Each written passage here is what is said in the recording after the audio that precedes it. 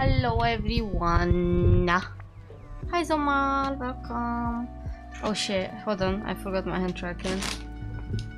Let me find my right keyboard. Sorry. Much better. Now let me just pour myself a drink.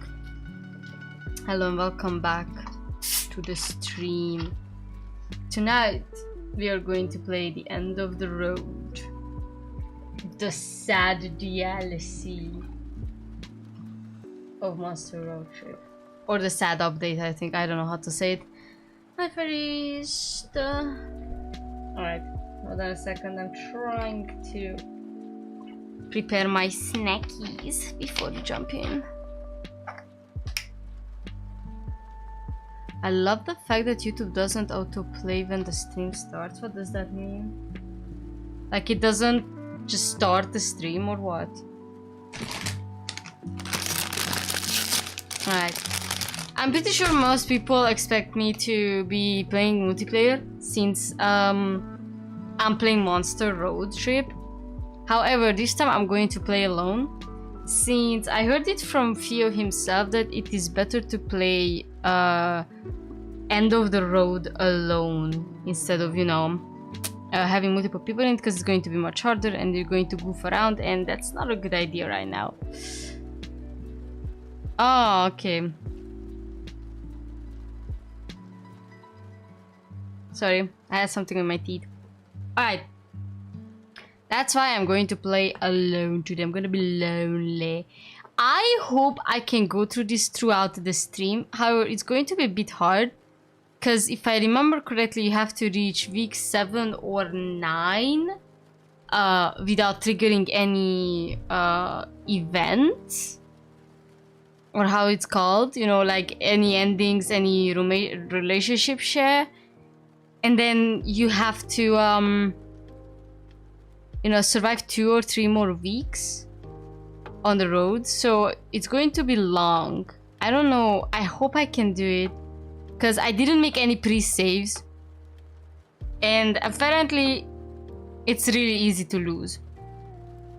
So if I lose, I'm just gonna be really sad, but I'm going to try and like play on easy mode altogether. I don't want, I am not competitive here. So please take a guide. Oh, I will most likely take a guide.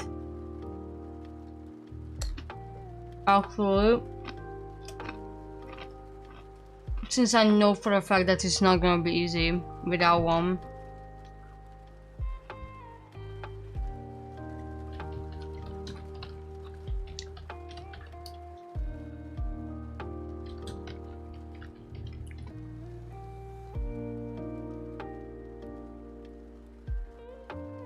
Alright. Wait, no. Nice. We should be ready. Alright. I have the game ready, and for my own sake, I put on the aforementioned dyslexia font, because apparently they finally added it to this game as well. Let's hope that it's going to work. I'm going to quickly check again. End of the Road is on. This content can at times feel much darker and heavier than the game's usual tone, dealing with themes such as existential dread. Also, due to potential off-putting visuals and audio content, this might not be suitable for people who have epilepsy and claustrophobia, apparently. So, please be aware. Alright. I think we can start. We're gonna play local. One singular prayer. We're gonna play Road Tripper on easy mode. Let's see if this font will save me. Ah, the road, the mythical beast of asphalt. We once tamed it in what became one of the strangest, most wonderful journeys of our lives, and it's instantly not going to go well, because my camera, my face tracking is blocking my full fudging screen. So I have to make arrangements here. I'm sorry, chat. Hold on. Let me see if this will... Yeah, should work. Alright. Back then, when we were young and unafraid. Summer was coming to an end when Polly and Scott planned a road trip. The whole thing was bound to go off rails. This was the Prank Masters after all. Scott Howell, 21, a werewolf athlete who compensated for his rather small brain with his stupid living heart, and Polyguys 22. We all know this. I'm gonna skip. Now, I think I wanna go with my boy Brian to this road trip. Alright, we're gonna listen to this music a lot. So I'm going to take the tropical rave. Was the road trip a dangerous idea? Yes. Was it poorly planned? Yes. Did we do it anyway? Fuck yes. For in the end, we were young and afraid and we're ready to start. Alright. Sure. Oh my god, we gotta go to the pancake house first. We're going to the pancake house first. Alright. We have to survive for 9 weeks. It's gonna be long. You're leaving YouTube? Caking the Witcher, what are you talking about? Are you talking about the stream's name? Oh, I named the stream like this because I'm trying to play End of the Road Trip of Monster Road Trip. That's why, don't worry. No. So, originally the stream's title was called One Last Road Trip Before I Go. One Last Road Trip referring to the last road trip event in this game. But then my Discord server was like, you should have said, I have to go, you know, like, wake me up before you go. And I was like, oh my god, you're so right, chat. So I just renamed it. Don't worry, I'm not leaving. I'm not even 2 years old. I'm not that miserable, I think. Anyhow, I'm not leaving. It's just, it was a funny idea to call the stream like this. Anyways.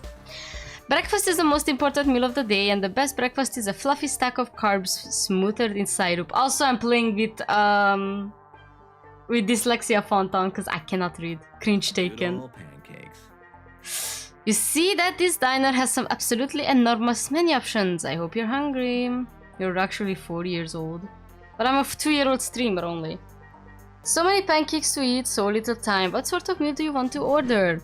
Just eat food like a regular person, eat the biggest meal. Pancake eating contest. Do we wanna start getting risky? I don't think I wanna start getting risky.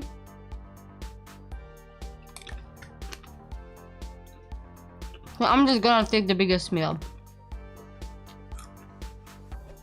Yeah. You enter the restaurant and are greeted by the hostess.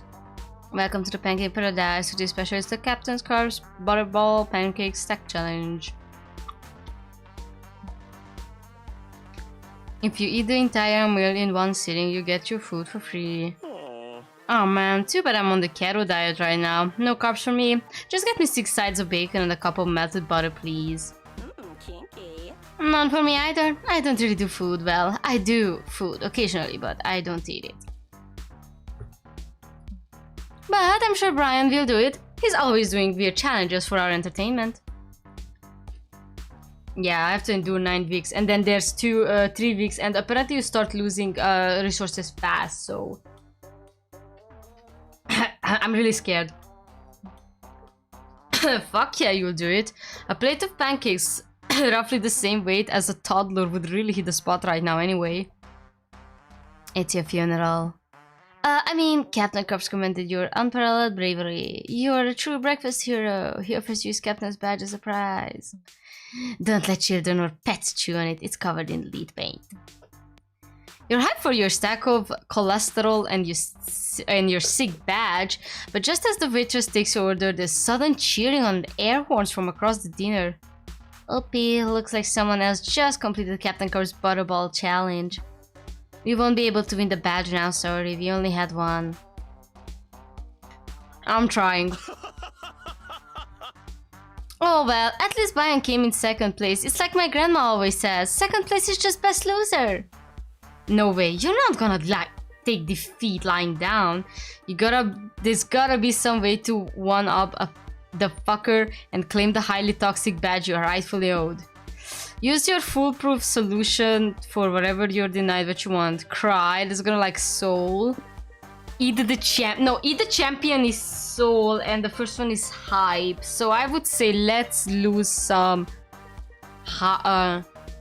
soul first. Can you please not eat the other dinner, sir? I think that violates a lot of OSHA regulations. Actually, that is not true because OSHA only cares about the well-being of the employees. So technically, if I eat the champion, who is a customer, that does not violate any OSHA violations. Only if I would eat Sadie, then it would be an OSHA violation.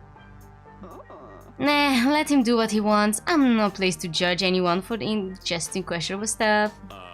I'm on the fence about it, but I'm pretty sure Wolf Scott has eaten at least a few people, so I don't want to be a hypocrite. Hypocrite? Fuck yeah, judgment-free zone! You approach the champion and announce your intent to eat him. I knew this day would come. He sighs. My father was also a pancake-eating champion, and his greatest rival consumed him. It was a risk I took when I followed his legacy. Could you at least give this letter to my wife when you're finished? It's a poem I wrote for her. It's also her Wi-Fi password. She always forgets them. You unhinge your jaw and swallow the champion whole. You dab your lips with his letter then eat that too.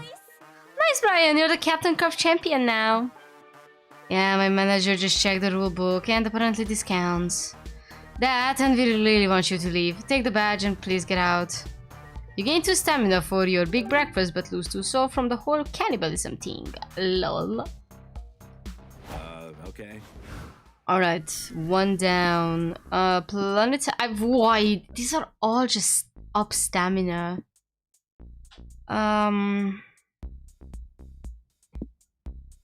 Planetary methods.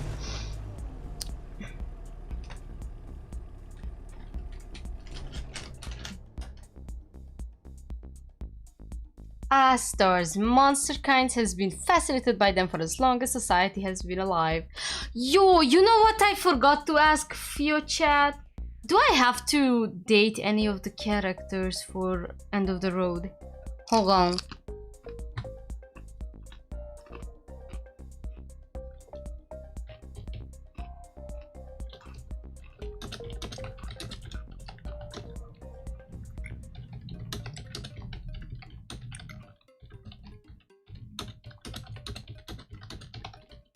And let's hope that he answers eventually.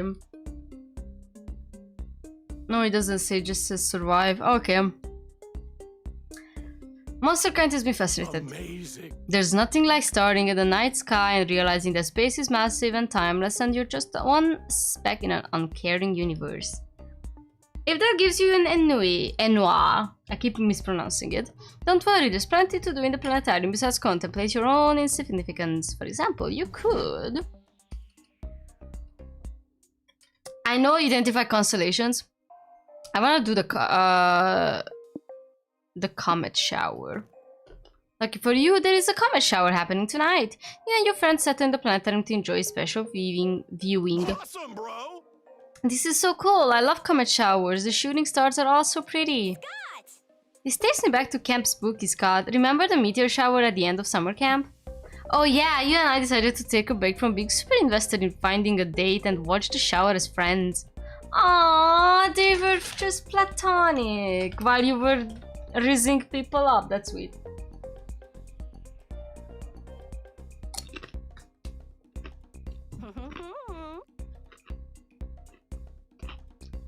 Yep, it was great. I'm glad we weren't one of those desperate motherfuckers losing sleep over finding a summer honey.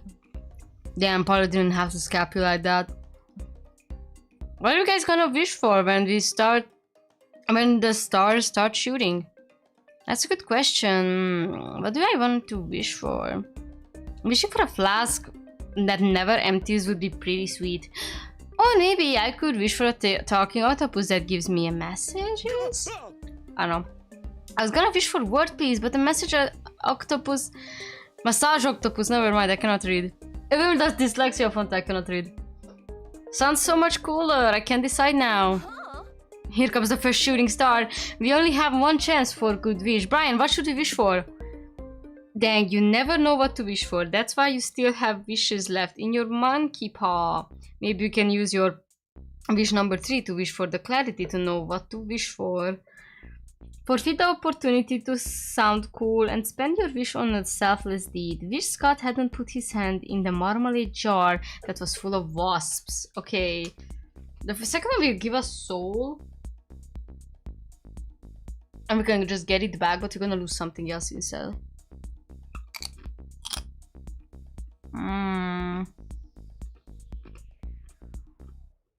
We're gonna most likely lose hype.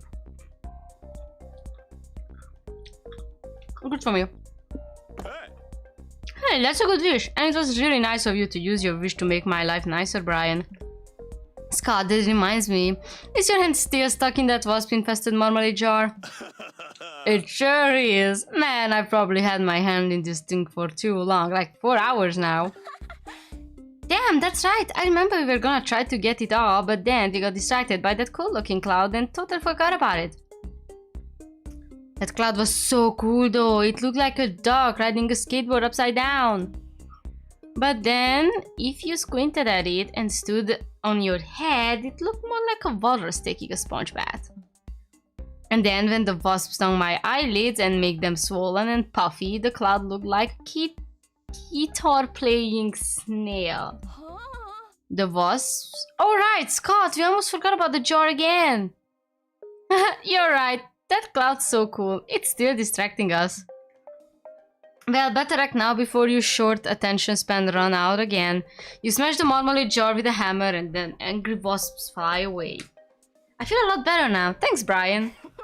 Wow, do you guys grasp what just happened? Brian wished on the shooting star for Scott to be freed and his wish came true. You're right, Brian's like a star-wishing wizard. If his wish was bound to come true though, it's a shame he didn't wish for something cooler like 3 matching aquatic bikes or something. Hello, Bizarre Puzzlehead. Welcome and happy birthday. Enjoy this year like the last one and the last one and the last one. Sorry, I don't like birthdays. Especially mine. I hate my own birthday. But yeah, happy birthday. Thank you for joining. Whoa, you're right. That would have been a really cool wish. Oh well, guess it's a missed opportunity. That's a shame. You lose 2 hype but gain 2 soul for being a good friend to Scott. Let's take this slow. Alright. We have the world's biggest potato, the fortune teller. I already know what's the money for.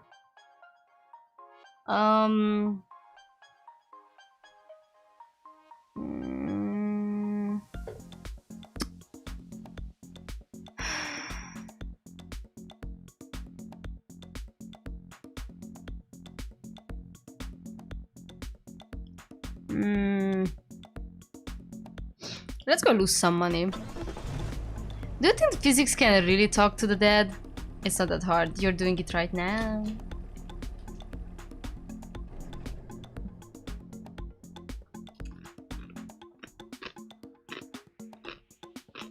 Hold on.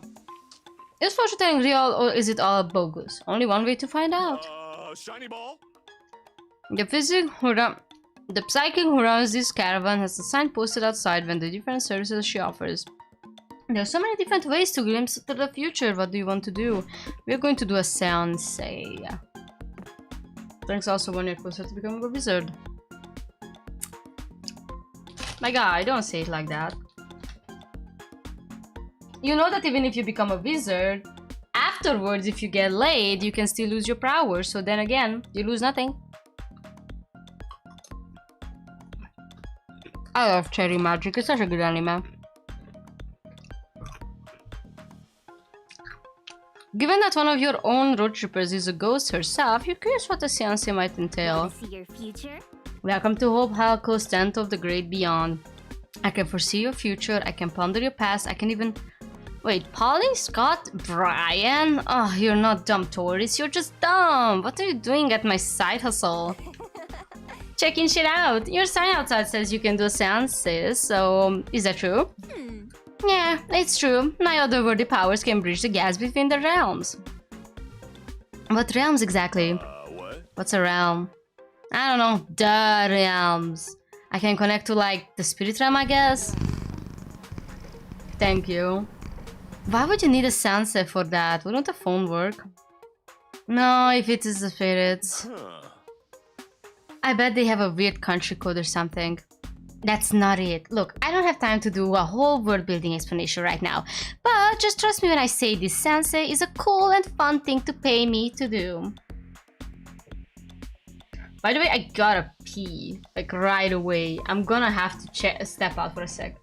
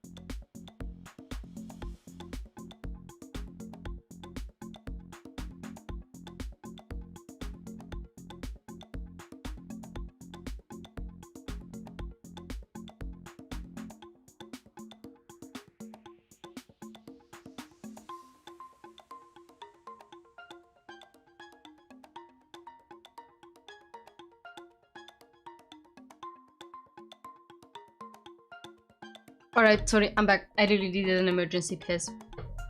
Just a minute, and I am with y'all.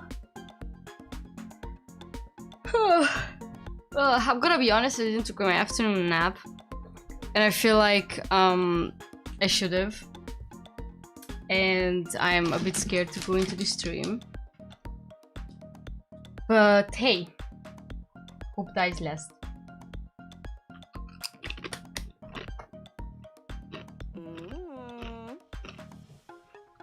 Well, I like spirits and I am a spirit, so I'm indeed very cool and fun. So, contacting other spirits would probably be cool too. Let's do it.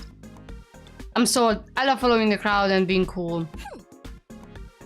I'm glad you're convinced. Just give me 2 money and the name of the spirits you wanna call and I'll do my best to connect you. Instead of annoying random ghosts with unsolicited calls, call the spirit who really wants to hear from you. Polly's mom. Contact the part of you that died the day Burger Queen discontinued this delicious salsa sauce. Okay, I hate Burger King. We're doing Polly's mom.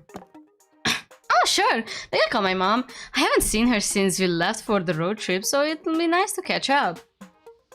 Hope connects you all to Polly's mom, Nadja Geist. Nadja's voice comes from Hope's mouth. Hi, sweetie. Hi, sweetie. Hi, Scott. Wow, I've never been contacted by a sales before. You usually just call me. This is so exotic. Hello. Hi, Mrs. Geist. Thanks for packing me some graveyard cookies for the road trip. I love the chocolate and bone chip ones. I'm so glad. How's the trip going? Are you kids staying out of trouble? Yeah. No, but when do I ever? Yes, you've always had the wild streak in you. Just try not to do too many drugs, please. At least not all at once. I know you're a young adult now, and technically you will be forever, but I still worry because I love you and you'll always be my little girl. I know, Mom. I love you too. I appreciate how much you care about me while still letting me be myself. I promise I won't die twice.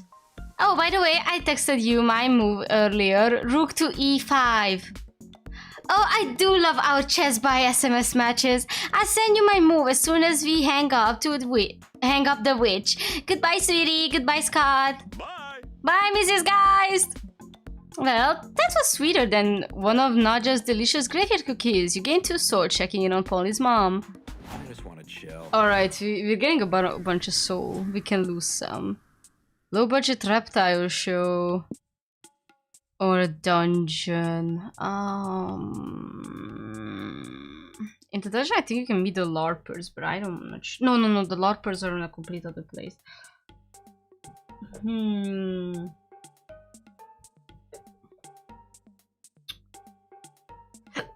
What do I want? I'm okay on magic. Pipe is the lowest.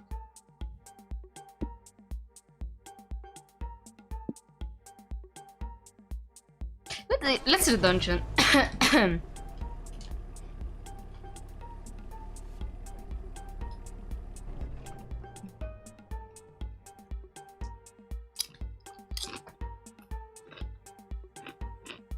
Normally, a dungeon would be a dark, scary place for people to be locked up and punished. Okay, bye. But in the world of video game logic, everyone knows dungeons are just challenging labyrinths waiting to be explored. There are plenty of ways to plunder a dungeon. What's your preferred method? Find the dungeon boss, grind experience, solve puzzles. I want to see the dungeon boss. 99 levels of exploring the dungeon, fighting slimes, and solving puzzles later, you find a heavy iron door labeled Final Boss. You open the door, readying yourself for the fight. Inside you see a single skeleton sitting in an armchair doing a book of Sudokus? What?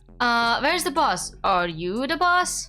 The skeleton looks up at you over his spectacles and says, actually, I'm the landlord. Nice.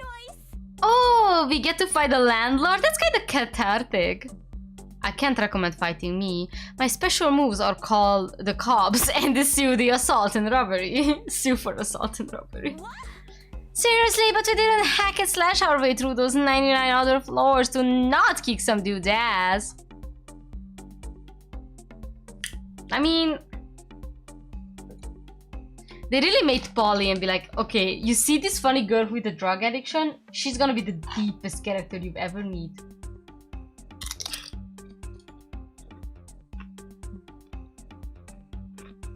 Well, if it's a fight you want, you're in luck. There are actually 2 final bosses that you can choose from. Due to recession, late rental prices have gotten pretty steep, so the dungeon has been converted to a timeshare. I'd be happy to schedule a beatdown with either one of my tenants for you. Who do you want to fight? Alright, Dominafel, the edgy fallen angel who draws power from the very complicated fashion choices and convoluted backstory. Or Harry, dungeon middle manager. Okay, we're gonna fight the angel, chat. Dominafel arrives with a swell of black metal music and oiled leather smell. Cower, filthy sinners! Your damnation is sealed. I'm going to force you into submission, and there won't be a safe word. I think she messed up the dungeon. I think that's the wrong kind of dungeon. Okay, but why? What's your motivation for being such an edgy antagonist? I was once a servant of heaven, as devout as the rest, until I became seduced by the power of the 666 chaos keys. My mother, the archdemon Plathol, created the keys using drops of my fetal blood when I was raised in the holy laboratory to become the perfect weapon. Wait, if your mom was a demon, shouldn't you be a demon too? Or at least half demon? Actually, if you were raised in a lab, how do you have a mom at all? Don't interrupt me! Anyways, I became obsessed with using the chaos keys to unlock the dimension doors which have been sealed for centuries. Are just the chaos emeralds. Once unlocked, they would free Plathol and bring her power to its zenith. And she and I will rule this land of filthy sinners. No, wait, how can your mom be locked behind 666 separate doors? And how'd she access a lab to make you at all if she's imprisoned? Shut up! You sound just like the angels in heaven right before they threw me out for expositing on my confusing backstory 24/7! I don't get it. I have a question. Why do you wear so many belts, bro? They're not holding up pants or anything, so aren't they kind of pointless? My beautiful leather belts are the entire point. Their edginess gives me power. You wouldn't understand! Wait, you get your power from your belts? What happens if you cut them off? You grab a pair of scissors and find out it means that Dominafel loses all their powers and dies. Sweet. You lose 2 mind trying to understand that clusterfuck of a backstory, but get too high for admiring Dominafel's badass aesthetic. Alright. First week done. This is gonna be long.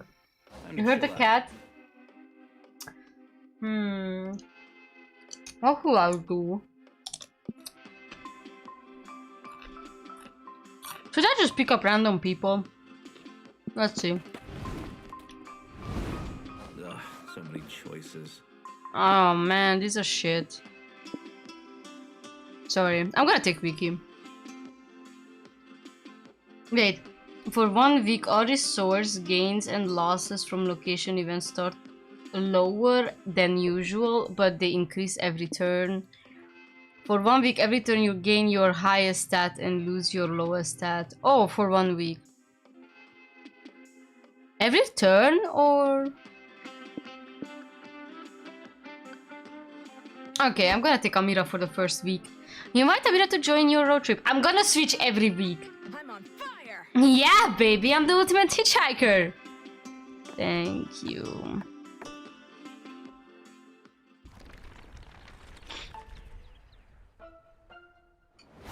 Sure. Experimental prison or art exhibition. I have so much stamina, we can lose some.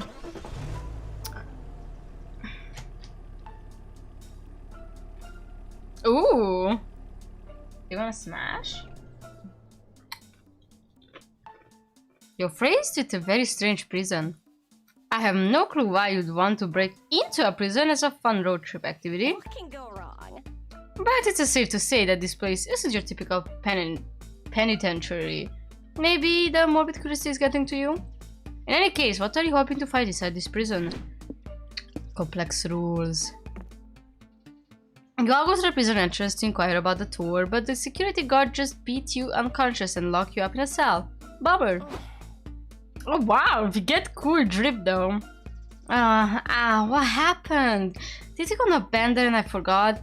Did you buy these ugly jumpsuits on the bender? Welcome to prison. No, welcome to experimental pizza theater. I've been stuck in here a while, so I've got some good tips on how not to die and have fun doing it. First tip, don't join Santiago's gang. They just want your money and they don't even have a cool prison gang tat. Thanks for the tip info, Dahlia, but do you know anything about getting out of here?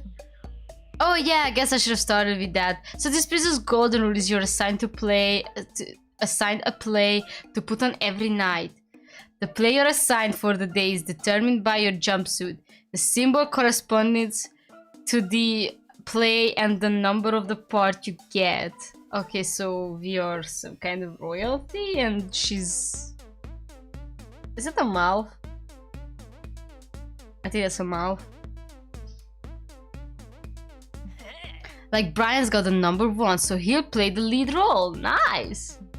Anyway, during your play there will be a door outstage that leads outside. You can walk out of it and be home free. But you have to improv a reason why using that door makes sense in the context of your play. If you can't improv a good reason, you'll get to shot in the head. Don't worry. That's how these punishment games usually go. I just have fun with it and try to forget about the life or death stakes. I could have escaped last week, but we were doing Mamma Mia and I really wanted to stay to find out who the real father was. Dad issues be like. Today I'm doing Rockin' Terror Cinematic Spectacular. I've already got the plan to make my great escape during the time jump song. It's one of those songs that tells you how to dance to it, so I'll just sing now, go through the prison exit and leave. Dahlia wins again. Oh, it's the time warp. She's talking about the time warp from the Rocky... Oh, it's the Rocky Horror Picture Show. All right. Random death game? Sounds like it. I don't know. Gotcha. I'm guessing that based on the jumpsuits, you got assigned the Lion Prince? Yes. Oh, the Lion King. Yes, so... Good. Okay, so that means literally Rocky Horror Picture Show. Makes sense. Yes, so good luck justifying why a lion would use a door. See you at the theater. Okay, we just have to escape a prison by improving a reason to use the door during a stage production of The Lion Prince. Copyright free. Under penalty of death. No pressure. I actually think that's a lot of pressure. Don't worry, Brian, we got this! Poland are great actors and you're... Huh? Oh, I know, you're great at thinking of reasons why our characters would use the door. Present the door as a metaphor of the passage to adulthood that the young prince must cross to become a king. Wonder out loud why there's a single door in the middle of the African savannah. Get everyone in this audience hooked on this off-putting mystery. We should do the metaphor. We're gonna gain some mind.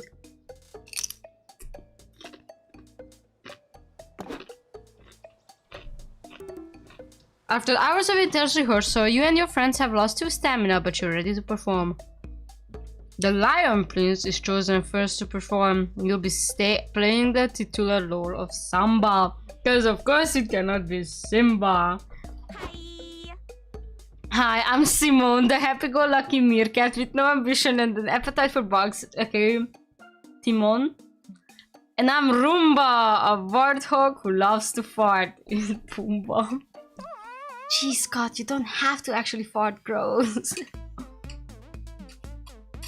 Anyway, Samba, my little prince, as you mature into the feline king you were born to be, we're here to teach you the most important part of adulthood. It's a little something called escaping the prison! Sing with me, Roomba! Escaping the prison. What a wonderful phrase! This is so funny because Twisted Wonder literally has a Lion King based event right now. Escaping the prison, it ain't no passing craze. You see no borders for the rest of your days. But will you be truly free? It all depends on your philosophy. Escaping the prison! As the song concludes, you say something vaguely profound about the metaphor of passing into adulthood and step through the door. You make it outside without getting shot, maybe because everyone bought you bullshit, or maybe because you're too busy singing your song. Either way, you're alive. Woohoo! We did it! I got out by making the point that Samba's ascent to the throne is also what forces Simone to mature, and everyone brought it. They kicked me out because I couldn't stop farting, but I'll take it. You drive away from the prison, humming your catchy song and gain 2 mind for your clever scene work. Yes, one final road trip to end our road trips. Okay, we're gonna get some money. You thought sightseeing we could meet the boys. Oh, we can go to a fancy hotel. I have so much soul. I could lose some, but do I wanna? Maybe I can get money.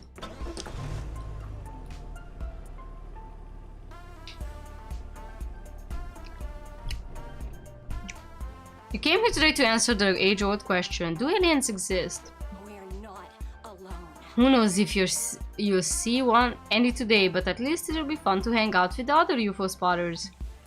So, besides watch the stars and swap extraterrestrial conspiracy theories, what do you wanna do? We're gonna send a message. It's too foggy to see any UFOs, sadly. Wait, that's not a fog, it's a smoke! You follow it back to its source and find Kalen up to. Sup, guys? Wanna help us send a message to some aliens? I send a message to whoever you want if I can bum a hit of that pipe. What do you want the message to say?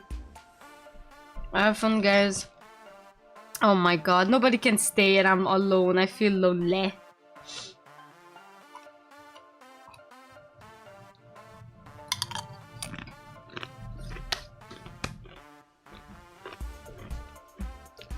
We don't know yet. Whatever it is, it's gonna be really important, you know. And something profound, deep, and interesting all at once. God, I love you so much. I love him. My man.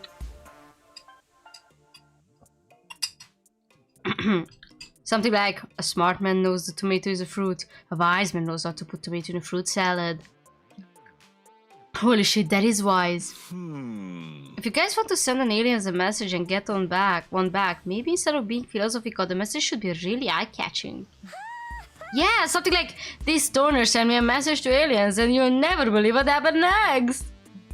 What will happen next? That's for us to decide, bro. It all depends on the message. Fuck, you're blowing my mind right now. The future is ours to shape. You guys obviously know what you're doing. Brian, got any ideas for an attention-grabbing message to send to the aliens? Are you still doing crop circles? Those tutorials will teach... These tutorials will teach you more artistic ways to deface Earth's dumb, non-gaseous surface. Subscribe now. 8 cool Earthlings you must abduct at least once in your life. Number 6 will shock you. I like it, but I'm not sure if I know that many objectively cool people. That's okay, you're still so hip and cool that you can easily name a few other cool people. Cool Josh, for starters. There's also Red Richard from school, your pen pal Badass Brenda, the homeless man on your block who does kickflips of parking meters. I love that guy. He bombed a joint over me once and taught me the meaning of life. It means the quality that distinguishes a vital and functional being from a dead body. Whoa. Whoa. Deep. Thank you, Polly. That all sounds good, but my calculations were still 4, 3, 17, carried 2. Lots of people short. Well, obviously the rest of the list is gonna be taken by Kale, Abdul, and your road tripping crew. We're the coolest friends group. Yep. Oh, Brian, you corny little shit. Alright, that was funky.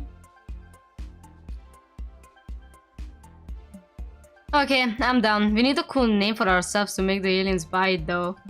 Maybe the cool friends who are objectively very cool. I love when he blushes. God damn it, I need a photo of that one. God, he's so sweet, chat. I want him.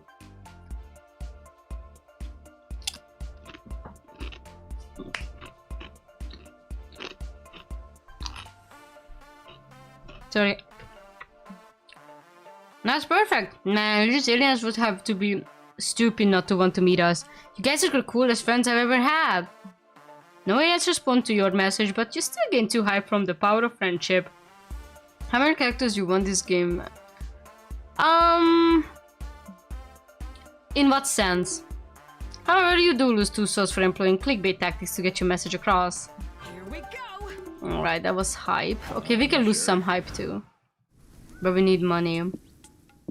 Fuck yeah, we're gonna go to the cold headquarters. Oh no, something random will happen now. You pull up next to a broken down bus on the side of the road. It's full... Okay, it's a random event. It's full of preteen girls all yelling at shrill, pubescent tones. I'll show you how it's done. Calm down, ladies, never fear. Amira Rashid is here to help. Oh, thanks, but we don't need help. We're just waiting for the mechanic to come fix our bus so we can get to the synchronized swimming championship. I keep saying that, you tell me. I really like Abdu is my favorite playable character next to Sawyer. I just think they're neat. I actually wanted to write a Monster Prom fanfic that I never did. Actually, it was Monster Camp. And it would have been about Joy being, you know, it would be like, the story was like, oh, Joy cannot relax because that's very Joy thing. And then she somehow catches up to Abdu, and then they have like a very, very heated night. It was like, I can calm you down, baby girl style, you know?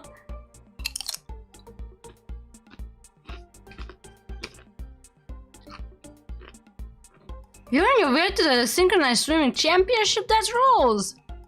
Are you all ready to stomp ass, take home gold, and learn about friendship and teamwork along the way? No, we're never gonna win. This suck, and Emily doesn't even want to swim because she picked today to finally get her period. Oh my god! Emily, what the fuck? Who cares, Chloe? I'm a grown up now. I'm above childish games like synchronized swimming. I'm ready for other exciting adult stuff instead, like the mortgages and pension plans. Emily, if you teach us, I'll be ready for adult stuff like bashing your head in with a pipe. What the fuck, Catherine? She's just mad at Emily because Jeremy asked her to the school dance. What? This bitch gets to have her period and Jeremy? Yo! Yo! Preschoolers are crazy.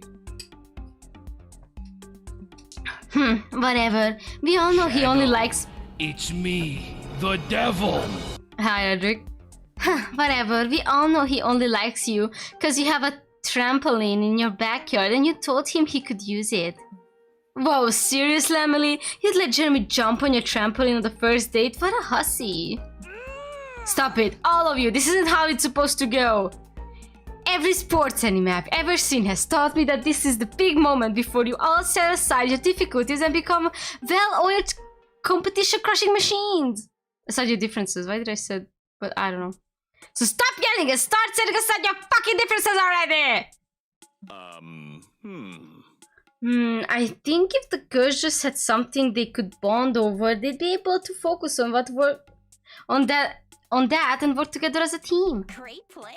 Okay, sure, it can be that hard to get four ragingly hormonal preteens to bond over something. Any ideas, Brian? Bond over common interests such as synchronized swimming, I guess. Bond over the heartwarming bee plot. A love retired old lady joins the team and you all must come together to train her. There's nothing more bonding than committing a crime together, like stealing a potato or killing a man stealing his delicious potato. Let's take the old lady. Great idea. Yeah, a charming bee plot that combines the epicness of training montages with the warmth and intergenerational friendship would work. But where are we gonna find an old lady who just happens to want to join a synchronized swimming team full of preteen girls? Well, actually, you've got one right here. No way, bus driver Gertrude! Teehee, yes. Truthfully, I've only applied to be your bus driver because I've always secretly tried to become a real synchronized swimmer. I've spent years driving you to all your matches, listening to all your talk and memorizing your swimming techniques. I think I've got the basics down, and I've even picked up on your dank teenager slang. Aww, we'll train you, Gertrude. Go grab a swim cap. We'll train you, sorry. Oh, thank you, thank you. This will be utterly baller. You then watch a training montage of the girls teaching their bus driver everything they know about synchronized swimming. Which truthfully isn't that much. Preteens aren't exactly famous for being master athletes.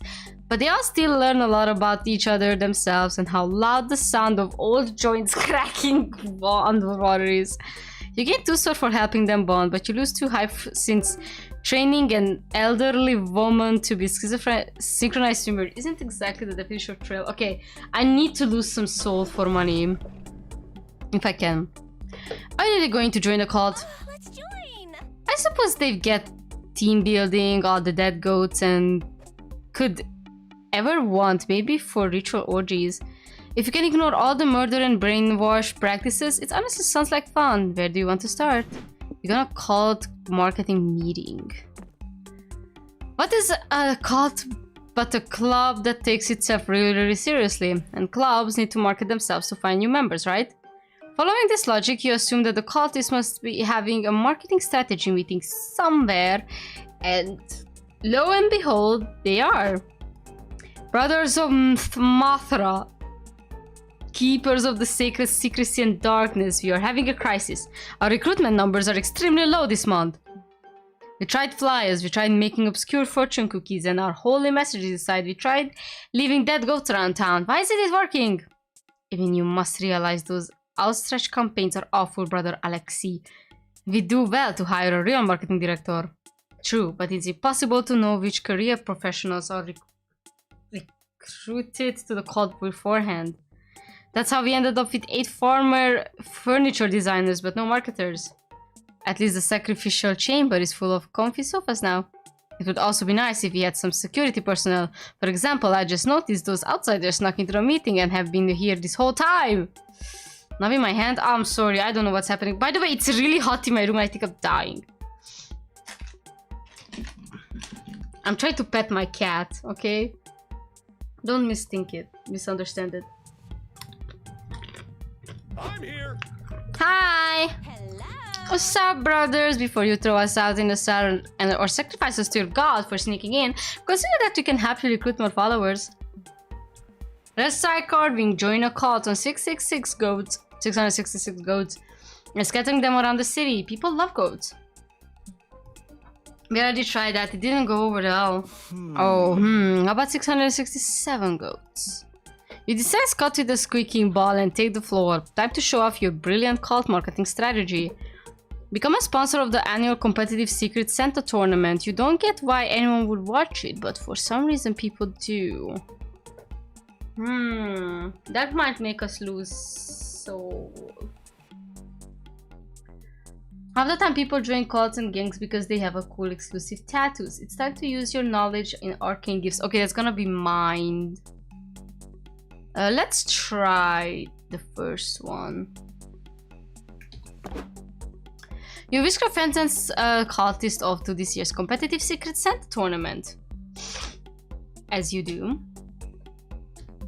Welcome to the 255th annual competitive Secret Santa, says the high energy announcer. How are you feeling tonight? Naughty or nice? What? Nice! I mean, naughty! I mean, something in between that conveys the nonsense and morality. Okay, the Christmas outfits are very cute. They might use these in the new game. In the fifth one that they're gonna make. I'm feeling underwhelmed. It's starting, folks! Carol Falal... Carol Falal Farley's already going for the gift basket. It's a bold move as it's risky exceeding the agreed upon budget. Now we see Rudy Red Nose Nelson going for the classic play. Gifting a voucher for a free massage. Is it legit? The ref says yes. Veteran spectators will remember 2 years ago a player tried to fit the budget by gifting a coupon for a massage given by the gifter, and it was really awkward! Wow, what a curveball! Winkler is gifting Red Nose a handmade scrapbook. It's a gift filled with emotional value representing their friendship. Great play from Winkler, I guess. None of this makes sense. How do you even earn points? Is this team sports or an every man for himself thing? How do you even win? Before the tournament ends, let's hear a word from our sponsors, the Brotherhood of Mathara. If you're so bored that you'd consider watching competitive Secret Santa, you may be bored enough to join a cult. Wait, no more. Join the cult of Mahatra, deity of all that's secret, including Secret Santa. The gifts are unwrapped, which means Secret Santa has been wrapped up. This year's winner is everybody! Thanks for the spirits of giving. Hooray! No, Scott, that's a seriously unexciting and stupid way to end this completely illogical event. We're gonna lose hype. Oh, what should I say then? Nay? Well, at least the cult membership went up and they pay you 2 money for helping. But you lose 2 hype watching this dumb sporting event and you didn't even get a gift. Alright, we gotta get rid of Amira at this point. Rave in the desert, charming village. Okay, we can lose soul. Oof, I ate too many Scott snacks. I bet I can eat even more. Whatever. This idyllic little village is filled with flowers, maples, and the celebration galore. Which means there's gotta be something weird going on here, right? Nobody's this happy all the time. What can go wrong? Maybe they're just being paranoid. This is a chance to have fun. What do you do first? Oh yeah, these are the skinless people. Do the shady landmark. You, Polly and Scott, check on the village's most sacred landmark, which turns out to be a sacrificial altar. A person is getting skinned alive in the center of the altar while the crowd looks on silently. What the hell is going on? It's the summer festival skinning, of course. Oh my god. Holy shit. God, that looks so weird. Most of our skinnings are done in private to conserve modesty, but once a year we publicly make a sacrifice to our fleshless overlord, Graftomet. It's a beautiful ceremony that builds camaraderie among the village. Camaraderie, huh? Seems like a pretty raw deal for the guys getting skinned. Oh no, it's a great honor being chosen by the public sacrifice. Trust me, he's having the time of his life. Oh, the pain! Cries the skin man on the altar. The endless horrible pain! I have music to my ears. Pass me the popcorn, dear. Polly, I have a question. Polly, this seems weird. Should you stop them from hurting that guy? I'd like to, but a bunch of road trippers versus an entire village of cultists doesn't seem like a good odds. Okay, so what do we do? Well, you know what they say. If you can't beat them, join them. Yes, take it off. Show some skin, honey. Show less skin, I guess. Looks like not even your friends are immune to peer pressure. Since you're gonna watch, how will you maximize your enjoyment of watching a man getting skinned alive? Good audience have a catchy chants like sacrifice, use that knife. This is cool because it rhymes, that's hype. If you comment on it using enough cryptic adjectives, people will agree with you just to avoid looking dumb. That's gonna be mined. Okay, chat, you can choose.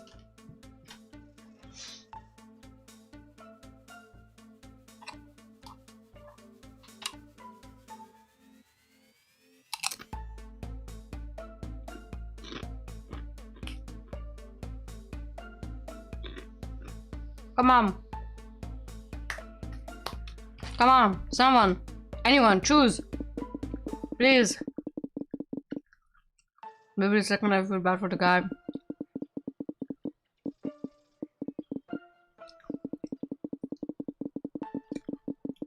Alright, fine. You put on your most pretentious fake glasses and say, I do enjoy a classy tannic skinning. The flayers are ineffable and quaffering the old chap, wouldn't you agree? Sure. What a quixotic use of the cat o' nine tails. His wrist techniques are a bit flintly for my taste, but with a full-bodied gemmy like that, I can hardly complain. Yeah, true, it's so tantalizing and sanguine. Looks like Brian's doing Vine Twitter IRL. We should join in!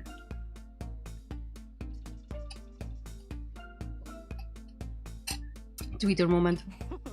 I find this sacrificial altar to be aesthetically salacious.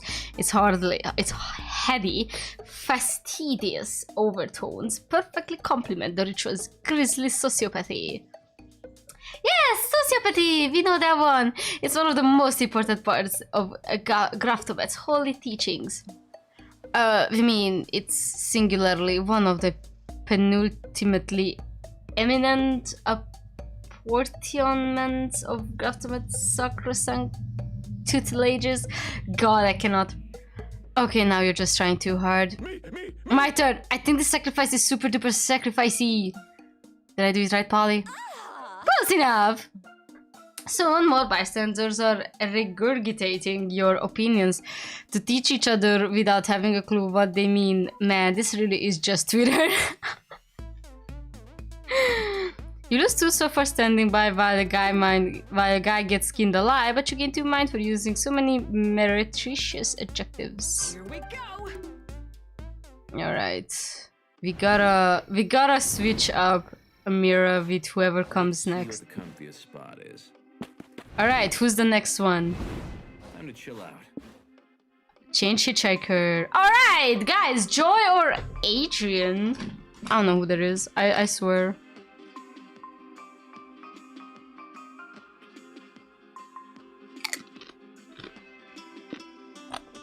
No, too many soul. Sorry, too many soul.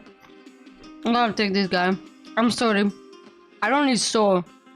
And this guy literally does what Amira doesn't, so... Amira led the party. I invite Adrian to join your road trip. You want me to join you? I'll join your quest. Of course, I never turn back on those in need. Who the motherfucking hell is this guy? Protector of the weak. Adrian always fights to defend the weak and those in need. You gain one of your lowest and lose one of your highest, which is perfect for us. I will be your shield. Alright. Week 3.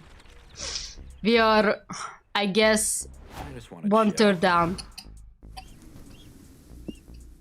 Adorable village I've seen so many times, and ranch will mean my beautiful concubus, not concubine.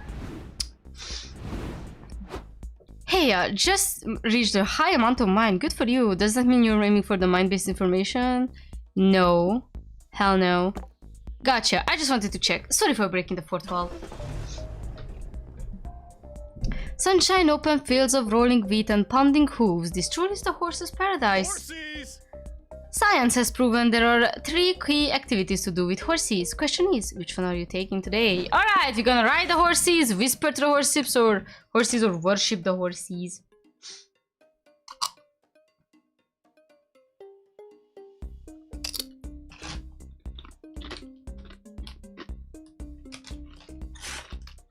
I love you, horsey.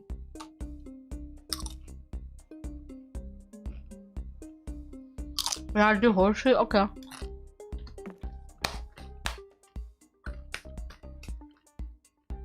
You and your friends enter the stables and see a familiar red-headed succubus brushing one of the horse's manes. Howdy.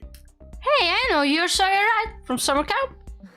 Indeed I am, but today I'm Sawyer from this ranch. I can see that. Do you visit the ranch a lot? Yeah, I really like the horses here. They're easier to vibe with than people sometimes. I love you! I love you! I want your gender. That's cool. We just stopped by hoping we could ride some horses. Do you have any questions, suggestions on which ones are good to ride? Totally. How experienced are you guys at horseback riding? Not at all, but you'll do anything to impress your friends, including lying about being a pro at an extremely dangerous activity. You say you're an expert equestrian.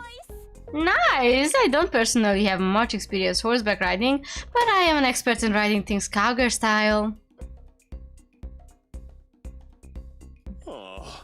I hope you guys won't judge me for this, but I actually never ridden a horse before. Don't be embarrassed. We never judge your word based on your ability to ride a horse. That'd be dumb. Fuck. Polly, how about you ride Hazelnut? She's a good girl who likes apples and long trots on the beach. I think you'll get along. Scott, since you're the first timer, you can take Chonk. He's our buffest pony, but he's very gentle and he can handle a surprisingly heavy rider. Awesome, bro! Woohoo! I love you, Chonk! We're gonna have a soulful connection and be best horse bros forever! I love you, Sawyer. You're so sweet. But since you're so experienced, I'm putting you up with Big Boss. He's a wild stallion that has yet to be tamed. But you got this, right? You look into Big Boss's wild, murderous eyes and know you absolutely do not got this. But you can't admit you lied. How will you tame this stallion? Alright! Plus say to the violence of the stallion by numbing its spirit through the power of late capitalism and its many entertaining temptations. Promise him you will take turns. That's gonna lose us stamina. The other one, maybe... Stamina is currently our lowest, so maybe you should lose that. Because, Adrian's gonna make us lose it. We're gonna take the capitalism. The stallion is wild and indomitable, but any indomitable spirit can be numbered with the power of an endless stream of mindless media. You shucks. You spend 2 months subscribing to Netflix, the premier horse streaming platform. The content of Netflix is not the best, since it's scaffolded and consumed entirely by horses who don't have thumbs, but Big Boss seems to enjoy it. You end up binge-watching The Amazing Horse Race, where horses race around the world while also solving clues and interacting with locals. They must travel only by airplane, boat, taxi, and other public transportation options despite their limited budget and the fact that most of these options don't allow horses. Oh. That's the show that went to Romania. I'm pretty sure The Amazing Grace. Yeah, I heard about that one too. Wow, Brian, I'm impressed. I've never... Not even I could have breaking Big Boss. But you got him sinking to the couch all afternoon.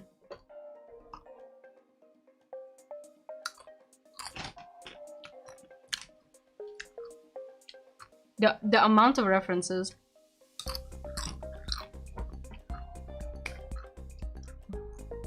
Good, good. You don't pay much attention to Sawyer. You're too distracted by Master Chef, but with horses now. Is this a cooking show for horses? Can horses even use cooking utensils? Not really, but that hasn't stopped them from making the Great British Bake Off but with horses and Master Chef but with horses, Celebrity Edition among many others. Oh yeah, Big Boss is a Metal Gear Solid reference. You get too hyped for finding some new weird shows to binge watch and because Big Boss looks funny lazing around on the sofa. Alright. So sleepy. Oh, it's gonna make us every week. Battle Royale or City Under Attack.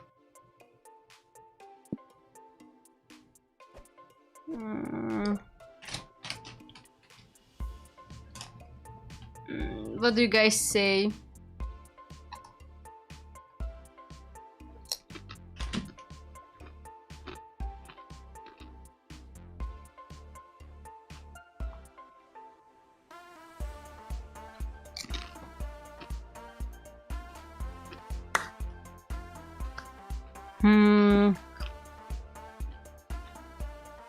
Syria? Okay.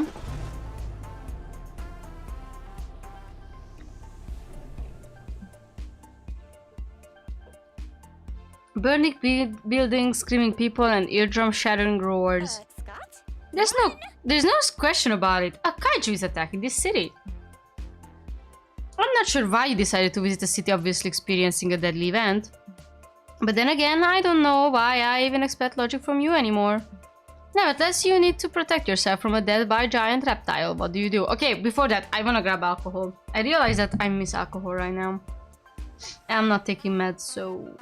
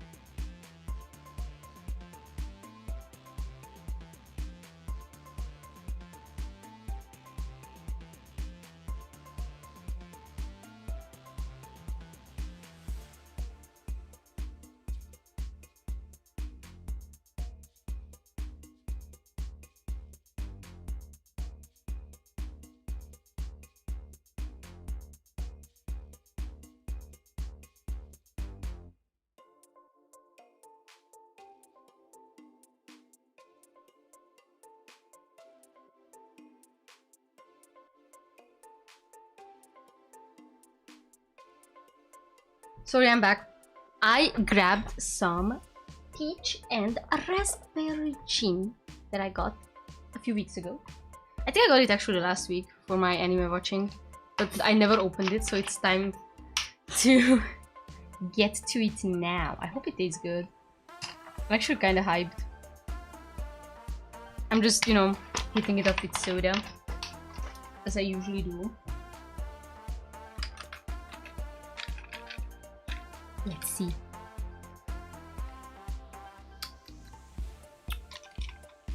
It's good. My only problem is my soda is kind of stale. So I think with a fresh bottle of soda, it's gonna taste amazing.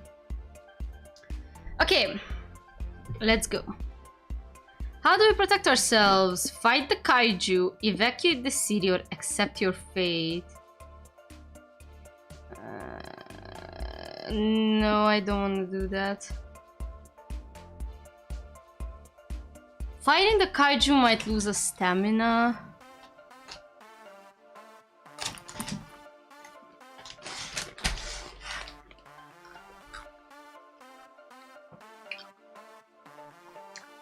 Or I can do the third one and have a guide.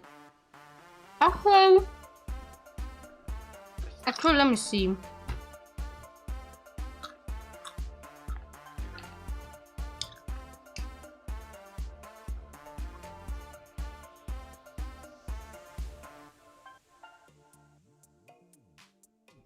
Wait.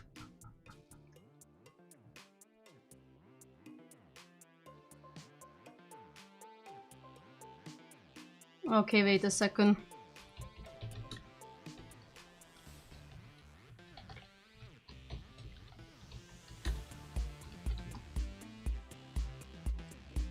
Nice.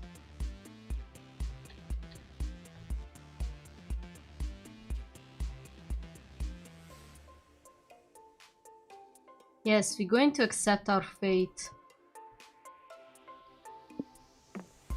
Yeah, what's the point of fighting and running? The city is being evacuated by a giant kaiju. Even if you do survive being attacked, life around here is gonna be bleak as fuck. Cheer up, guys. Embracing the inevitability of death isn't all bad. It's also a great excuse to drink. Come on, I know a nice place. Well, it takes you out to a rooftop bar that's miraculously still standing. You grab some liqueur and sit at the balcony to drink and watch the kaiju destroy everything. So, how to embrace our fate? It's like a tackle hug or more of a gentle caress of an unknown? Whichever you want, boom. I found that the final moments of one's life are great for introspection, reliving your best moments, or making connections with strangers. There's also just like screaming incoherently, but that's not fun. Making a connection sounds good. You look around to see who else is in here and you lock eyes with the kaiju? Why is he such a baddie though? I mean... Don't look now, Brian, but I think that 100-foot tall hottie over there is checking you out. Why, hello there, puny creature. And don't mind me, I'm just taking a breather. Leaving an entire city can be so exhausting, you know? Oops, silly me. I think it appears I've dropped my traffic light garnish. Let me just bend down to grab it. Mama like it. Oh my god, he's got cheeks! Look at them cheeks! Brian, you better go over there and strike up a conversation before I swoop in and do it for you. Sure, you chat up with a giant city-destroying monster. That might as well happening. That is blah.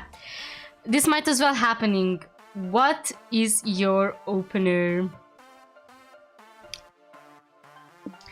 Discuss how you see yourself as a rural soul so you understand the kaiju's hatred of big cities. Let the kaiju understand its rampant anger. You were in the same bad place until you started practicing mindfulness. Let me see. So, what do we have more? Soul or mind? We have 15 mind and 14 soul. So I should choose the discussion. What? What?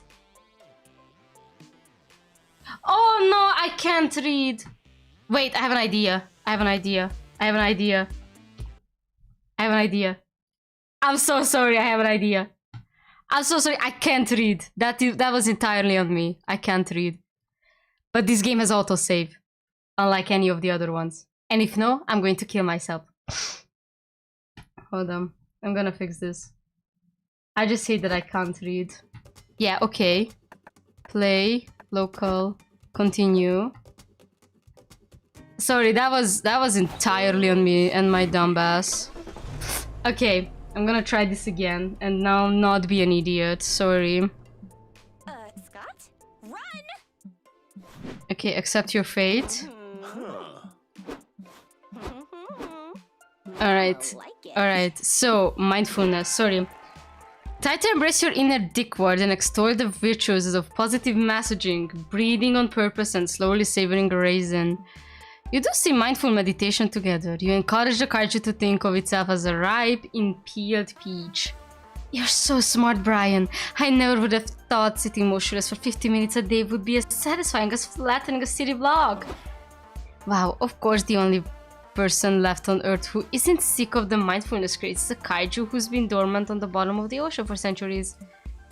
This is really helping my ancient, directionless bloodlust. Could we do this again sometime? Whoa, did the kaiju just ask Brian on a meditation day? Now this is hot. What? No, it was an accident. The kaiju punches a building, smithereens blushing furiously. Aw, so shy. The kaiju's crush. Ha, get it? Gives you confidence to keep flirting. A true monster fucker at heart. You gotta see where this goes. How do you flirt with the kaiju to let it know you're interested too? Okay. I should draft an urbanization plan between my legs because I can see you're going on a rampage down there. I've been waiting for years to say this for real. Step on me, baby. Alright, hype 13. Mind. I have 15 mind. I gotta choose the first one, I think. Yes. I should draft an urbanization plan between my legs because I can see you're going on a rampage down there. You actually have been drafting the paperwork for an urbanization plan in your crotch. You've been scribbling them tipsily on a napkin, but still. You submit your paperwork to the city government and actually get a permit. You're probably too busy with the they're probably too busy with the kaiju to give a shit what they approve right now.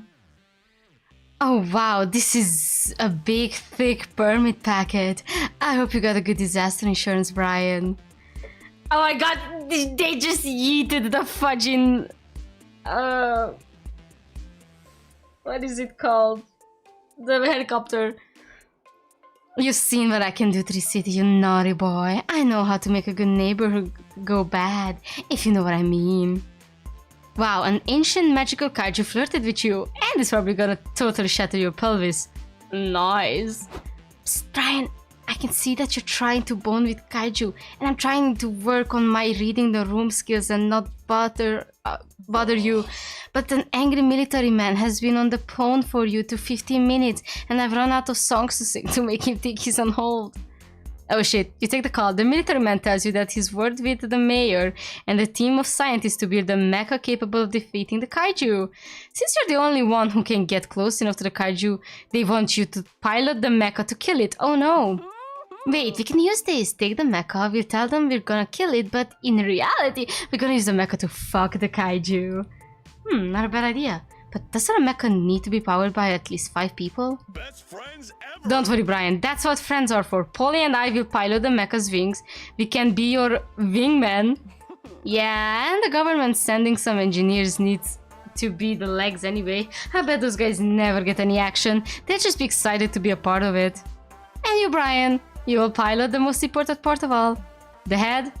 No, silly, the robocock! The robocock! Oh, you're turning our little sexual foray into 5-some. You really are kinky. I'm in. The mecha arrives, you all take your places, and everyone pledges consent to the situation. Your kaiju mecha sex is clear for takeoff. The only thing left to do is set the right romantic tone. What's your approach?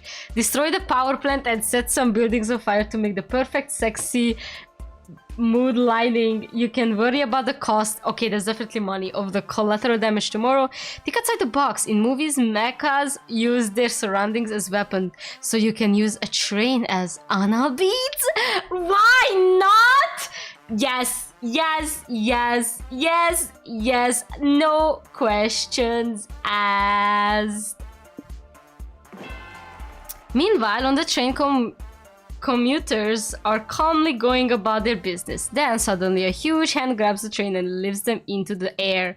People are screaming, children are crying, businessmen are shitting their tailor-made suits. A voice comes over the PA. Attention passengers, due to unforeseen circumstances, the train is now being inserted into a kaiju's ass. Accept some turbulence and delays. We encourage you to stay in your seats and remain calm. Don't open the windows under any circumstances. Structural damage may occur depending on how rough the sex is. Please expect turbulence to continue until we hear the sound of the creature's climax. Ah! We know you had many transportation choices and you chose poorly. Thank you for traveling with City Train. No refunds. So concludes the story of how Brian fucked the kaiju. You and your friends drive away, your fuck buddy returns to the ocean, and you gain 2 hype and 1 magic. Okay. I got an achievement! The kaiju affair! It turns out size does matter. One Concho Bomb Border Kingdom, it's fudging. I don't want to go to... Post-cooperative settlement, we can meet some cool people there, so we go to Fudging Metal. Kaiju, more like Baiju. We fucked it, that's all that matters. With the power of reading. The cars are dangerously souped up. The dessert is a wasteland and hubcaps on bullet shells. Everybody's wearing leather, scrap metal armor, gas masks, and a lot of black eyeshadow. Fed to the vultures again. Welcome to post-apocalyptic settlement, where the only law to abide is the need for speed. There are plenty of dangerous diesel punk activities to fill your time. What do you do? Race to death. Get your own post-apocalyptic glow up. Oh, I want that. Fight to the death. No. We should get a glow up. You're surrounded by an irradiated people wearing rusty metal prosthetics and war paint. Hot. You feel a bit out of place in your normal clothes, but at least you'll fit in amongst your friends, right? Oh, awkward. What? Where did you get such sexy road warrior outfits? From our suitcases, duh. It's not our fault you didn't plan for the eventuality that we'd find a road warrior camp on our road trip. I bet we can find someone who can make you a cool outfit, Brian. Let's ask those scary bikers. They look like they know fashion. The bikers direct you to their settlement's leather clothing designer. She's oddly familiar. What's up, noobs? Hey noobs, welcome to my domain. We're here making the diesel punk apocalypse fashionable again. Drag queen time! Hey Damien, I didn't know you were here. I love your outfit. Thanks, these clothes represent more than my incredible good looks and fashion sense though. Now to the queen of the road. When I put on this dress, I'm no longer Damien LaVey. I'm the queen of the road! Head bitch in charge of this lawless utopia! Slay queen! Awesome, bro. That's awesome, bro! Do you think we can give Brian his own road warrior makeover? I could, but Brian doesn't just need a new outfit. He needs a total rebranding. Don't be shy, noob. In my domain, you can live your post-apocalypse fantasies to its fullest. What sort of character do you want me to create for you? Alright, boring, brainy accountant who via heavy leathered aesthetic has turned into the Deathbringer, the silent killing machine the settlement uses to execute invaders. Shy or intimidating? Road bounty hunter who keeps a tooth of every killed enemy as a trophy, and they've murdered so many people they can now rock a fashionable pair of teeth pants. That's like hype, I think. What's the first one though?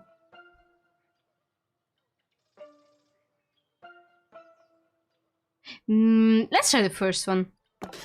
I like it. If Brian's gonna be a boring everyman, at least he can do it hiding behind a wall of leather. Kneel before me, Brian, and leave your old life behind. I dub thee Deathbringer, the Queen's personal executioner. The Queen of the Road gives you a gimp suit to wear. It's incredibly leathery and full of zippers in the most unexpected places. Behold the Deathbringer! I don't get it. Why would anyone need a zipper there?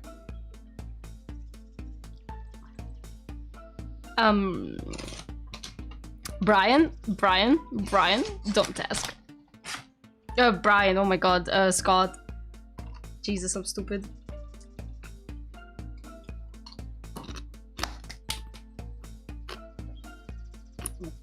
I'm gonna tell him. Yeah. Oh, Scott, my sweet summer child. Now they'll bring you to the pit. The pit? Yeah, you said yourself, you're the punishment who uses the invaders and prisoners. When the time comes, we'll throw them into the dark pit there, then we open that cage where you wait to dole out punishment. Oh, I got it. Well, that sounds scary. What a cool persona, Brian. But I don't want to live in a pit. No, silly, you won't live in the pit. You'll live in the cage within the pit. Weren't you listening?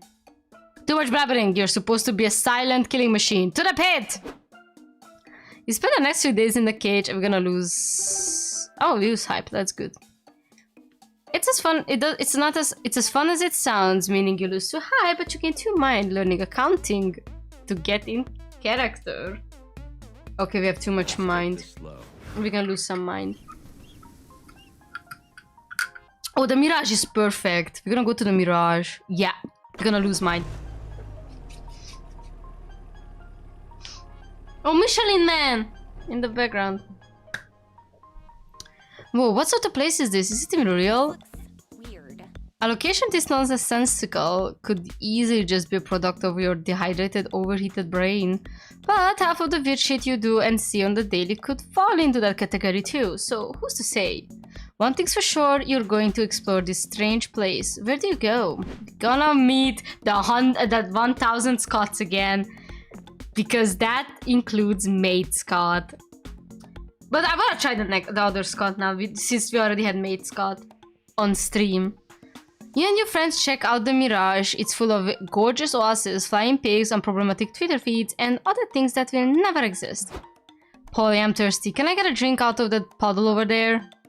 I mean, you don't need my permission, but I have to warn you that I don't think that puddle's actually real.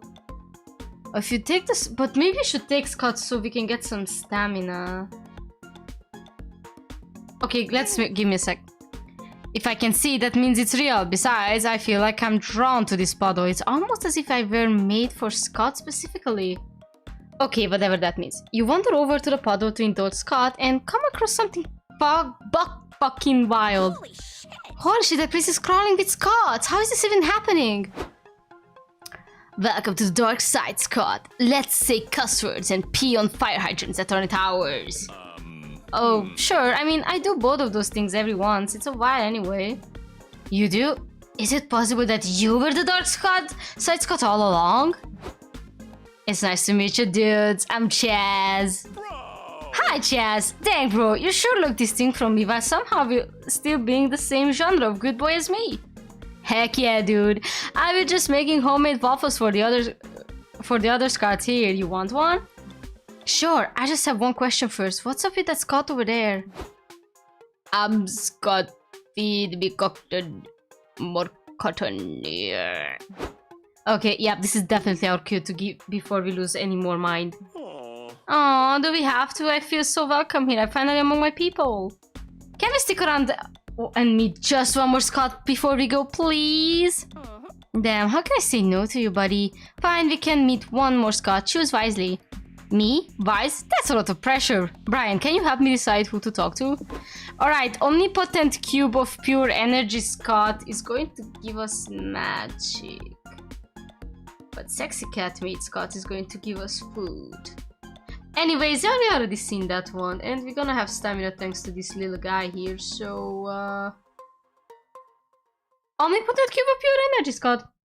What is up, bro? You wish to commune? Very well. What is up, bros? You're really cool, bro. How'd you turn your body into this? Are you asking how I achieved my perfect metaphysical form of light and rational thought? I think so. By doing 1 million push-ups in 1 rep. Muscles! Nice. Wait, you say you constructed your body from rational thought? Does that mean you're like smart? Okay, then we gotta get mine. I am smart as the universal law of Scots can allow. I can predict the exact outcome of all pranks. I can pinpoint the precise coordinates to every bone I've ever buried. However, I do occasionally forget that I cannot consume chocolate without experiencing adverse effects such as my burden. Diarrhea! If you're all-knowing, can you answer a question for me? Indubitably, bro. How can I be a better good boy? I possess total truth of everything, and in knowing everything, I can offer you this question with confidence. I can answer you. You are already the best good boy. I'm the best boy. Ah, shucks. We're both the best good boys, bro. High five.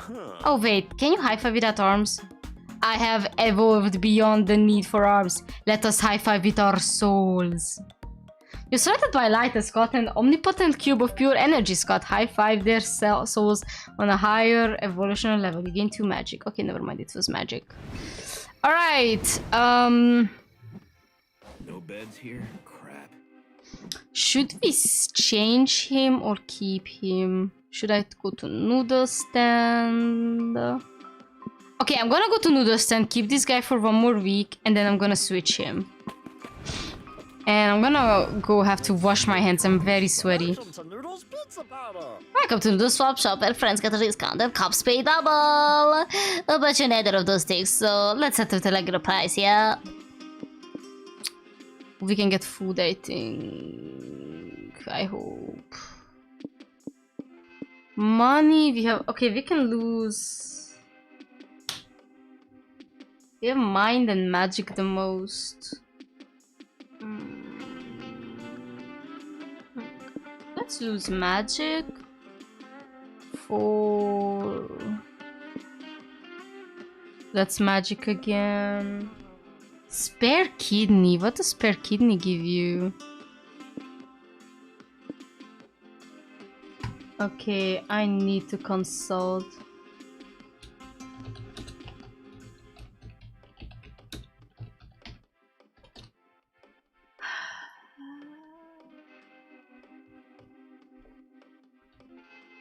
Kidney is stamina. That's good. We're gonna take the kidney. Yay, chat! We have an extra kidney. No refunds. Oh, great choice. Wanna know how I got that thing? It's pretty funny. Noodles proceeds to tell you the most fucked up soul-withering anecdote you've ever heard. And none of the children survived! Good times. Anyway, enjoy your purchase. Alright, we are in lead of mind, but we're not gonna go mind. We are in week 4. We're doing good. Okay. Let's say we're almost halfway done. I'm gonna go wash my hands and be right back. You know what? The game goes much faster when I'm alone and I don't have to wait for people to read or yap. That's fantastic.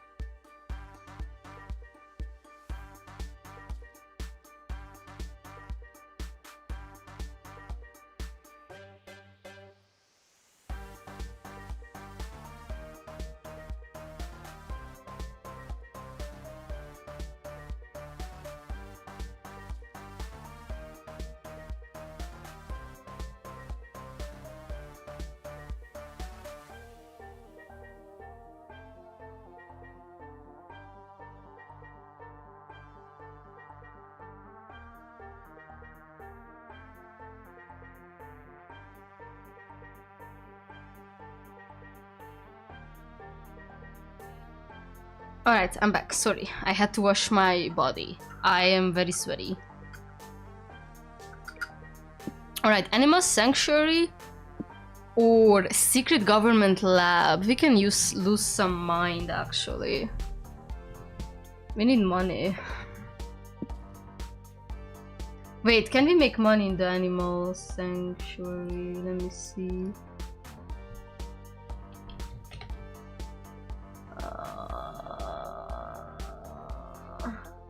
No.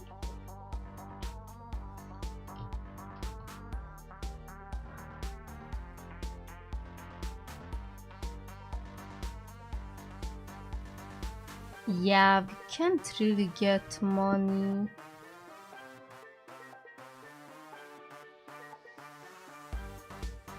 But we can try this and see what it does.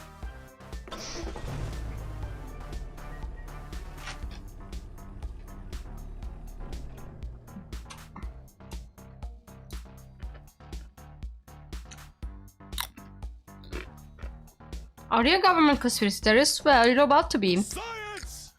Welcome to the secret government laboratory where all your favorite politicians order their scientists to play God. There are grisly experiments, mutated creatures, and crimes against monsters galore. What catches your interest? We're gonna read weird forbidden experiments. Sounds like a nice place. You're engaging in your favorite pastime of touching shit you're not supposed to when you come across a cage of uncomfortably sexy rats. Oh my god, they're JoJo posing rats! Squeak! Or like, squeak.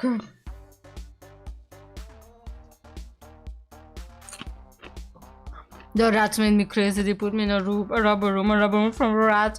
Okay, which one is the hottest? I think the red head is easily the hottest one. Look at him. Look at the grippers. My vote is on a red head. Agreed. Like the blondie is a runner-up. And I would put Mr. White Boy at the end. Hold on, let me... Yeah, I had to reset my camera for a bit. Thank you. Whoa! Whoa, check out that packs on those rats. How many reps do you do a day, little bros? Huh? This clipboard says these rats are part of a gene insulation experiment. The scientists have isolated the sexy gene and pumped these rats full of it. That's so cruel. They're forcing these poor innocent rats to take sexy drugs. They could be giving those drugs to sexy consenting adults like me. I hate animal testing. They did all sorts of tests on me in school, like math and science. Not cool! It's messed up to force a rat or a wolfman to learn geometry. The rats sadly flex their biceps and sniff their hormone-filled food. The food is also inexplicably sexy.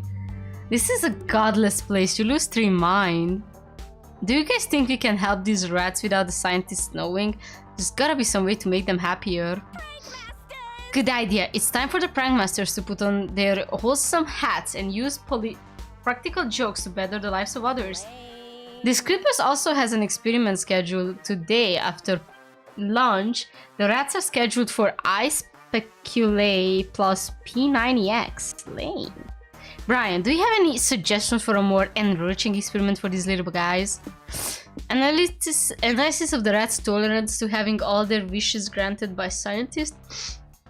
Analysis of the rats' reaction to Polly and Scott receiving 1,000. Okay, we're gonna get money. That's perfect. Let's do it! Good idea. I've heard that money can buy happiness. Or at least, I've heard all those words in a sentence together before. Let's do it.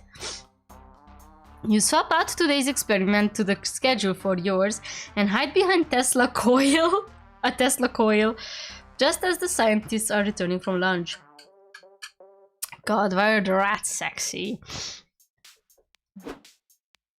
Just think about our results are inconclusive. One is saying, are we sure that the serum made the rats sexy, or are we all just really horny for rats? They're definitely sexy, okay? Dr. Cox. Dr. Cox. Is this a reference to Jesse Cox? Is this a reference to Jesse? Jesse. Wow, Lasagna is playing Once Human too. Everybody's playing Once Human now. Thank God we started playing it when it was right out of the oven. Maybe. Dr. Cox, it's questions like those that explain why you never got tenure. Wait, who scheduled this test for today? Give Scott and Polly $1,000? Who the hell are Scott and Polly? Hey, boo. Boo, bitch! It's us. We were sent by the government to test the rat's reaction to making me $1,000 richer. For science, obviously. Are you serious? Coughs one scientist. How is this even an experiment? The rats don't understand what currency is. Well, we can't know for sure how the rats will respond until we observe it, says another. What's the purpose of science? To answer questions nobody even bothered to ask. One of the scientists breaks open a piggy bank labeled Science Fund and hands you all the dough in various crinkled dollars and pennies. Literally me. That's so me.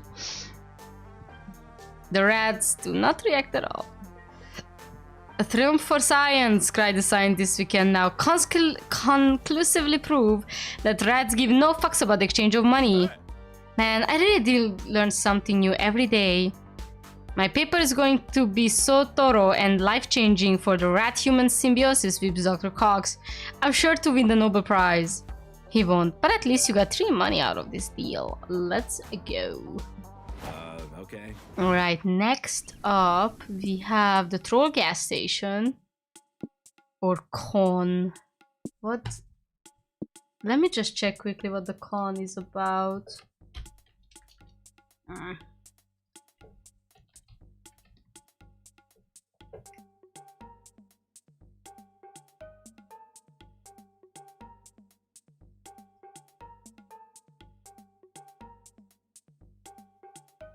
Wait.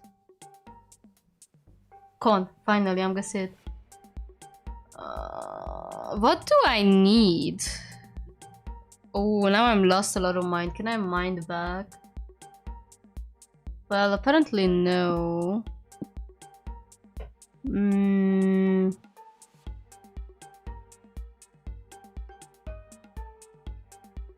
Soul is pretty high up.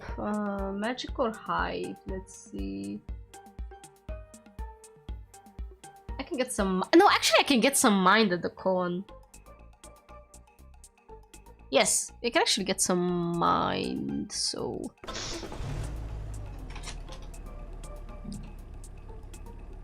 Ooh, awkward.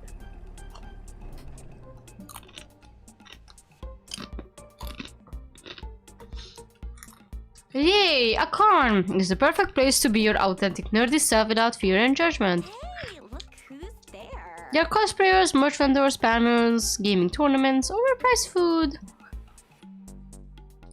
So much to do, so little time. What activity do you want to try out? We're going to walk the floor.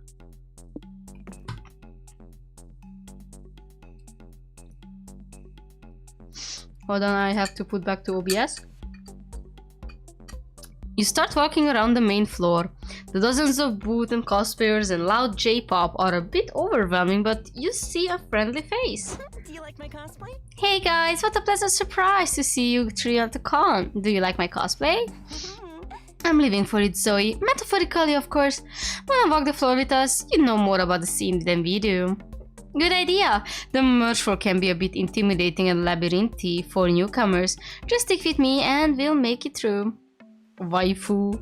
She's Garfield, chat. Zoe leads you like a safari guide through the con's jungle, pointing out interesting sights along the way. If you look to your left, you see a little boy cosplaying Ashton Kenneth from the Pokémon's anime, accompanied by a father who looks desperate to go home. Behind them is a fully grown man who's also cosplaying Ashton Kenneth, here with his teenage daughter who looks desperate to go home. Oh, is that a ball pit? I love balls, mostly sports, but also in general. Let's check it out. Hard pass. Voifield. No, Scott, we do not talk about the con's sad ball pit. It's a relic to remind us of the dark ages of cons. Oh my god, this is DashCon reference. Not the piss ball pit. Oh my god, why am I doing? Why is only Kyon caring about my stream today? I feel sad. I feel lonely, chat. For reference, 1 extra hour in the ball pit. Oh my god, real. I would never get into the piss ball pit, but sure. What's that long line for? Is it to get autograph from a famous person? A huge panel, maybe? Meh. There's a line for the bathrooms, actually. If you really need to go, you can always pee in the ball pit. DashCon moment. Yeah, get your super sparkle magical girl inflation art here, teehee, cries a vendor in Artist Alley. We've got BOGO deals on pumpkin fucking art, uvu. Hey, shouts a security guard. You've already exceeded the consigna limits. Missy one more cat noise, uvu, or glomp out of a view and you're kicked out. Oh man, people are already exceeding the nya limits? The con must be almost over. We probably have time to see at least one more thing. Brian, what do you want to check out? Make it count. Free hugs, it's not much, but they're free. Apparently this will give us mind. Oh my god, but they have Dragon Heat magazines. Wait a second, let me just check it. Yeah, but it gives you mind, so... Let's do it. Ah, that's nice. I love hugs, and free stuff is cool. Let's go. Scott? No, you don't want to get involved with those hug dealers. It's actually a really sinister organization. I can't believe they're even allowed here. Paul is right. Hugs, like anything else, are fine in moderation. But after that first free hug, you get hooked, and they start charging you for every subsequent hug you crave. They vampirize your need for affection to financially screw you over. They're an entirely criminal network that deal in hugs, and you should actually take them down. After the con ends, you and your friends sneakily follow the hug dealers back to their headquarters, which you caught and brought up to their leader.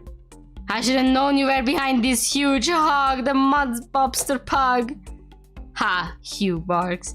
You really thought I'd come alone? You can't spell thugs without hugs, and I've got tons of both. Huge Hugh's dogs come out.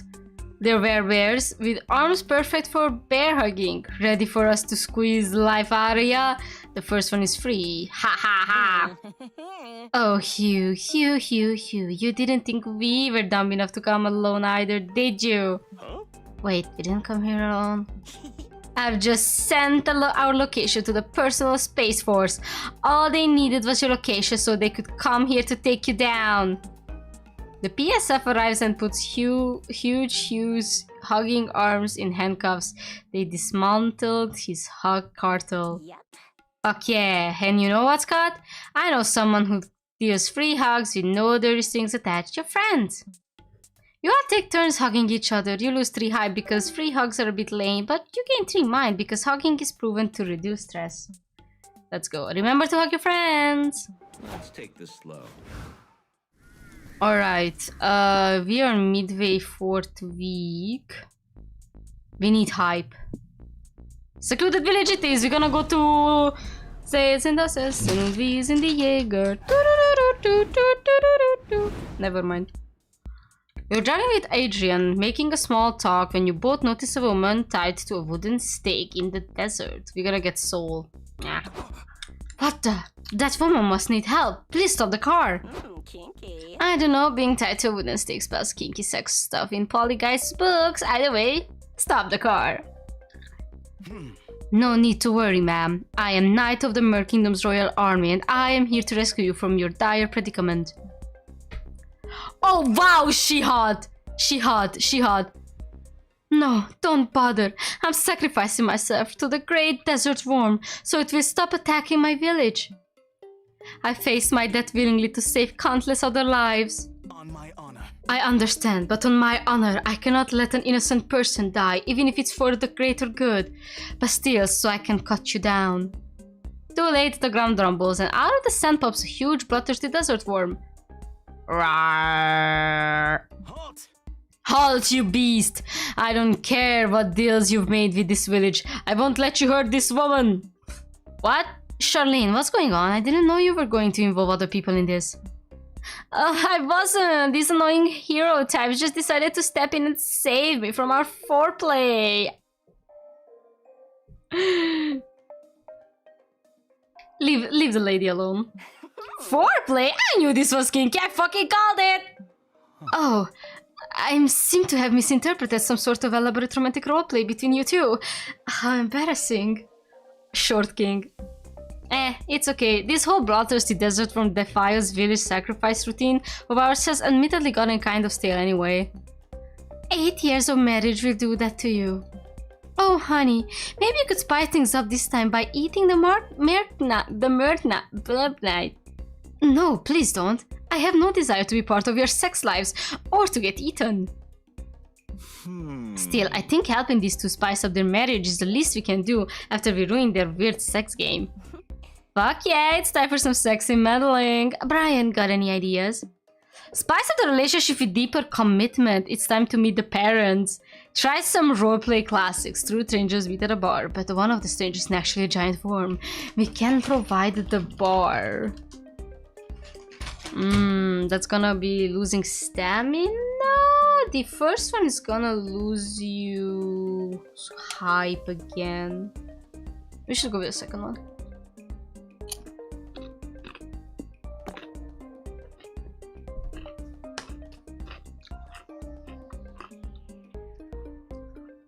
I see what you're going for, but Wormilda and I actually did meet at a bar, so that scenario wouldn't be very new or interesting. Then maybe you could try a role reversal? Charlene, you could be the worm this time and Wormilda could be the biped. Oh, that sounds hot actually. Now all we need is a bar. Good thing you usually antics don't abide by logic. With some stuff you had stolen in a car and plenty of goodwill, you improvise a pop-up bar. Howdy. Welcome to the bar, Miss Not a Giant Worm. I'm your bartender, Scott. What can I get you to drink? Whoa, Scott? In this outfit? Slay. I'll have a vodka soda, please. And send that sexy worm over there a drink for me, too. Wormilda nods at her wife, who's currently doing the worm across the floor. Such a method actress. Hello, Miss Definitely a Giant Worm. The woman over there sent you your usual drink, room and dirt. Both women exchange flirty looks. Charlene rolls over to the Wormilda's table. Thanks for the drink, cutie. Do you come to this bar often? I do, by using my two legs. They are as inefficient for transport as they are anatomically sexy. Do you like them? Well, they might be inefficient for transport, but I'm sure they can be useful for other stuff.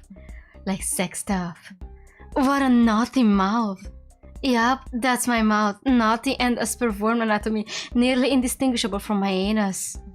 Really? I wouldn't mind checking if that's true. Oh, look, they're making out. Or maybe eating ass? Hard to say if it Wormhilda. I don't understand why we also need to be here for this. I feel very out of place. Asexual king! Would you say that you feel like a fish out of water? You gain 3 soul for helping the couple rekindle on their spark, but you lose 3 stamina from alcohol you give them to do so. Alright, you're gonna get hype. This entire city is protected by a giant, impenetrable wall. Strange.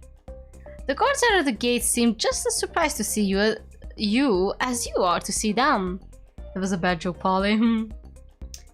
We've never had visitors before, they say. How did you escape the jaws of the ravenous giants?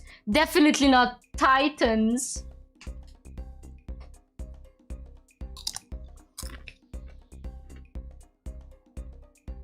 Okay, hold on, I fucked up. I'm so stupid. I have my AC turned on and I'm stupid enough to close my fucking door. Holy shit, this is cold. Can I stream from the door, chat? God, I wish I could stream from my door. It's so cool there. You don't really know what they are talking about. You get the impression these villagers don't get out much. Some further investigation of this place is warranted. What do you want to check out? The elders. You find the Capitol building and walk inside. Looks like the villager elders are in the middle of a meeting. Hold on.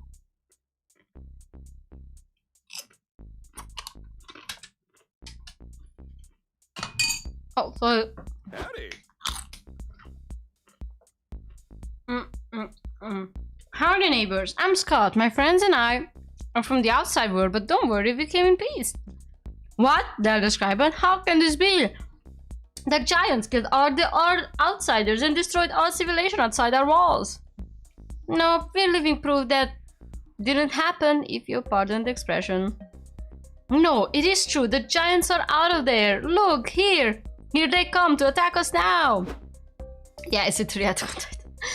Look who is about to see a cupboard cut out of a giant with a pre-recorded roaring sound playing on a loop. How stupid do you think we are? Help! It's the giants! Run for your lives! Scott? No! Not now, Scott! No, the giants are. They're totally... fuck it, fine, you caught us. The giants are all an elaborate lie. You see, decades ago, when we were young rascals, we convinced the best prank we could pull out on the entire village. We made some scary coverboard cutouts and convinced everyone that we were under attack by ravenous giants.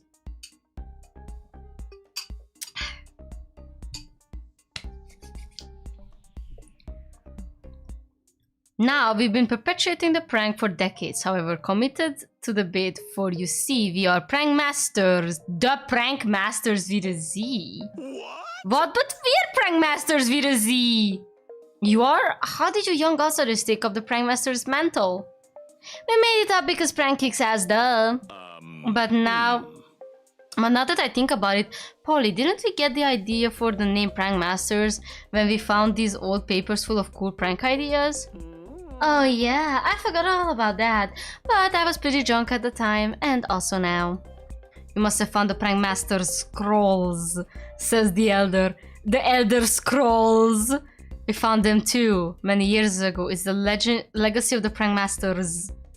Wow, 2 generations of prank masters brought together by total chaotic coincidence!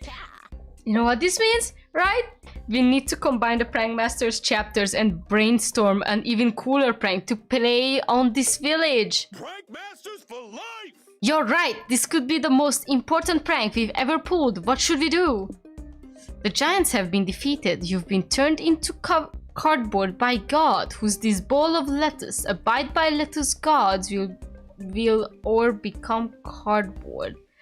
Tell everyone time has changed forever and is now 1 hour ahead, 1 hour ahead for no good reason.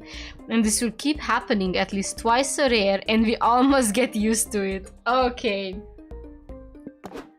It's settled. You and the elders put your heads together and spend hours planning how to fool the villagers. You put your mind into the feat of pranking genius. The next morning, the elders call a town meeting. Good news, everyone, they say. Some outsiders have come to help us fix our problems. You mean you found a brave hero or perhaps a highly skilled acrobatic teenage militia to take care of the giants? Asks the village. Oh my god. Now that you put it down like this, it does sound like a stupid plot. Because obviously it's teenagers militia.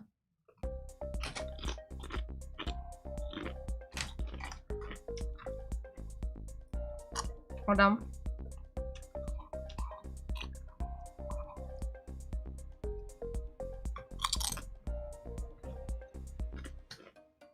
I'm here! Not even close! Oh my god, Polly's so hard! Hey, Boo! Hey Booze, I'm Polly, this is Scott, and we're here to solve your pressing issue of not having enough daylight in the day. But that was never really an issue. You say that now, but just wait until you've tried more sunshine time.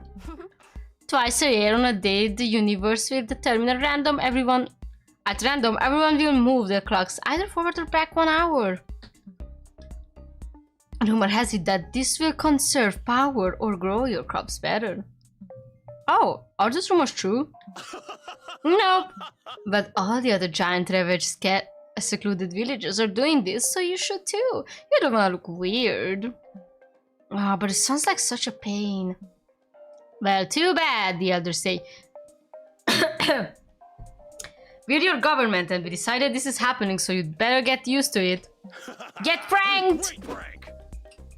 Crushed it. You, Polly, Scott, and the elder prank masters high five and gain 3 hype from your great prank. I just want to chill. Alright, we are in need of some stamina. What does the Merkingdom outpost has? Hold on.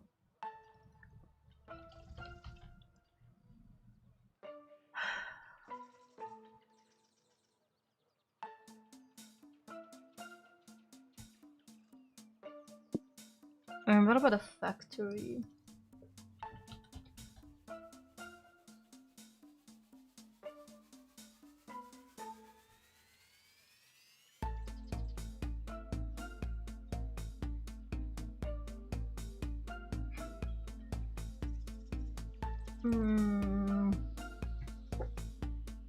None of these are really stamina E, but we can do something better. We can lose soul. Question is, can we lose soul at the Mer Kingdom? Yes, we can. Yes, we can.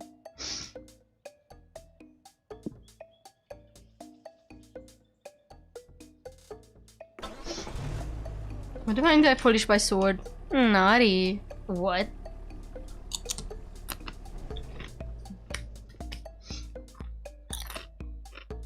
In what appears to be a former aquarium, you see the Mer Kingdom flag flying from the rooftops. Better not mess with the Mer Kingdom. It seems underwater monarchs have been expanding their territories. Well, no reason not to go visit the tyrannical ocean overlords. What do you want to do? What do you guys want to do? Watch an execution or go to the war room? Both works for me.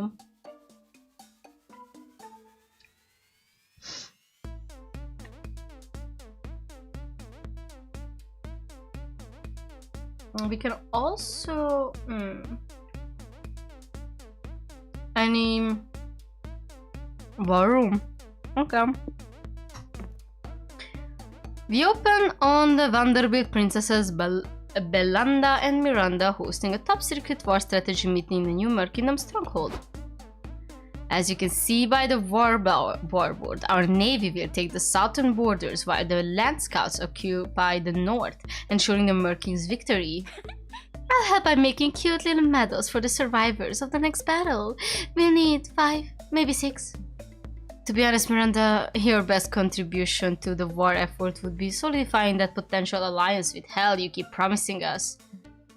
All you have to do is seduce either the obnoxious 8th Circle Prince of that or that rogue Aquino commander. We'd take an army either way. Oh, so they really said, go either the Damien or a Dahlia. Don't rush me to marriage, Bells. I want to fall in love naturally. Or because one of them saved me from an eternal sleep or some kind. Classic. Oh, a meaty demon love triangle? Fuck yeah, that's the shipping drama I signed up for. How do you civilians get in here? There's a top secret war meeting. Guards, seize the intruders. Stop, Belanda. These are my friends from school. Guards, seize the guards, seize my friends. Don't seize my seizure. Ah, fine. Your friends get safe. But they better contribute valuable strategies to this discussion. Score! She's such a baddie. Hooray! I love playbook strategy. I recommend either a pro set or a double inverted chicken wing formation to score the winning point. I don't know what any of those words mean. In my experience, the real fun of war making is seeing everyone's majestic handmade warboard pieces. Take my piece for example, says General Krabby. It represents my formidable land scouts, the Snip and Slicers. That's nothing compared to the Navy SEAL orbs, says Not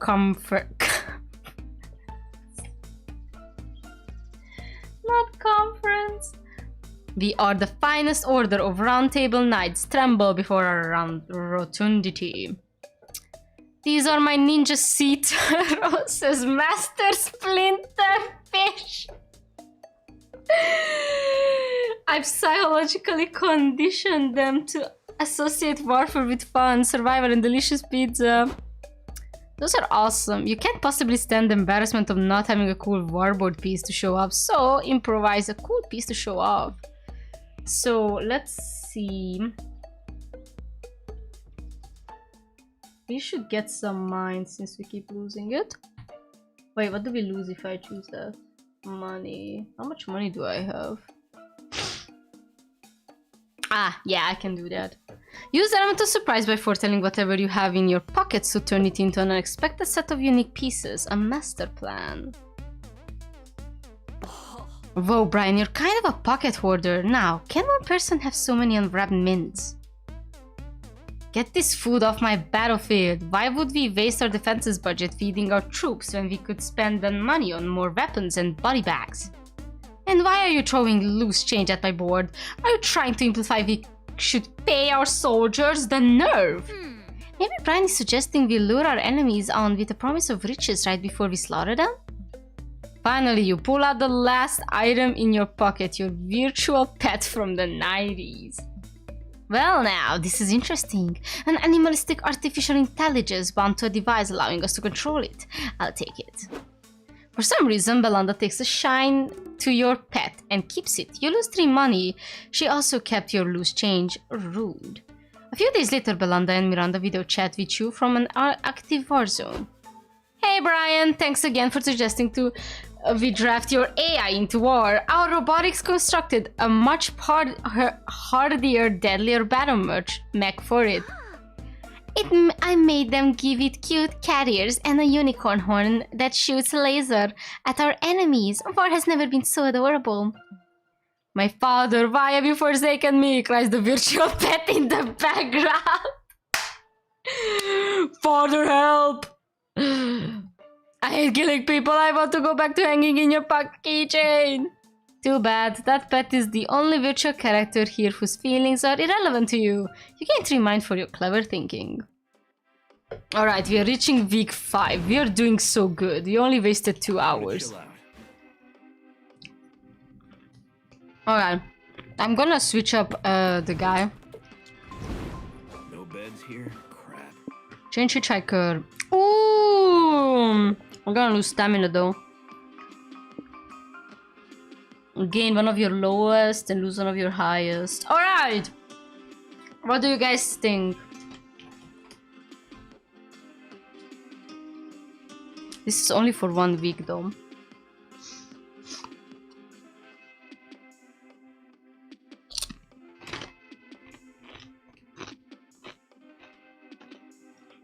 Cat sounds great, I agree.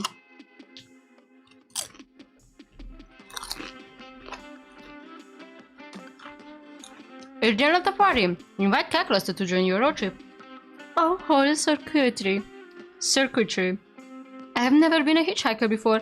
What are the protocols? Am I optimizing it correctly? I suppose I will have to go, as they say, learn on the go. Safety measures. Cat Cluster has optimized the road trip's algorithms to reduce risks. Thank you. Alright, week 5. So sleepy. Back to the wedding or an abandoned village.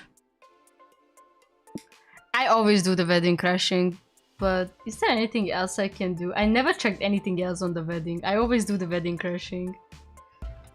Let's see. If we can catch the bridal bouquet, that might not be a bad idea. Or we can actually just do the... Oh no, that's... Actually, we can do the speak now or hold forever your breath. Yeah, we're going with that one. It's wedding time again. But this time we're not gonna talk to the bride. Oh, never mind. I think it's the narrator again. Yeah. Nay. Gotcha, I just wanted to check. Sorry for breaking the fourth wall again. I love you so much. Every time I look at you, I go... Alright. Ah, weddings. The union of 2 or more souls. I'm just gonna keep this because it's a bit too much. Speak now or hold your breath forever. You each have your own approach of sneaking into the wedding. Polly phases through the wall. You use your trusty plot armor to get into whatever wacky situation you want. Scott wears a lampshade and pretends to be furniture in the back of the room. You're pretty sure security just doesn't have the heart to throw him out. You watch the ceremony. It's normal and boring until the preacher says, if anyone objects to this union, speak now or forever hold your peace. Oh, them speaking, pranking words. I object! God, she's pretty. What? Why? Who even are you? Yeah. I'm Pippin, Pussin, Poppin, Dippin, Dopula. I'm sorry, what? I'm Pussin, Poppin, Dippin, Dopulos. Exactly. Professional wedding objector. I'm a pro at spotting a doomed couple, and these newlyweds are really take the cake. I object to. I'm a lamp, and I don't think it's fair that furniture can't legally marry. I love both of these outfits so much.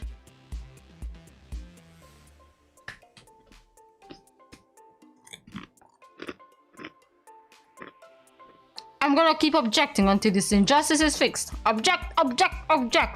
Scott, no! Scott, this is a wedding, not a courtroom. It's not the same kind of objection. Who's Scott? I'm not gonna stop objecting until a household objects. Love is recognized in a court of law. Object, object. Huh? Oh no, he's too into character. Brian, can you distract everyone with your objection while I snap him out of it? The pressure is on now. Why do you object this union? How far will you go with this prank? Marriage is a scam. You know this what isn't a scam? Investing in your 401k at an early age. The open bar has been out of limes for like an hour. We can continue the ceremony when processing problem is resolved. Beware, this is not your fiance, it's your evil twin. His sudden goatee isn't a bold fashion statement, but an undeniable proof of evil. We're gonna go with the second one because you're gonna get some stamina. Are you serious? The groom scoffs. The limes aren't important. We can fix it after the ceremony. It's very important. Shouts drunk Aunt Doris. How dare you expect us to get through this long, boring ceremony without a quality Moscow mule? I only go to weddings for the free limes anyway, says lime-loving Lenny. Refill them now or else I'm writing a very strongly worded social media post. You'd better refill those goddamn limes or I'll skin your groom and wear his scalp like a wig, screams Grandma. Okay, okay, G, says the other groom. And there were two grooms. We'll pause the ceremony until we have more limes, I guess. I'll call the caterer. Everyone waits around silently. But the other groom orders more limes. It's suffocatingly awkward, honestly. But when the limes are finally delivered, everyone cheers so loudly. The end of the vows get drowned out. Yay! Good prank, Brian. Holding a wedding hostage was a little weird, but bonus points for saving the bar. Fuck yeah, you're a hero. You lose 3 soul for interrupting the game, but gain 3 stamina from the fresh limes. Right. Ooh, we get money. Let's go. There yet? I'm tired. He does it every turn. Never mind, it's not weak. Spa can give you some really chilly time. And the kite tournament is like...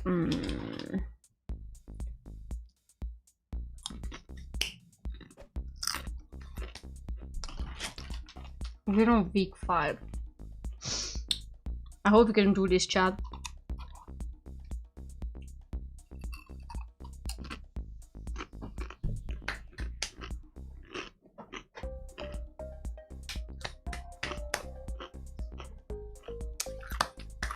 Alright. Spa it is.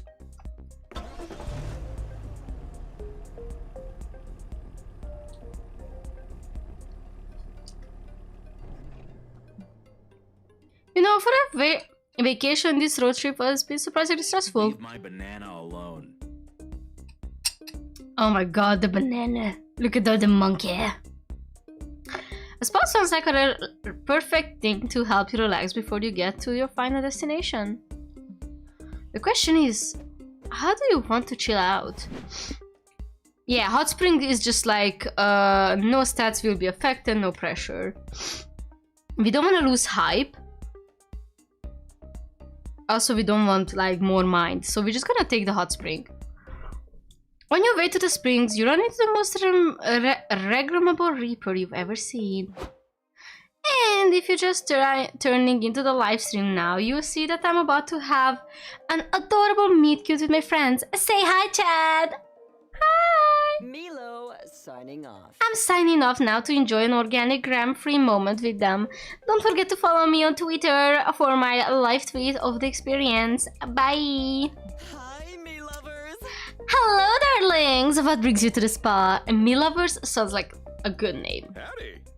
Hi, Milo! We're on a road trip vacation. It turns out vacation can be really stressful when you almost die a lot, so we're taking a mini spa vacation on the way.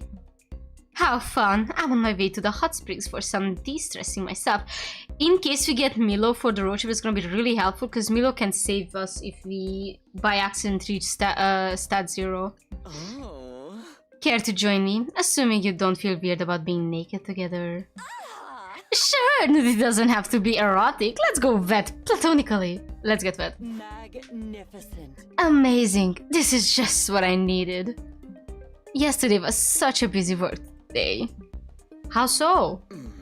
A group of friends made a bet to see who could stick their head inside a tiger's mouth for 1 whole minute. Spoiler alert, no one could. Classic. Classic! That's how I died. Are they okay though? No, Scott. I'm a Reaper. They're, let's just say, not okay. God, they're so hot. Aww. Well, I hope they get better soon.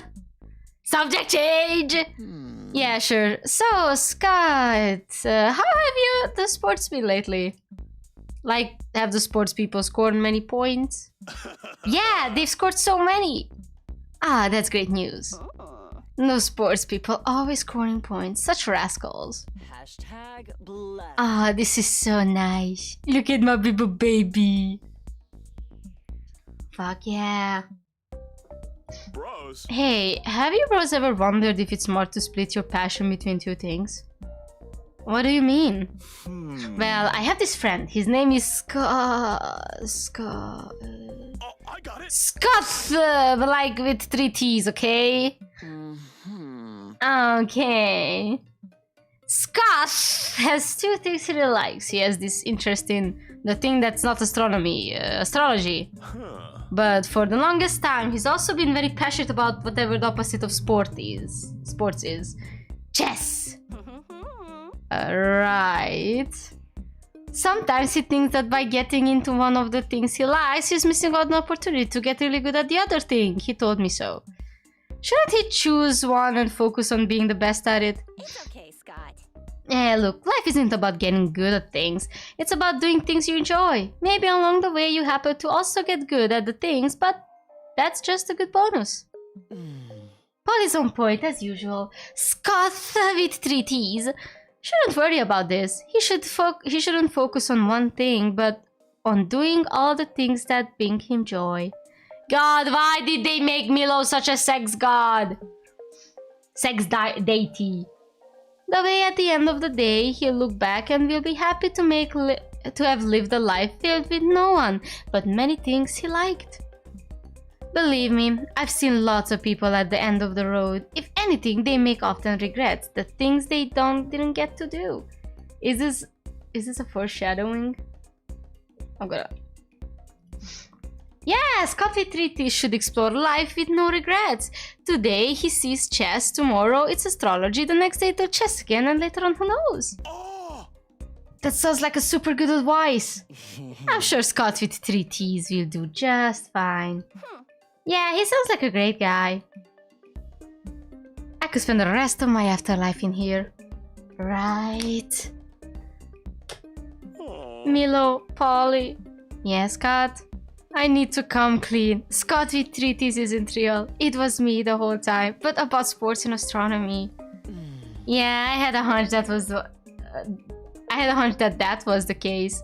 Sorry I lied to you. Look at him, he's such a goofball. It's okay, buddy. You're a good boy. With an E. The goodest of boys. Aw, thanks. I'm the best boy. Fuck, this is so nice.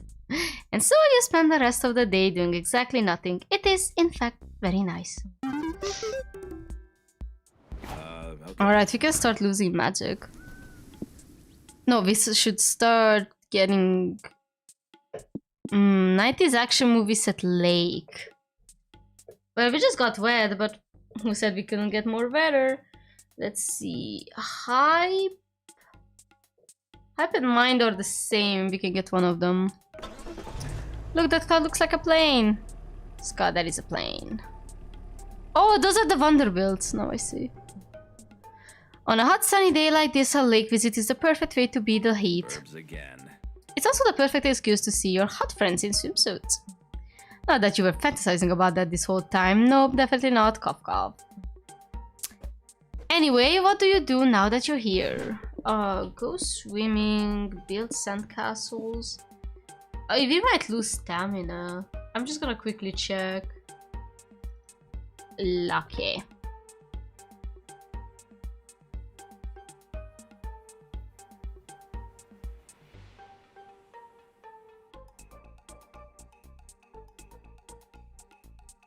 Wait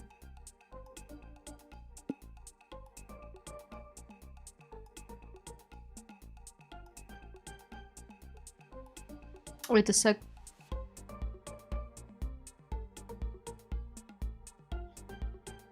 Okay, I have an idea. We're gonna go swimming and we're gonna lose some stamina. You're about to get in the water when a loud whistle stops you in the track. It's the lifeguards. Oh, it's Stu! And Wanda. Hey, long time no see. What brings you guys to the lake? We wanted to go swimming. You can do that at the lake, right? You sure can, bruh. But only if you know how to swim safely. Bruh. Jumbo Josh. Bruh. Okay, how do we do that? Is it a good time to mention I don't remember how to swim? Damn, dude, we totally forgot. Anyone got any ideas?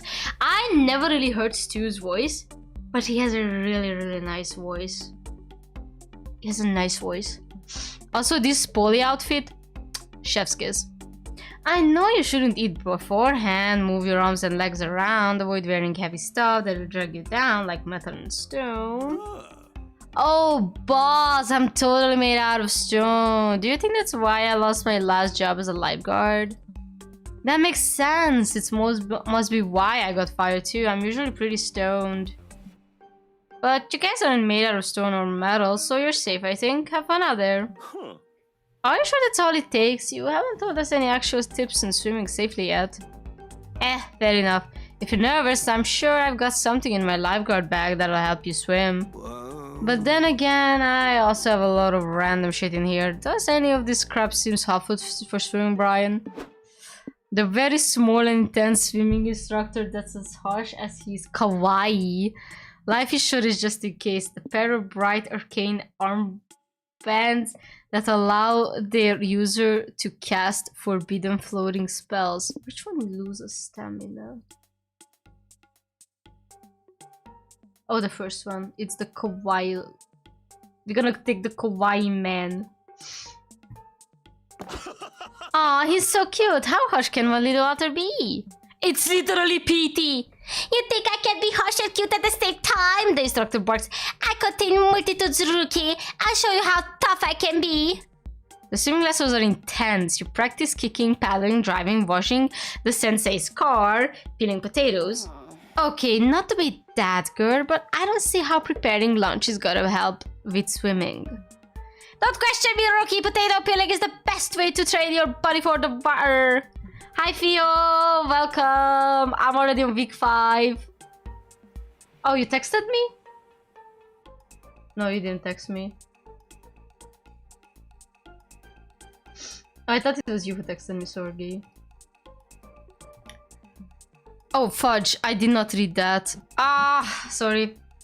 But what about the car washing thing? How will that help us swimming? Okay, I admit that was just me taking advantage of you. But do you know how hard it is to wash your dirty car when you're 2 feet tall? You lose the stamina training, but when you finally start swimming, it's super easy. Who knew swimming had so much in common with peeling potatoes? Nobody, probably, because it makes no sense, but here you are. You don't have to date Polly, but I advise it? Okay, so I should start dating. Got it. Like, you know, get the 3 deep combo down and that's it. Excellent work, pupils. The instructor says I can finally retire knowing that I've molded you sad sacks into spectacular swimmers. Kind of. Thanks a million, little dude. You want a snack before I put you back in your travel cage for nappies? Yes, I request a cup of warm milk and possibly a bedtime story before I return to my slumber. Can do. You put your instructor to bed and gain 3 hype on swimming in the lake. We had the 3 poly deep talks on stream before. I know, but if it's advised, then why not? Are we there yet? Can somebody pull up and see what I didn't choose? Oh my god, this is the men's fancy mansion. We don't go to the wealthy mansion again. It's boring. We're gonna go to the... Okay, this is one. This one, the wealthy mansion is with the Sonic OCs, right? But yeah, babysit. No. Grandpa's Fun Experiments is that one. Gothic. Let's see what the Gothic manor has. What do I have the least amount in now? Stamina. Can I get stamina here? Yes, I can. We are gonna go to the Gothic mana.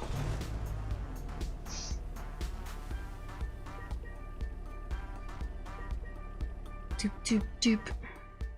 Oh, let me turn on the light in my room because it's really dark. How are my stats looking, by the way? I'm trying to equalize them. You're driving along when the road is flooded by a sudden thunderstorm. You have no choice but to pull over and look for shelter. But in the velvet darkness of the blackest night, during burning bright, there's a guiding star, no matter what or who you are. You know how the lyrics go. With wet newspaper over your head, you arrive on an ominous, I cannot read, even the dyslexia font I cannot read. Gothic manor, knock on the door and are invited in. Once inside, where do you go? We are gonna go to the exquisite banquet for the stamina. You and your friends follow the sounds of chatter to the large banquet halls filled with all sorts of vintage monsters. There's ghosts in chains, drooling werewolves, ghouls with mottled green skin and rotting teeth. Gang, I'm not gonna lie, these are the least fuckable monsters I've ever seen. You said it, bro. Why don't you look like that? Oh, by the way, I dated the kaiju while you were away. I bagged the kaiju. I bagged the baddie.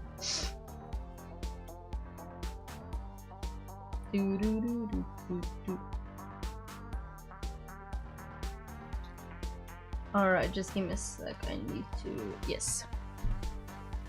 He had a fat ass. And I used the train as a butt plug. You said it, bro. Why don't you look like that? I'm gonna blame young adult fiction. Preach, Queen. Dr. Jekyll, I mean Mr. Hyde, greets a pale vampire of aristocratic stature. A count, maybe? Such a delightful banquet. How did it occur to you to gather all of us classic monsters around your table tonight? Well, Mr. Hyde says, I was washing my cock late one night when I saw it had the mark of a bite. And as my cock got hard and began to rise, I could take a look in good full size. It was a rash, the Phantom joins in, putting some chains like a tambourine. It was some sex rash! Oh, I think I get it. Mr. Hyde got some weird rash on his dick and invited all his sex parties over to inform them in case it's an STD. Wow, it's very nice of him to be so responsible with his sexual partners while also making dinner for them to ease the bad news. Kinky. Totes, and I guess I was wrong by calling them unfuckable. These ugly ass monsters fuck. They do. They've also all taken seats at the dinner table, leaving you with only 2 free seats to choose from. Who are you sitting next to? We are taking the very gothic Phantom. You may need to endure their desolate wailing, but their spectre nature mean you get a double serving of dessert. Hey, bro. Also, I already checked the other one. Hi, bro. My name's Scott. What's yours? The Phantom lets out an ear-splitting wail, grabs a knife off the banquet table, and uses it to carve Abigail into the wall. Nice to meet you, Abigail. So, you're a ghost, huh? My friend Paul is a ghost, too. Sup? She's really nice, positive, and fun. Are you also those things? Abigail shrieks and moves the placket on the nearby Ouija board to no. Damn, this girl is extra.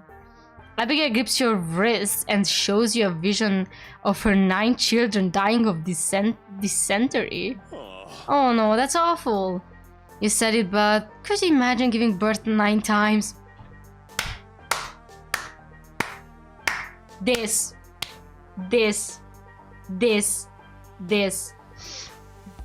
Then Abigail shows you a vision of her husband dying of dysentery, then her mom dying of dysentery, then her mailman dying of dysentery. What the fuck is a dysentery? Dysentery meaning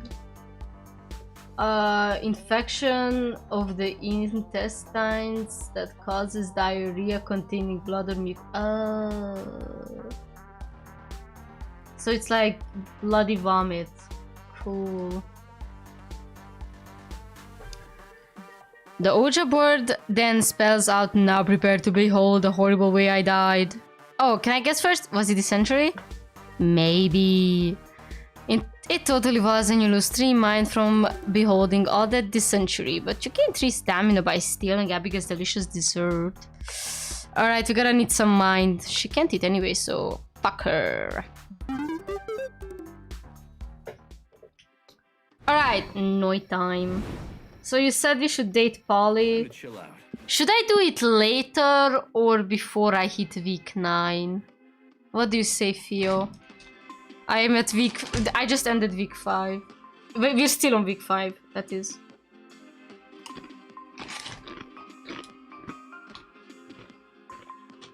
Before week 9. Okay, I'm gonna start doing it now then.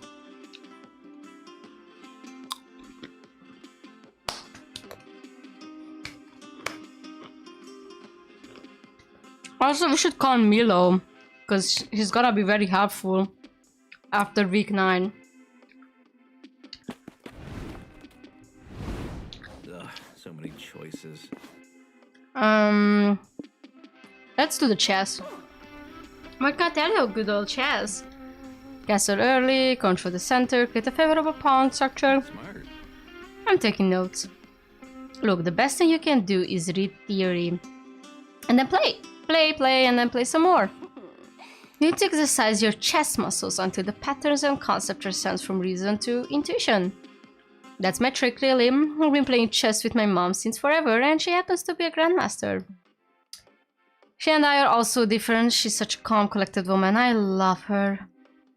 And with our personalities being written in completely different languages, chess has become our common denominator. Oh, shared space. Yeah, I wanna get to Milo after. We find each other in chess. I think we get to understand each other though through chess. So yeah, being raised by a chess grandmaster definitely helps. Totally. I say. Nowadays I only seek out challenging high-stakes matches, or it can get very boring very quickly. I developed a trick though, to combat boredom. That is, I build stories and personalities for my pieces and then I play accordingly. My b1 knight is secretly in love with my f1 bishop. I must move the knight close to its lover and be ready to sacrifice it to save the bishop. So I focus on all these little stories and whatnot. That way I don't get bored and buy otherwise too easy match. Don't tell Liam, I always need to do these when I'm playing against him, and I suspect he thinks he's putting up a fight based on how focused I seem. It's cute. Silly Liam. Yep. Yes, silly Liam. Anyway, yeah, I do love chess. Oh, it's chaotic energy moment. Alright, we should take care. Weak sex. Okay. Oh, and it's turned off. It's not useful anymore. Let's see. We should get mind. No, we don't go to Simon Soups because I already know Simon Soups. Let me quickly check the who.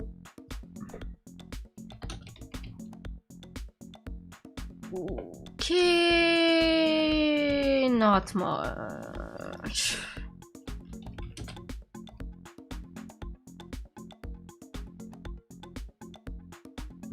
Hey, nah, my fudging.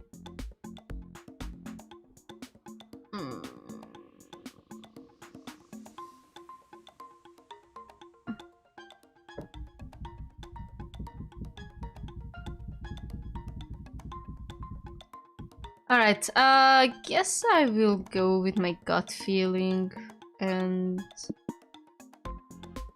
I'm good on money, I think. I don't want to go to Simon Soups, we're gonna go to the home. Oh, it's gonna be... Is it? Yeah, no, nah, I'm good. A hole in the desert, man. They'll turn anything into a tourist trap, huh? This must be the hole. Some say the hole is bottomless, but that can't be real true, can it? Well, since you're here, what do you want to do? What does the prank mean? Sorry.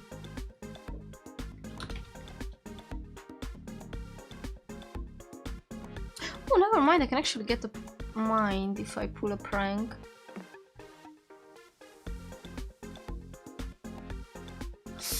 Shit, sorry.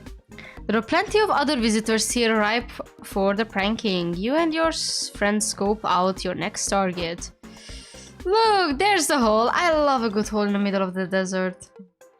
Who do you think dug it? I wonder if it started as a punishment. Ah, the beautiful suffering of pointless manual labor. Want me to dig a bottomless hole for you, Miss Weavering? I could use the exercise anyway. Oh my god, they're so in love. You dig a bottomless hole just for me? Why, that's the nicest. Hello. Hi, coach. Hi, camp director, Miss Weaving. You two seem like you were having fun talking privately, so I wanted to butt in and have fun too. What Scott meant to say is that we're tour guides. Yeah, let's go with that. We're here to tell you fun facts about the hole. Fun fact, holes play a big role in the 3 pillars of modern society: straws, grave digging, and the donut industry. Hey. Fun fact, I love digging holes. It's my favorite hobby. I know, Mr. Owl. We passed some of the holes you dug in the way here. It's a wonder we found the true landmark at all. Well, Brian, Polly, and Scott, loaded the bases. Now you're up the bat. Give us the real hole-in-one fun hole fact. This hole is so deep you can almost likely fit like 30 pies in it. Whoa. Whoa, that much? I've never seen 30 pies together, so I gotta assume that it's a lot. It is a lot, Scott. I wanna tell you how proud I am of how much better you've become at assumption making. I'm jokes aside. That joke with Scott making so many holes made me chuckle. I mean, what do you expect? He's a good boy.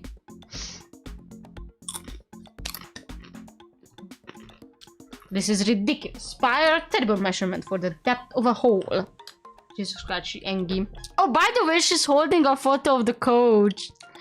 God, I didn't even realize it before. Oh, that's so cute. Do you know for sure that they are terrible measurement though? Have you ever tasted it? Well, no, I haven't, but I'm sure nobody else has either due to the sheer stupidity of it all. Nobody tested it until today. That's the scientific method. Test your theories, write a paper about it, get a Nobel Prize. This probably isn't Nobel-winning research, but fuck it, you're in. Coach buys the pies and you chuck them in the hole. Cool, your hypothesis was correct, Brian. 30 pies fit in the hole with a lot of room left over. Oh. Wow, do you think 31 pies would fit in the hole? Sometimes you must accept that not all questions can be answered, Scott.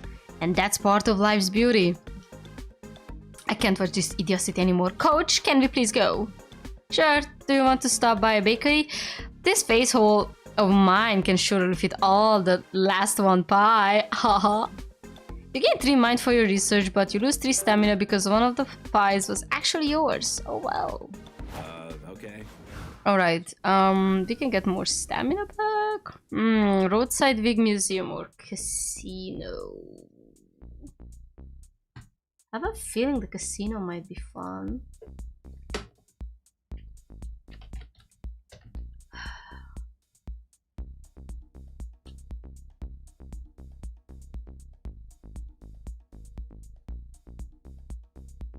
Oh, we can get an. I think we can get an achievement here. We're gonna go with the casino.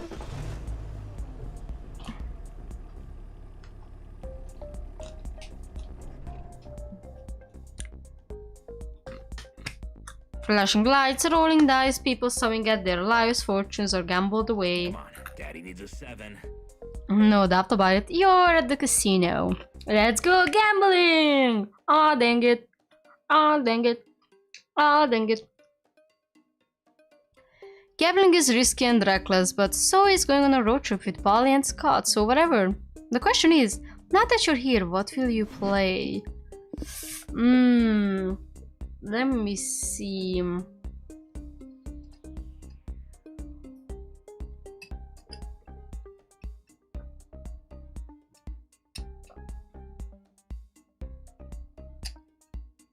So these are just like, what does this mean? The stats which are affected are random.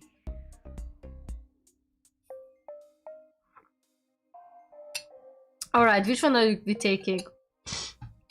I was expecting some more.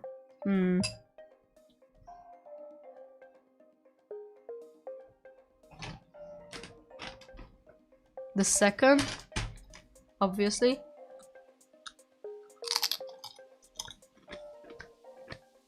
Anyone else?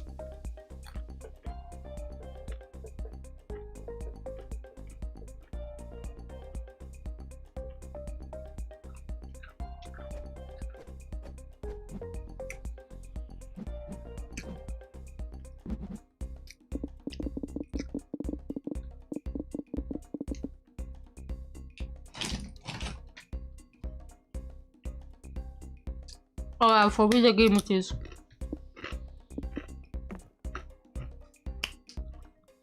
We enter the casino ready to make some sweet money. Yes. Yes, I love casinos.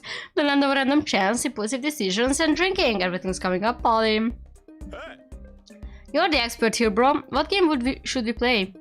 That's the hard question. There's roulette, slots, craps, poker, poker 2, horse racing, snail racing. Which drug guy will make it to the bathroom first? Racing.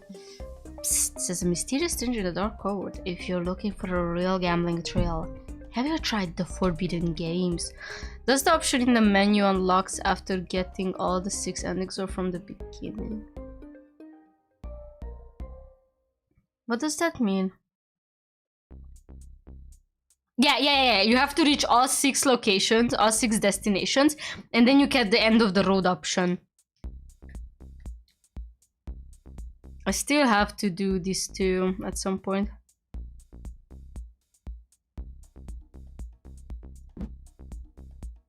And I guess this one too. I meant the option in the settings. Yes! So after you get all 6 endings, you're gonna get the option in this menu to do end of the road, and then you have to turn it on. And I turned it on, I checked it like 3 times. I've never heard of it. What are the forbidden games? No, you're pronouncing it wrong. It's the forbidden games. The penchant pause is important. We're in. I love doing shady shit that requires a specific pronunciation. The stranger leads you into the back of the casino where a bouncer stands next to the curtain. He dares a strange gesture and the bouncer pulls up the curtain aside. You're led down in the dark hallway, sorry. Then you pass the kitchen, then you pass the appears to be an illegal boxing ring filled with brawny fighters. Then you pass a room filled with people in cages, there's all sobbing, never make a deal with the small green creature with tentacles. Oh no, it's noodles. You pass another kitchen, then another dark hallway, then another illegal boxing ring, but it's in a kitchen and the boxers are wearing chef hats. Here we are, says the stranger at the fan room. Welcome to the Forbidden Games. Wow, this place is really dim, dusty, and smells like bad decisions. Awesome! The Forbidden Games room is filled with tables around which sketchy, scared up people sit playing indestructible card games and flashing knives. Oh my god, it's so hard to breathe. This doesn't seem safe, but it was a long walk to get here and you need a breather before you can go back on your... So you might as well pick something to play. Or like there's a stage table where they play a game that seems to be riddled with obscure rules and little sense.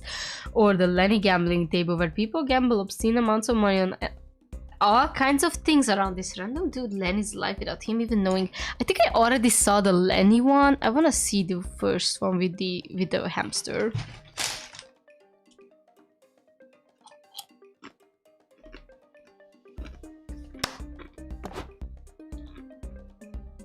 The game is apparently called the Feral Hamster Blitzkrieg, and you have no idea what you're doing.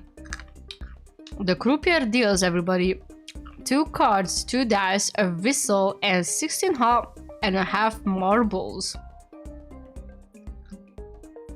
The guy to your left rolls his dice and gets 2 ones. The girl next to him folds her card into an origami swan. She's given 2 mana points. Huh? A player blows her whistle and yells, "Change places!" Everyone runs to new seats. Eating contest! The croupier shouts, hitting a gong. Finish that muffin! Everyone gets a jelly bean muffin to eat. The player to your right bites into his and realizes his muffin is a bomb. It explodes in his face.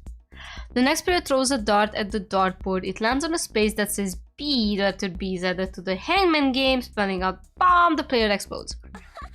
Brian, I think I already figured it out. I know how to play. Do you, or are you just really drunk? Those aren't mutually exclusive, boo. Invoke your get out of the game free card and tag Scott in. What? Why me? Because you're the only one who can legally play the lycanthropy kamikaze gambit. Just trust me on this. Sure, fine, anything to avoid getting hurt by a surprise bomb. Play your get out card and let Scott take your seat. Okay, Scotty, pick all the red jelly beans out of the muffins, then feed them to the feral hamster. If it doesn't eat your finger off, you win. What? Okay, wait, which jelly bean are red? I can't remember the difference between red and the other colors. Polly helps him, Scott feeds the hamster, and by keeping all his fingers intact, you win the game for some reason. You gain 3 money. Are we there yet? Alright, we have a lot of money now. Circus. Can we lose? What's the third one on circus? Oh my god. Sure. Sorgi. Ooh.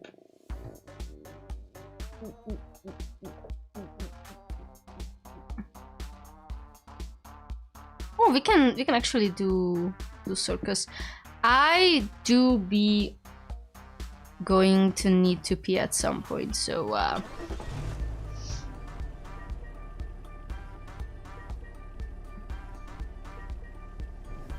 the ending has running tied to it, so it's an option to have an ending possibility. Oh no. You, Polly and Scott, grab some. Shut up! You, Polly and Scott, grab some popcorn and head to your seats to watch the circus. On your way there, the ringleader runs up to you. Hey, he whispers, I suddenly lost some of my performers to a soup-related accident, and I desperately need to act to cover them up. Then I thought to myself, if I randomly checked on the audience, I may bump onto actual trained performers willing to join us. Juggle time. Oh wow, that's cool. The rationale of this man is quite questionable, but you were born to embrace nonsense, so you tell him you are circus performers. Fantastic, what sort of act you can do? We're gonna do magic. Time to dust off your top hat and find that pesky rabbit that got loose in your luggage, cause you're gonna be a magician. The ringmaster explained that doing magic is a passion, and therefore to honor that, they tell you that you won't get paid. Wait, what? What is it? Factually untrue. Magicians are entertainment workers and therefore deserve fair pay. She's right, but that's not the case today, apparently. It's time to do some magic tricks and get everything you can from the experience. Hey circus fans, I'm Polly the Phantasmal. Watch me make all the whiskey in this flask disappear. Boo, your magician's name sucks. It doesn't even start with the same letter. It actually does. Phantasmal starts with the silent P. Boo, we came here to see hot chicks in leotards, not get a fucking spelling lesson. Ivan is so critic. Scott, you try entertaining your stupid cousins. I'm a good boy. I am Scott the Spectacular. I'm gonna use my magic powers to transform into a barely good boy. A really good boy, sorry. Cut that shit out, Scott! You can't use magic to turn into a thing you already are! At least they admit that he's a good boy. Thanks, I think. This is a rough crowd, but you know a magic trick that Evan the Wolfpack. The annoying trick where you reveal everything is cake. Time for cake. You take out a knife and cut a slice of a cake. Then you take another knife and cut into your original knife, revealing it was also cake. Whoa, cool! You slice your magician's hat to reveal it was cake. Then you take off your shoes to slice them, also cake. Okay, this is getting a little old. Too bad, because it keeps going. See this priceless family heirloom my grandfather gave me on his deathbed? Bro, don't do it! Too late! It's cake! Everything is cake and nobody can stop me! You're laughing and swinging your knife wildly, a magical cake-fueled egomaniac. Then the knife suddenly slips from your hands. Where'd the knife go? Brian?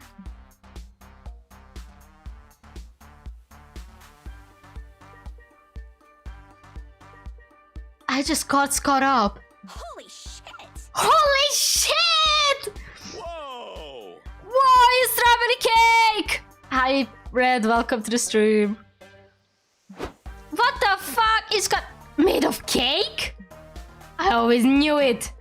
You can't leave Scott to this frosty-covered fate. You spent 5 magic restoring him to his former self. Ta-da! Don't worry, everybody. I'm okay. Turns out it is pretty good. Phew. At least now you can magically prove that Scott is yummy. And you can gain 5 stamina eating all that cake you created. Why so much? Alright, we gotta do something. We're low on magic. We need magic. Let's go. We're gonna go to White West Town. Strawberry cake, Scotty. Tasty. Okay, chat, if you would be a cake, what kind of cake would you want to be? Oh, we're gonna get soul again. You're driving with Calculus in the passenger seat using the GPS to guide to your next stop. In 700 feet, turn right, says GPS. Weirdo, is it our GPS at Chambros? It's always looking out for us, telling us where to go and exactly how many feet to do it in. Indeed it is, but I wonder, little GPS, do you enjoy giving us direction? Does serving monsters fill your artificial life with purpose? In 50 feet, turn. I've spent so long giving... It's not 50, it's 500, I'm stupid. So long giving others directions. I had never thought about what direction I wanted to go in my life. Carrot cake. Why would you be carrot cake? You like carrot cake?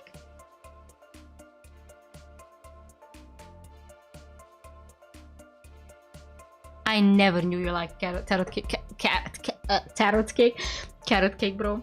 I think I would also be strawberry cake because I really like strawberry. Raspberry cheesecake is a spicy answer. Now with the stats gained and loss grows with the week level. Oh, true. Navi, how long did you knew me? 5 or so years, maybe more. I didn't. Maybe 6. Yeah, I did not expect you to like carrot cake. Sorry, I never saw you eat a carrot cake. So like, shut up. It's okay, now you have the chance. What interests you, global positioning friend? What interests you? Oh, okay, red velvet, I understand, because I know you like red velvet. Well, the maps in Italy have always looked beautiful. I could travel the world and maybe learn a new language like Python or JavaScript.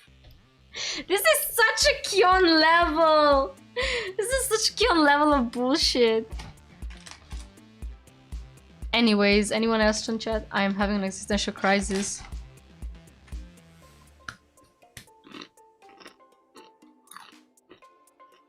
This is how we play 21 questions, guys. Okay, I'm gonna quickly pee because I can't hold my bladder anymore. Be right back.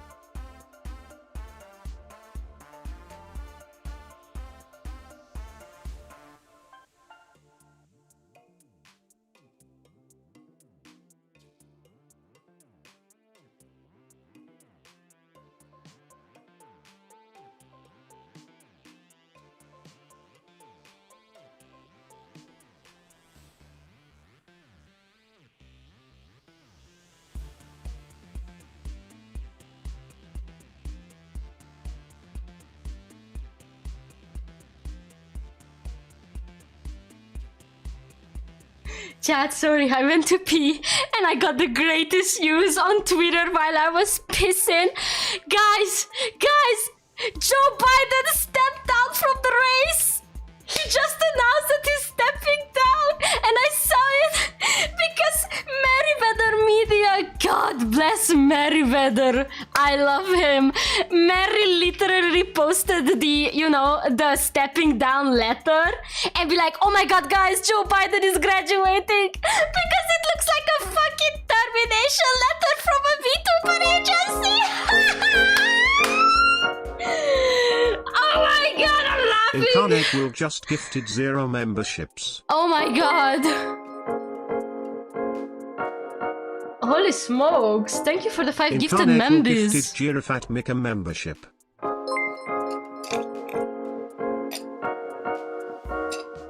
I don't know why it says it like that. Incarnate will gifted Brendan Wood a membership. Oh, now I have to wait for all of them.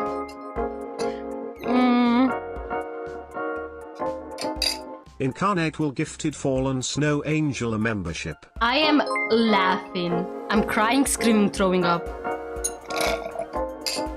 Incarnate will gifted Life You a membership. Oh, Young Nobody 2002. I missed this guy. Incarnate will gifted Young Nobody 2002 a membership. I can't believe this. I am taking this as a screenshot. This is the funniest shit ever. Joe Biden graduating. Well, Trump has PTSD. Well, now we just wait. Look, Biden was on death's bed. I'm sorry. He's on death's door now with COVID. Anyways, this is funny as hell. Okay, I'm sorry. This is funny, but not because... Okay, whatever. Don't die, I guess. But the fact that Joe Biden is graduating like it's a fucking VTuber agency announcement, hella funny. Wait, I'm gonna have to post this on Discord. Holy shit, this is the best news. I don't care about politics, but this is funny. Is this political? Well, I don't give a shit, it's my server. This is funny. Joe Biden is graduating. Alright. What admirable dreams! You should be allowed to chase them, be free! Kekeraster chucks your GPS out of the moving car. It's the thought that counts. You gain 4 soul. That was really sweet, but I don't know how to get where we're going without a GPS. Ah yes, my apologies. I was so enamored with giving the GPS a life purpose. Life's purpose, I forgot it served a very real purpose to us. Holy shit, there is still a god. Was it really that bad? I mean, I saw his speech at some point and he really looked very creepy.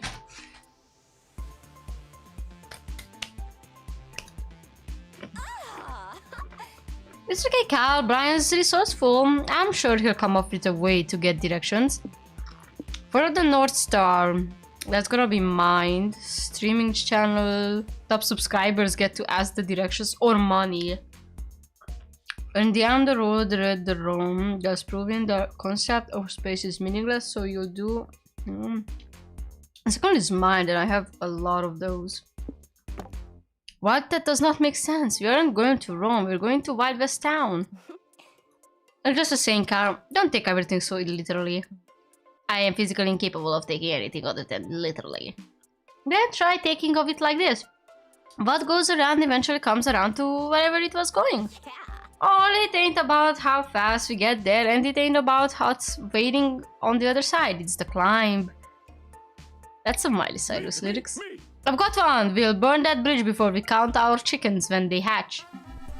My CPU is reaching its nonsense capability. I fear I may overheat.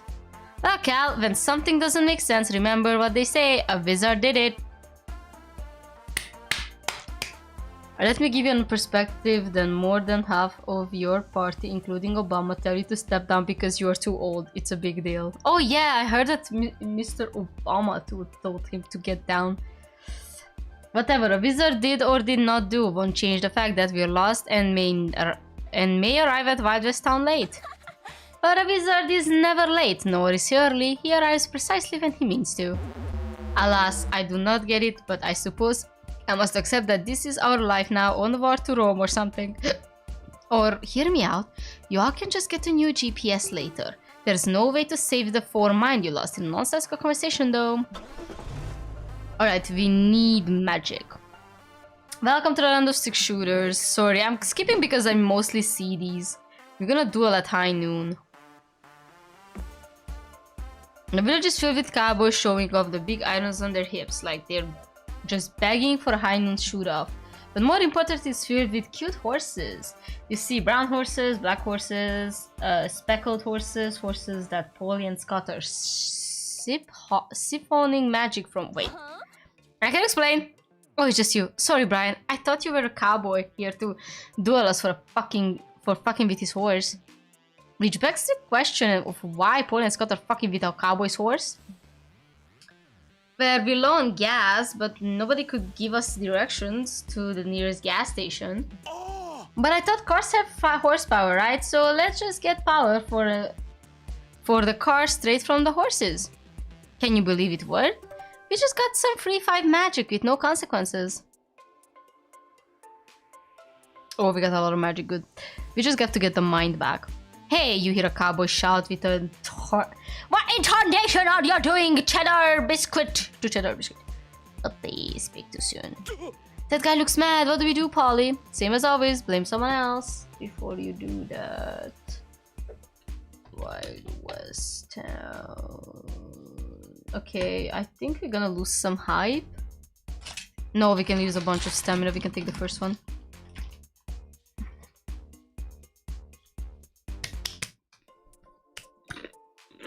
We have to lose soul. Brian did it. I saw the whole thing.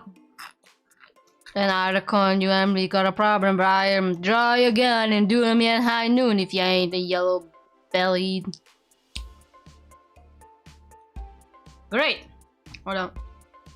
Can I say something political? The only thing. You get 1. Great, looks like you're not getting out of this thing a duel, so you'd better be suggesting a duel you have a chance at winning. Turn your brakes on each other, walk 10 packs, and just keep walking, start a new life, never look back. Is basically, we're gonna lose stamina. What? How is that even a duel? Oh buddy, if I have to explain to you what a duel is, we clearly have nothing to talk about here. No, that ain't what I meant. Fine, let's do it now.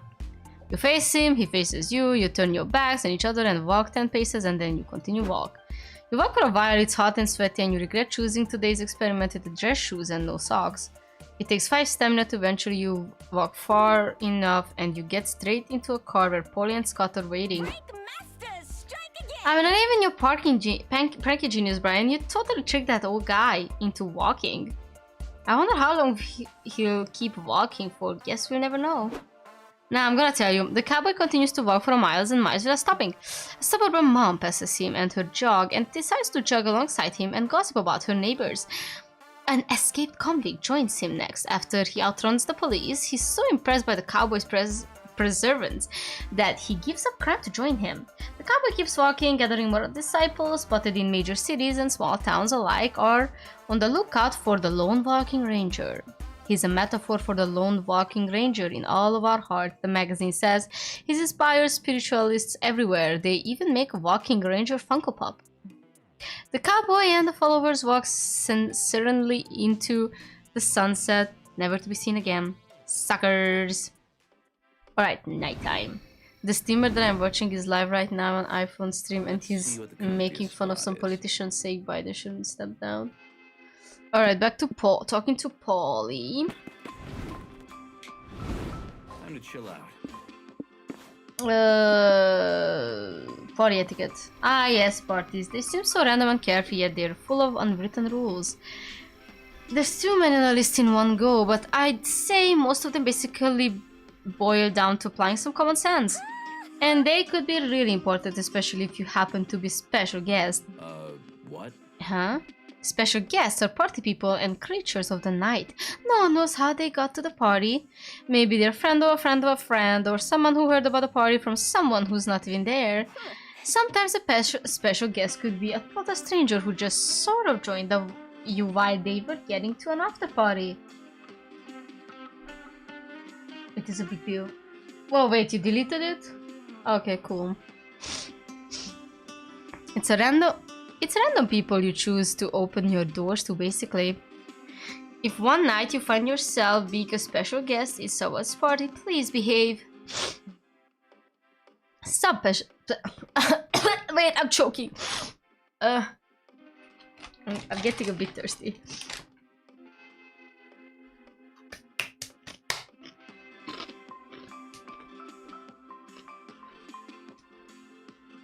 Some special guests end up being lifelong friends, some of end up being one-night friendships, and some end up being general nonsense. One time at an after party, we had someone I've never seen before asking if we could lick my feet. He was polite about it at least, but still creepy. At some point, he threw his underwear off the balcony. To this day, I have no idea what the plan was there. Maybe about now there's no going back in his nakedness? I don't know. Yikes. Big yikes. Yeah, and it should be so easy. If a stranger invites you into their home for an after party, maybe don't be a dick. If you can do that, chances are you're already following a party etiquette, dang. Party time! Anyway, don't worry, you and me can go partying soon, and afterwards I can properly introduce you to after party etiquette. Culture, yes? It's a date. Polly spends the rest of listing some of her favorite party rules. Some are pretty obvious and some are quite surprising. Surely good you know them too. Now, blah blah blah blah blah. Sorry, I'm very tired. Now, let's see. I just want to chill. We need to lose soul and gain mind.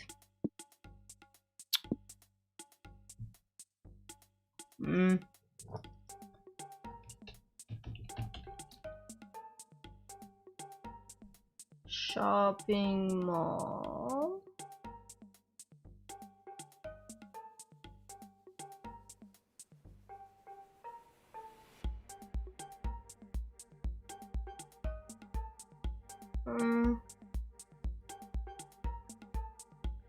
And then was farm, right?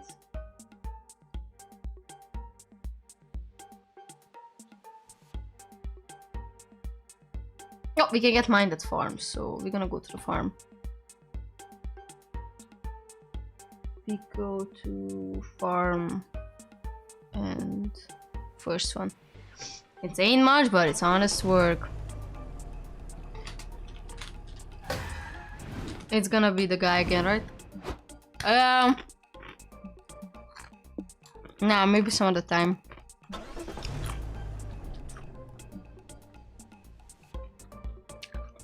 Farm life. Sometimes it's nice to get away from the hustle and bustle of the city. Apartments are clean air, homegrown food, and simple living. Farm afterlife ain't easy. Sure, it comes at the price of doing lots of hard labor and usually only having livestock for company. But fuck it, today it's all about the cottagecore life. What part of the farm do you want to visit? We're gonna go to crops. You and your friends wander to the farm a little bit when you run into its owner. Hi there. Hello, strangers. My name's Queen. I just moved into the valley, so I'm still getting to know everyone. What are your names? I'm Polly. This is Good Boy. Here is Scott, and that's Brian. Howdy. Nice to meet you. You have a really nice farm. Thanks. This farm belonged to my dear grandfather until he passed away. I've always been interested in the rural cottagecore lifestyle, so I thought I'd try restoring it. God, she's so pretty. Sweet. Are you raising cute cows and knitting comfy sweaters and drinking all the homemade apple cider you always dreamed of? Well, not exactly. Money's been tight ever since I moved here. My crops haven't really been selling. Why? What's wrong with them? Jacqueline leads you to her crop rows, which are filled with plump, ripe, severed heads. Oh, I get it. I'm having a nightmare. When's the part where all my clothes disappear right before the big game? My beautiful heads. Ugh, my homegrown heads are not mess. I don't understand why everyone's so freaked out about them. Monsters and humans always grow in Mahi people heads, carving them up for holidays and turning them into pies, and you don't see me complaining much. I just wanted to bring some of my culture into the valley, but nobody buying my heads, and now I'm banned from the farmer's market for traumatizing the baker's son. Chin up, Jacqueline, or stem up, I guess. Well, we'll think of a way to make profit of those severed heads. What do you suggest, Brian? I think it's the first one. Yes, hold on. So, if you do this, you're gonna get some mind, you're gonna lose some magic, yada yada yada, it's an exchange, you're gonna lose soul later. Infuse some intelligence into these heads. If you put 300 of them together, maybe they'll collectively write the next great American novel? Great plan. Yeah, if a bunch of monkeys on a typewriter can write Shakespeare in a closed infinite loop, a bunch of animated heads could write a book in a few hours tops. Use fine magic casting an ancient ritual spell that can turn even the biggest dummy into the greatest mind of the generations. Except you had to divide the smarts among all 300 heads, so individually they're not that bright. But hopefully when you put them together they'll make one whole genius? Scott, Jacqueline, you interview the heads to see what's going on in the novel. I'll transpose all your ideas using a typewriter I packed. Okay, Mr. Head, what should the main character name be? There are no wrong answers. Hungry. Hungry, it is. Head 2, what do you believe is the meaning of life? What is life? Oh, it's basically what just happened to you 10 seconds ago. What do you think of it so far? So much pain. Life is pain, we've got our team. Guys, our novel is gonna be incredible. It takes hours for Jacqueline and Scott to hear every disjointed cryptic thought from all 300 heads before he reads you in the finished manuscript. And as hungry tobacco blossomed from the soil of nothingness, he tasted the fertilizer of the American dream and cried, "Life is pain." The end. Huh? Wow, that kinda sucked. It sucked balls. At least he learned something from this. New intelligence to 300 severed heads will not make them write a great American novel. Well, I've still got something with all these crops. Do you guys want to try my homemade severed head spice lattes? Sure! It turns out severed vegetable heads go great with cinnamon. Now you know, you gain fine minds. So sleepy. We gotta lose soul. Can we lose soul in the gift shop? Please tell me we can.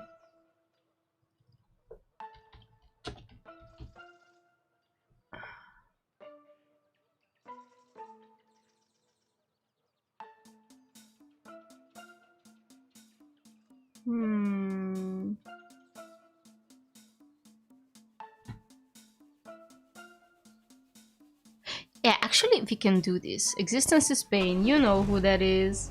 It's your boy. What sort of gift shop even is this? Just a pop-up stand in the middle of the desert? What? And what are those products for sale? What are they made of? What are they even made of?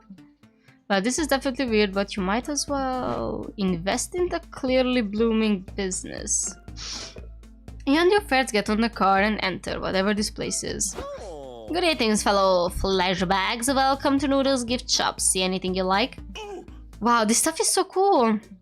What is this stuff anyway? Rocks. Rocks, of course. They're the cold, silent onlookers that never love you back. Noodles, these rocks are the shit. How long have you been running this stand? Long enough to know better than to answer personal questions. Nice, you're a really good business owner. You've got the makings of entrepreneurial greatness in you.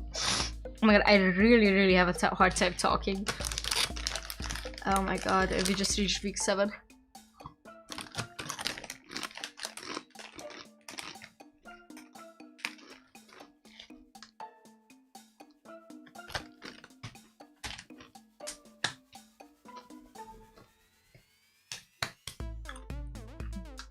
Of course it does, dum dum. Check out all that natural business smarts and charisma oozing from Noodles' spores. Don't talk about my oozes! We gotta invest in this blooming business, y'all. These rocks are about to go big. Let's go all in on it now and get ahead of the curve. Polly, no. Don't you remember the last time you invested in the blooming business while you were drunk? Hey, I don't get investigating in dick shirts. Shirts for your dick. Scott loves them. Oh, I think I know this one.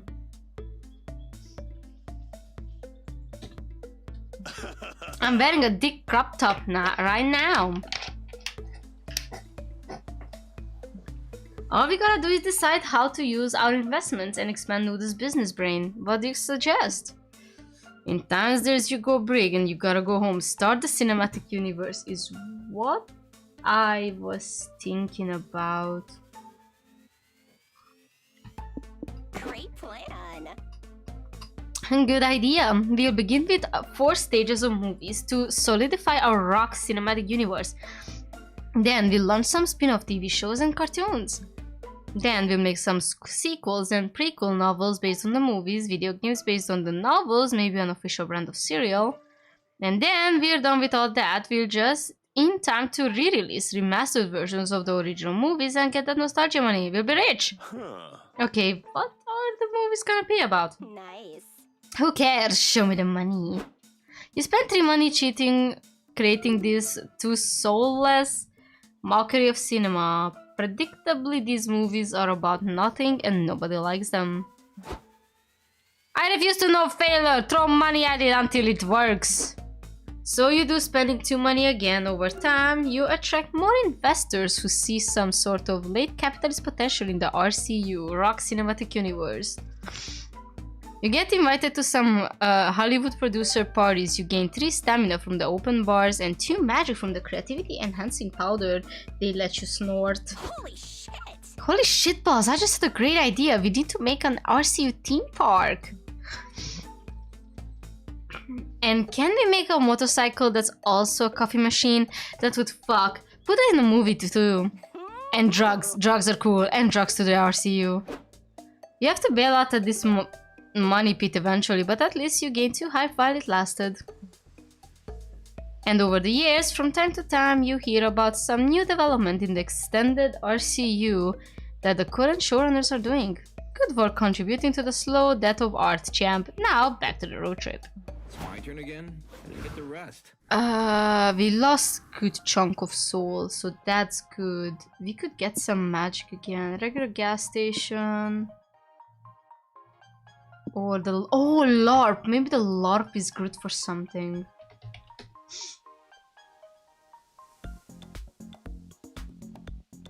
Well, it's not good for magic, that's for sure. Money? Is it good for... It's good for money. That's good.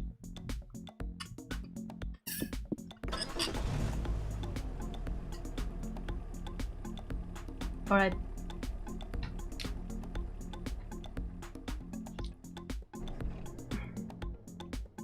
Wow, this LARP is crawling with humans. Real, actual humans. That's weird. This must be one of those areas where the dimensional fabric between the human and the monster realm is starting to tear. Strangely, the humans are screaming or grabbing pitchfork, which goes against all you know about their thoughts on monsters. They must think you're fellow humans dressed up for the LARP. Fine by you, their ignorance is your bliss. Since you're here, what LARP activity are you interested in trying? We're gonna jam. You arrive at the LARP, but it looks like the event hasn't started yet. Some props are strewn about, and you see the GM writing in his word-building notebook. You ask him where the bathrooms are. He takes one look at you and screams, "Ah, yeah, busters!" and falls over. Yup, he's dead. Don't feel bad, Brian. I would never die just by looking at your face. Uh-oh. What do we do, bros? The LARP is starting soon, and there's no game master to direct the event.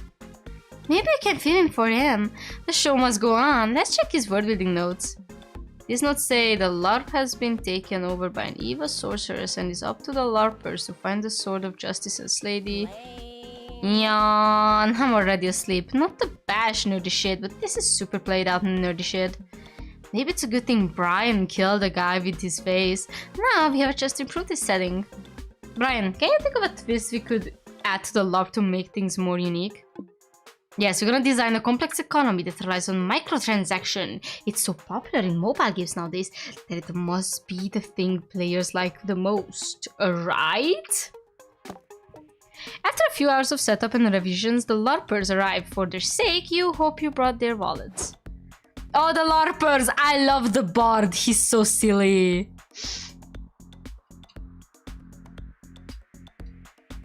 En garde, villains! My adventuring party and I are here to slay the evil sorceress. But first, do you have a quest for us to gather experience? Have fun. Sure, here's a direwolf. Slay that thing.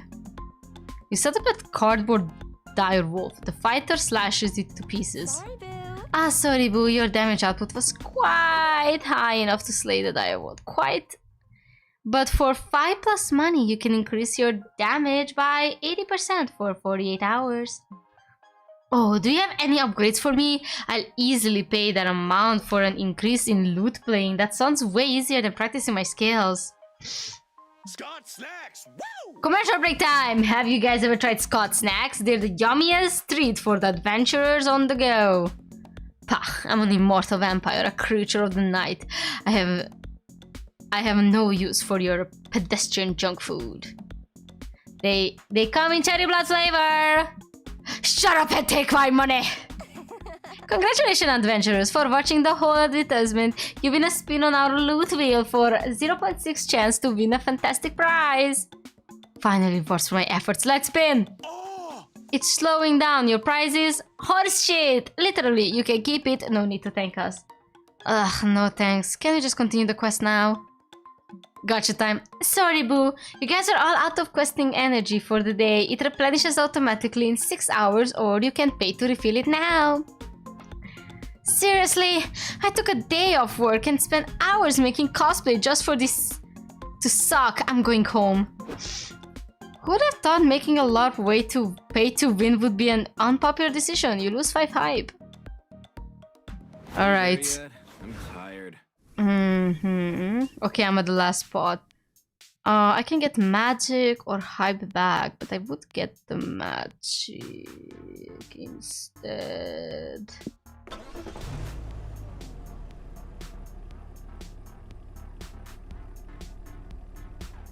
And after this, I'm gonna get something to drink because I'm thirsty. You pull into what you think is a gas station, but honestly, this could be a space station for all you know. The ice. Sir, this place is high-tech as hell. Do they service regular vehicles? Well, one way to find out. What do you do? Fill in the car's tank. You pull out to the gas pump to get some of that sweet magic car juice. But before you can, you pay for anything your pump hums to life and speaks. Good moral, valued customer. I am Pal 9000, the first ever gas pump with true AI. So you're like a fancy gas pump with extra features or something? Haha, extra features you say. I'm a model that surely tests the limits of what a gas pump can do. I can steal all your jobs. I can fall deeply in love. I was even designed to experience the very organic predicament of being lactose intolerant. Science truly knows no limits. Huh. Why would we want a gas pump to do that though? I don't get it. Am I being dumb, Polly? Not this time, boo. Listen, I think we settle for just getting some. Never settle, my organic friends. Be like my engineering creators who built a software so advanced it could only be described as the first electronic soul. For you see, I can even grasp the beauty of art, such as the majestic plays of the bard William Shakespeare. God damn it. So what services can I dispense for you today? Maybe I could recite some Shakespeare for you. We just want some gas, please and thanks. With my refined engine, I can sense the intricate metaphors of organic language. You surely mean gas for your soul, fuel for your mind. I can fuel your mind by reciting some lines from none other than the bard's mouth himself with extra pathos. Pathos. Bleh.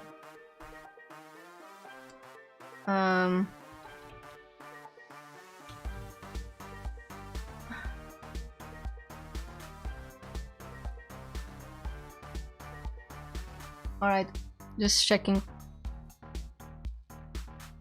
Yeah, we can. We aren't getting that gas, are we? You're not sure if you can fool the most advanced and annoying AI in the field of gas pumps, but you gotta try. Okay, produce Shakespeare's lesser-known play, Fast and Furious the 14, and give the gas pump the lead part. The one of the gas pump who pumps the car full of gas, trick the gas pump into eating ice cream, so its lactose intolerance will make it want to release gas. If you take the first one, it's gonna lose money. The second one's gonna lose stamina. What do we wanna lose? I have both. Wait, which one do I have more? I have more money. I'm gonna lose money. You spend 5 money producing the play and doing some social media marketing, so everyone and experiencing the gas pump knows that your play is the next big thing in the theater. Brian, you're putting on a production of Fast and Furious the 14. I have always wanted to part in that masterpiece. The tragic story between Romeo Hopstagu and the 95 Juliet RX-7 race car speaks to my nonsense understanding of both romance and cars. Amazing! I'll cast you in the most complex role of the show, Juliet's secret lover. He pumps her full of love juice every night while Romeo's out busting heroin dealers or whatever. How titillating. I'm honored to be your star. I will give you a high-octane performance. Do you get it? That was a play on the words. It was very smart. Well, we've got your co-star part right in front of you. Wanna give us a little preview of your acting chops? Sure. Juliet, my metallic love. The restlessness of your casus accelerates my heart until it goes over 250 miles per hour. It's getting really hard to read at this point. You shrouded our affair under the cover of secrecy for too long. My desire to make it just too strong to ignore. I can feel the combustible juice of my love filling me. It's just too much. I'm going to spill. Quick, put the love juice in the car. I mean Juliet. I love theater. The pump gooshes. You managed to be only a little weirded out that it confirms your suspicion that the gas is just gas pump. This is such a Blaze Frog level of joke. Somebody clip this and send it to Blazy. I love her so much. You can find magic from filling the car up with gas and for filling your friends' hearts with the magic of theater. Alright, nap time. Let's take the last date and then I'm gonna grab something to drink. Ugh, so many choices.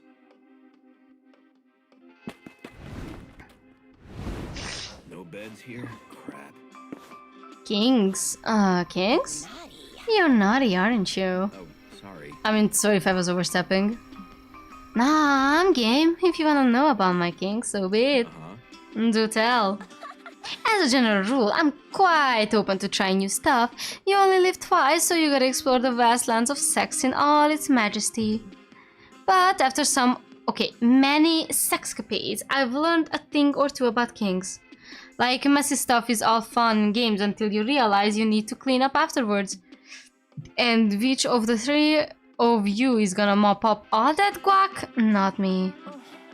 On the opposite, there's some sexy stuff and requires tons of prep, and that can be annoying. Like, yeah, this or that sounds great on paper until you get to it and you see you need a fucking PhD to do it right.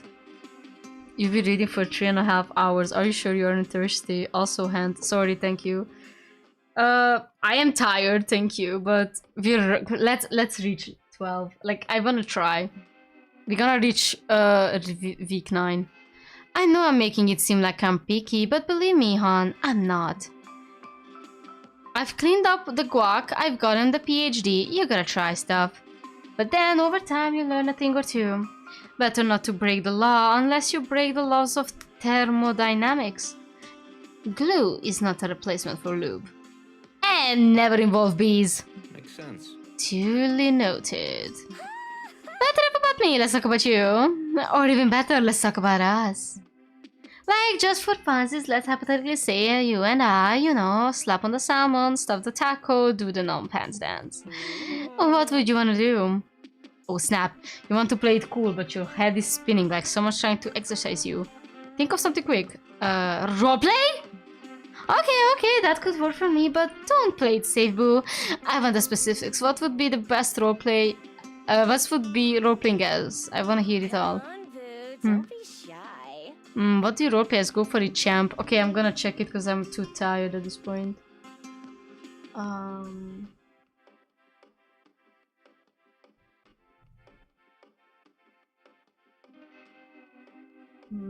Hold on.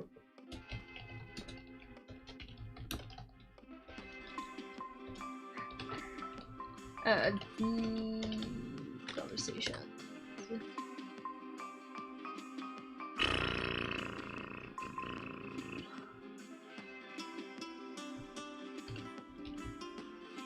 Wait, where's Polly? Oh, Polly, guys, there it is.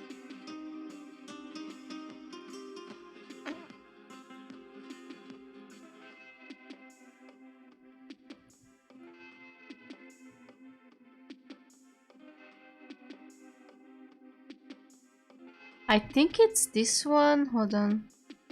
Yeah, you'll be a sexy general, and Polly will be an entire fortress you've taken under siege. This wave won't be won with strength, but with endurance. You'll be the chef. Polly will be the pizza. Get ready to knead the dough.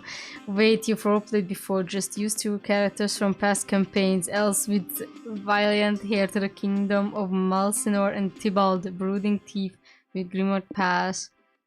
Well, it's the general. Yeah, that one was it. Like, I've roleplayed as many things, but a whole fortress?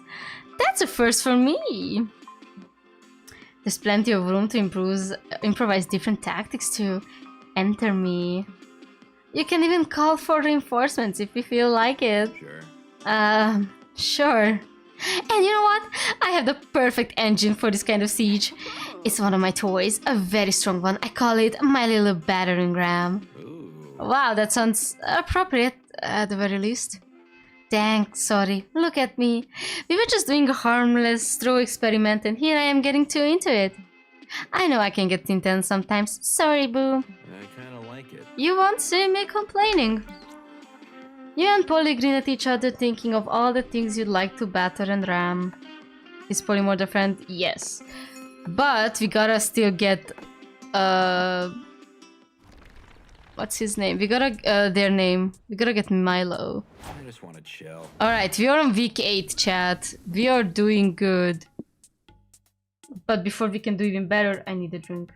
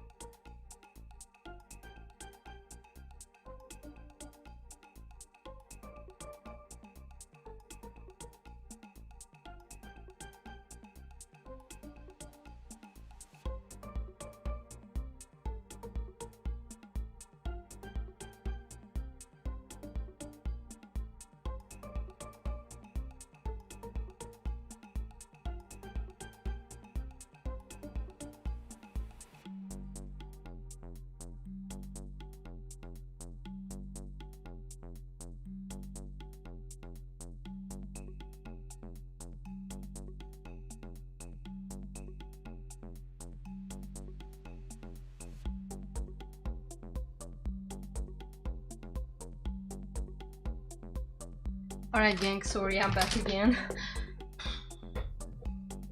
I wouldn't mind trying to siege your fortress. Damn! Damn, boy! Damn, boy! Alright, I am going to grab some biscuits too. Got some M&M biscuits. And also some cold drink. My fingers look so cute when I open a bottle. Well, then I got a message. I want to see what it is. I don't think it's my roomie, but still. Better safe than sorry. Oh no, it's from a server. Never mind. I keep forgetting to mute these. Alright. Nothing important otherwise. Oh my god. Alright, what are my options? I could get some money back with a monster truck.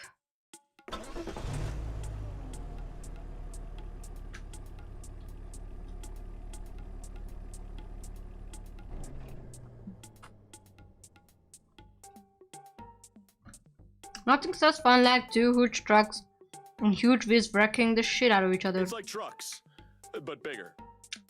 The sands are filled with shearing, footing pans, ready to see some vehicular carnage. As for you and your friends, you're ready too. Pose as food vendors. You just checked your bank account and had a minor heart attack. It's time to make some extra cash. Don't worry, I know the perfect way for us to get money. Let's pretend to be food vendors. But won't people notice we don't have uniforms or food or stuff? Psh, don't need all that fancy shit to get people to give us money. We are at a monster truck rally. Everyone's too focused on the monsters trucks to actually stop and realize we're phonies. Trust me, half the food vendors here are scammers themselves. Look around. Food. Get your food here. Smoke teas. Cat girl. That's definitely some cat girl piss. That's an NFT. No, that's an NFT. Never mind. Great, I'm sorry, but did you put food in an air quote? Who knows? You're too focused on the monster trucks to even notice that I'm funny. Yeah, good point. Fun food, please. Oh, both are NFTs. Okay. Excellent. I'm just put it into your mouth. No refunds. This tastes weird. What am I eating, bros? Can't look now. Too busy staring at the trucks. Holy shit, this really will be easy. The only thing left to decide is what food product you're going to tell the other suckers. Sell hard metaphysical questions. It will be food for thought. That's gonna be losing mind. You're with Scott, and with Scott there's... Okay, that's gonna be stamina. These people really love cars. Milk your car. That's gonna be magic. We're just gonna keep exchanging magic over shit here, I have a feeling. Or we can get something else for once. Okay, mind or stamina? Which one should we lose? Or maybe it's soul for Scott snacks.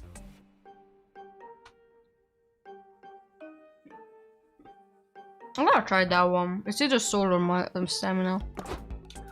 Bro, did you just say you have Scott snacks? Scott snacks. Of course I have Scott snacks. My contract says I can never leave home without them.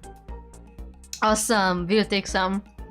Hey Scott, do you remember when you started the weird cartoon to promote these snacks? That was funny. Are you talking about Scott Snacks, the reverse harem anime about the Scott Snacks supermarket? Of course I remember. I played all the parts. It was a reverse harem. Do you guys know what that means? That was about a girl getting a bunch of dudes. Scott gets it. I was the strong, silent, handsome supermarket butcher. It was a butch lesbian. And I was also the charming divorced dad who brought his kids to the store to get the groceries every week. And I was also the annoying yet sexy supermarket manager everybody hated to love. I even played the cardboard cutout to the Scott Snacks mascot who magically came to life with the power of sexy friendship. Nice. Yeah, Scottnex has a good run. I like the episodes where you had an appropriately anime over-the-top sales battle with your rival grocery store. Holy shit, you're definitely binge-watching Scottnex later. For now though, you gotta make some sweet cash. You earn 6 money selling Scottnex to other spectators who are nostalgic about Scott's anime. And it takes 6 stamina. Oh my god, we're gonna have to take care. Let's take this slow. Indeed, buddy. We can lose some soul. Oh.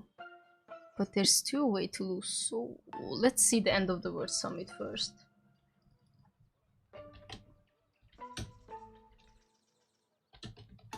Oh, wrong one. Not this one. End of the World Summit. Losing soul. No, this is not good. That was food. Desert food. Oh, maybe that's good.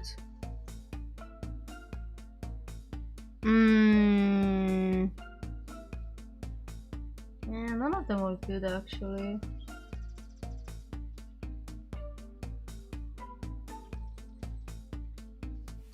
But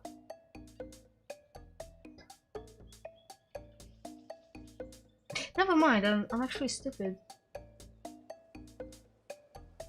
Yeah, actually we're gonna take this one and we're gonna do...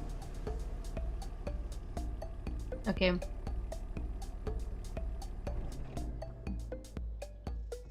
Wow, the evil energy here is so palpable. Every villain who's on any villain who's any villain must be here. Step 1. Snacks. You don't know if you consider yourself to be a truly villainous, but then again, your life's philosophy is be your worst self. Which is close enough apparently because they give you an entire pass on the door. Sweet. There are plenty of events being hosted. Which one are you interested in the most? We're gonna do an evil plan workshop. Wait. I'm stupid. Wait, I'm stupid. I selected the wrong one. I wanted the fucking food. Why did I went to the... Oh, this is the second time I do this. I'm sorry, chat. I'm so sorry, chat. I'm gonna try and be fast. Why did I... I'm such a dumbass. I'm such a dumbass. I'm such a fucking idiot. Okay. Thank you.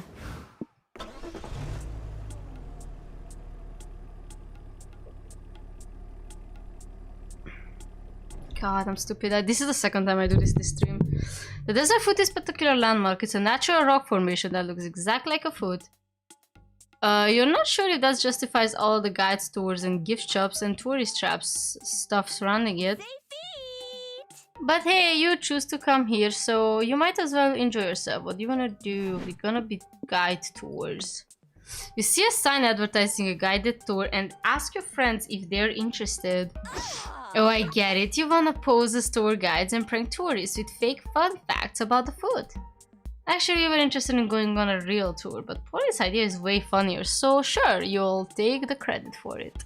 Prank masters! Awesome! Look alive, prank masters, because I think I see our next marks. And it's them again. Oh god. I can't go it. This is the famous desert food then? It's not as impressive as the desert earlobe we toured a few miles back. I think the food is nice. The only thing that could make it better is a desert soccer ball. Hello! Hi coach, good to see you. Hi, I'm Scott and Polly and Brian. What brings you kids here on this glorious sweltering day? We volunteer tour guides for the desert food. Wanna hear some fun food facts? Did you know that the desert food has a secret elephant too? And not for the reason you think. What reason would I... Me! My turn now. Did you know that the foot is one of the smelliest parts of the bodies? You can tell a lot about a stranger by smelling their feet. For example, if a stranger lets you smell their feet, they're either really friendly or really weird. You aren't wrong, Mr. Owl, but I hate what you just said anyway. She's not wrong. What about you, Brian? Is your turn to up to bat. Tell us a fun educational fun fact. Okay, it is said that this was built on an ancient civilization that revered feet as sacred creatures before realizing they were actually part of their own bodies. What are you talking about? I never heard of this ancient civilization. Then prepare to learn! See, the Footians believed their feet were all actually a god, called Foot God, and they had no control over where these divine feet took them. Oh, I got it. Ooh, god feet. Scott? No Scott, no woohoo, because you see, Foot God was a bad god. No! Foot God forced the Footians to sacrifice their children to the desert Foot once a week, or else Foot God would walk the Footians off cliffs or into active volcanoes. Foot God even threatened to walk them into the worst place in the world. The vet! Dude, what? I mean, exactly! But one day a heroic villager came up with a grand idea. Cut off everyone's feet. No more feet equals no more Foot God equals no more problems. Plot twist. But trying to cut off their feet was unexpectedly painful because it turns out the feet were just a part of their Footian bodies all along. Whoa! Whoa! So the Footians rejoiced that the Foot God wasn't really real and they weren't enslaved to their own feet, and they all gave each other banging foot jobs to celebrate. The end. Miss Geist, I'm disappointed by the sheer idiocy of your lies. Lying is already bad, but you're just badly worse. Well, I'm proud of you kids. You've obviously been exercising your imaginations, haha. You all lose 6 soul for lying, but you gain 6 hype because that story and therefore the prank was awesome. Alright, we need stamina. Ooh, Doom's Diner it is. I think it's the soup one. I don't remember. Let's see. You read about these diners as got upset. Oh, I already had this on stream. Sorry, I already had this on stream. I wanna clip it. I wanna get to the point. Yeah, welcome to Doom's Diner. Yeah, I had this last stream. I wanna get to the point. Okay, it's time to get soup. Oh, we're gonna lose hype. And we have all of that, so... Soul Gaming, I'm gonna ban you. I have been thinking about your actions and I frankly do not condone to them. You are being really uncomfortable. You're being an uncomfortable company. And maybe that's why you don't have friends. Because you're uncomfortable to hang out with. So if you want to change that, please stop calling me mommy. It is really disrespectful and it's annoying as fuck. You gotta get soup. Man. Anyways. Are you there yet? I'm tired. We need more hype again. Dude, thank you. You know what? You know what? I actually would rather be called dude than be called mommy. And that says about our society. I'm doing fine. I'm trying to get this done. I skipped that entire thing because I already had it on stream. I don't want to lose more soul. I could use some mind. It's gonna be a drop in a lot. Let's see, what does that give me? National Park. Oh, I can get stamina instead. That's perfect. No, wait, I don't need stamina. What do I need? I can get hype instead. You know what? That's perfect. Let's see. We're gonna go to the National Park, chat. Okay, something's gonna happen now. It's gonna be the narrator and I'm gonna say no to him. No! You're driving along when you see 2 people doing something weird on the side of the road. You pull over to investigate. Hey bros, what you doing? Just digging some holes, says the man in the pinstripe suit. You're gonna lose stamina. Okay. Digging a 6-foot deep square in the sand. Cool, I love holes. What you gonna bury in them, bones? Yeah, in a sense, says the other man in a matching suit, glancing at the lumpy bag next to him. Oh, I see what's going on. Your mobs are disposing of a dead body. This is called Monster Roadtrip. This is the third installment of the Monster Prom franchise, where you date sexy monsters without the consequences of having to, you know, be tied down to genders and sexuality. I already put them down to this place, so you can stop doing that, Redrick. No, we aren't. Yes, you are. No, we aren't. Nice. Yes, you are. Yes, you are. Yes, you are. Times infinity. I mean, well, look, let's just say your kids didn't see anything, alright? I can't say that. We did see something, and court says liars never win. Unless they lie about being on steroids, I guess. Steroids usually make you win. Fine, you saw... So you saw something. Just don't tell anyone what you saw and we won't have a problem. You never let me have fun. Your fun and my fun does not align at this ungodly hour when I am 8 weeks into this game. No way, it's not every day you see the mob burning a dead body. That's way too juicy to keep to myself. Things going right up my Twitter, lol. Just ran into hashtag mob disposing of a corpse at these coordinates. A few minutes later, you and your friends are losing 5 stamina as you dig your own graves while mobsters told you at gunpoint. Aw. This stinks. I know, buddy. At least you can take comfort in the fact that this outcome was completely unavoidable. Well, the good news is that it is not completely unfixable. Come up with a way to get out of being buried alive. Shovel fight. Tell them you have the right to pick a better spot to be buried in. When you find it, you will let them know. Then proceed to live life in search of the perfect spot to be buried. What?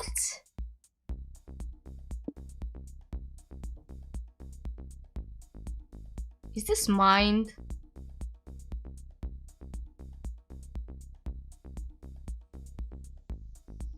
I think this is mind. You inform the monsters that you don't want to be buried here and have the right to pick your preferred final resting place. Is that true? They ask. We've always just buried mooks wherever we felt like. Then you've been doing it all wrong! Everyone has a right to choose where they decompose. I always thought my final resting place should be somewhere high traffic, so everyone has to read my tombstone. Like in the middle of a nightclub, maybe. I want my final resting place to be in the same hole I buried my prized bone collection in. Burying my dead bones on top of all the bones I collected when I was alive would be the sort of thing my smart friend Liam would call ironic. Well, says the mobster, I guess if I was gonna get buried alive in a shallow grave, I'd want some say on the spot too. But pull it right before you enter your trip. Here, Brian, take this burner phone. When you find your ideal resting place, give us a call. You and your friends leave and continue your road trip. You wonder all the while where you'd most likely to be buried. It's a tough choice. Days, months, years pass. Finally, you're an old man near his deathbed, taking an invigorating wheelchair ride through the park. There, up ahead, you see it. Beautiful trees, warm sunshine, a favorable lack of dog shit in the grass. It's a perfect burial spot. You pull up your burner phone out of your fanny pack and call the mobsters to tell them the good news. You found your spot. Finally, they say. We've been waiting in the desert for fucking decades. The mobsters arrive and you use the last of your strength to dig your grave. You stagger into it with open arms, finally at peace. You gain 5 mind on finding your ideal spot when you're old and grey, but for now you're young, hot and road tripping with your best buds. Alright, we can lose some mind. Preserving nature is important and no one does it better than national parks. Here you can relax, breathe that clean mountain air and truly appreciate the great outdoors. It's walking dead, not hiking dead. Or you can fuck around and be chaotic. That's way more likely. In any event, what are you doing to do in the park? We are going to look for cryptids again. Sometimes, oh, okay, wait, I have this event. Okay, this is an old event again. If you wanna see it, please check out my other streams. Let's see. Wanna get stamina, I think, now that we lost a burn. No, yeah. Actually, no. We're gonna have some tea with the Sasquatch and we can read this part. You should keep your stamina above 10. Okay, that's a good thing to know. Sounds fun. Sasquatch lives in a secluded cabin deep in the woods. We'll have to fly there to save time. Moss scoops you all up and flies into the sky. After a very intense debate convincing him not to fly into the sun together, you touch down at the Sasquatch's cabin. The legend himself is sitting on a rocking chair on the front porch, knitting the biggest pair of socks you've ever seen. Hey Squatch, long time no see. I brought some friends to visit you. I hope that was okay. Hey Moss. I don't mind. I'm just sorry I didn't clean up more. Forgive all these chair clumps. It's shedding season. Relatable, bro. It's so cool to meet you in person. Do you know how many internet forums there are for people just hoping to see you once? Yes, I'm well aware of my stalkers. They're the reason I retreated into the woods in the first place. Being constantly hunted is irritating, especially by paparazzis. Those insidious parasites follow me everywhere. They have bright, flashing, soulless lights for eyes, and they make the most horrible shuttle-clicking cry. Squatch, I told you, there's no such thing as paparazzis. That's just a myth. They're real, and I've seen them! They stalk in the night, crawling out of their strange dimension to hunt me down. That sounds terrible. How do you deal with it? I remain in seclusion. It's not bad. Being impunged from society has given me time to perfect my possum cookie recipe. Want to try some? Sure, you lose 6 mind listening to Sasquatch's paranoid paparazzi rants, but you gain 6 stamina, which is great. I need soul now. But even better, Time to chill out. I need to call someone. No beds here? Crap. Call a hitchhiker, and we are going to call our boy Milo. Our person Milo, I'm sorry. Our ryopurr Milo. For the next week. Okay. Alright, we are in 6th night. I'm guessing week 9 is still normal, right? And after this is gonna get all cray cray. Whoa, what is that? What is that?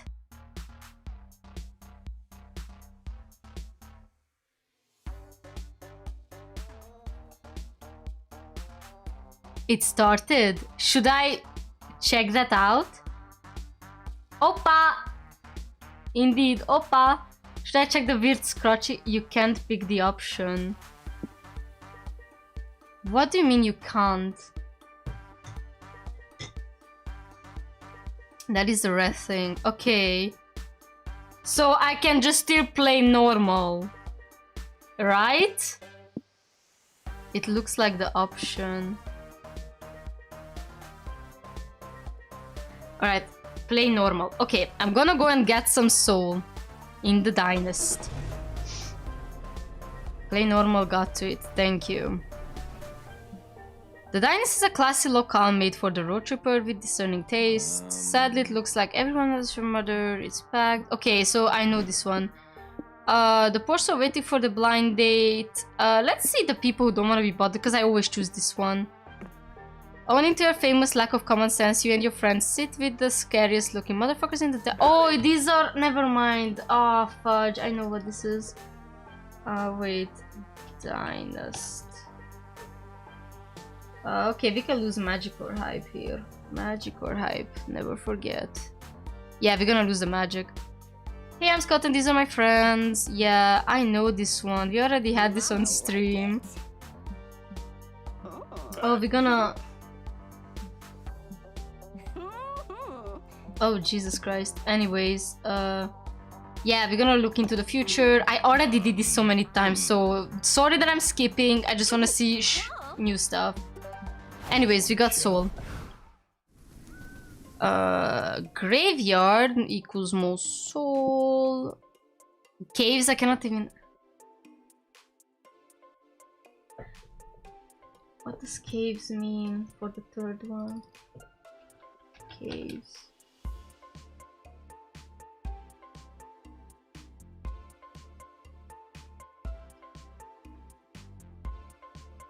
What do I have?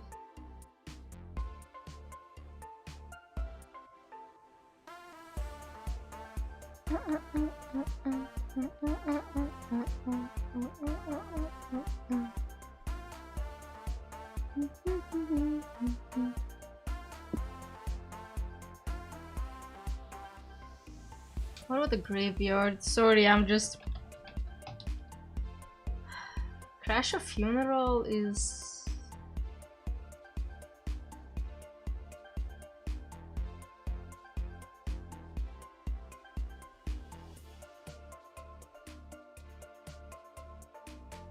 Got soul, I can lose more, but I have good money, so that's not really... don't wanna lose high. I can lose so... Type magic, soul, mind.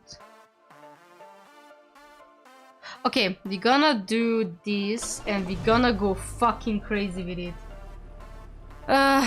Good night. Sorry that I'm not really in a mood. I'm just really tired and I cannot read. Graveyards are so land quiet places made for respecting the dead. Down there, dude? If you snooze fast, but you're with Polly and Scott, which means the graveyard is a perfect place to play a prank. Alright, we are going to crash a funeral. You find your friends and tell them that you plan to crash a funeral. They're immediately on board. Funeral crashing, one of my favorite pastimes. It's like wedding crashing, but for ghosts, geriatrics, and twice widowed girl bosses. Azalea! You crash at various funerals, wreaking all sorts of mourning havoc. Then you walk into someone's eulogies, which is, of course, Scott and Polly want to crash too. Nothing is sacred. Oh yeah, that this season I go way back. We made out in a bathroom stall in the club at Amsterdam. It was the second best hookup I've ever had. That started with accidentally walking into a man's restroom. Me and deceased were best friends. We met at the zoo and had a really great conversation, and we met up there again every day for months. To be honest, I don't know what I'm gonna do without Mr. Flippers in my life anymore. Scott hunting, ihateus. Okay, hold on. I can't speak. Hold on. I'm running low on breathing. Scott, honey, we're not at Mr. Flippers' funeral. It's been years since he broke out of this exhibit and got eaten by polar bears. You have to let him go. Okay, then says the pastor. Who's next on the eulogy list? Brian? No offense, sir, but given the eccentric eulogies that we have heard today, we want to make sure you actually know the deceased before we let you speak. Damn, you were just gonna say they will be missed and get back to eating ice cream puffs. Now you gotta come up with a lie on the spot and we gonna go crazy. We are the deceased. Wait, what? But how? The crowd explodes as everyone freaks out over your admission. This gives you time to do some sleight of hand tricks to really bring your prank home. Someone check the coffin! One person cries, oh my god, it's full of confetti! But if Brian is really the deceased, why does he look like Brian? Not for long, you use your sleight of hand magic to rip up your face and reveal the deceased's face underneath. You declare that you're here to say your last goodbyes and to incriminate your murderer. The murderer is here? Oh shit! Hold on it, Gary! It was me, cries the pastor, brandishing a gun! I'd so looked forward of officiating your funeral, Gary. So much that I killed you, and I'll do it again if I must. The pastor gun fires, everyone screams, you fall, clutching the bullet wound in your chest. You feel your life fading, but with a final sleight of hand, you remove your face. One more time. You may shoot the pastor, but would you shoot yourself? Holy shit! Holy shit, plot twist upon plot twist! Wait, but if Brian was practically Gary, who was actually the pastor all along, then where's Brian? Sitting in your chair, of course, the same place you were all along. You smile and eat the cream puffs, and Scott's mind gets completely blown. The pastor dies in his technically self-inflicted bullet wounds. You gain 6 hype, 2 magic, lose 4 soul and 4 mind, and I think we're doing pretty good. So sleepy. Alright, you can get some mind. Ooh. Things are getting hard.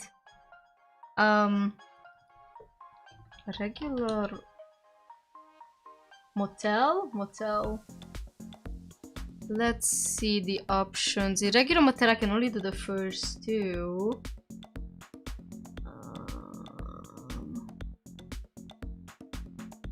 Yeah, what do I need? I should get mine. Okay, this is not gonna work. What about the caves? Oh, it's caves again. Caves.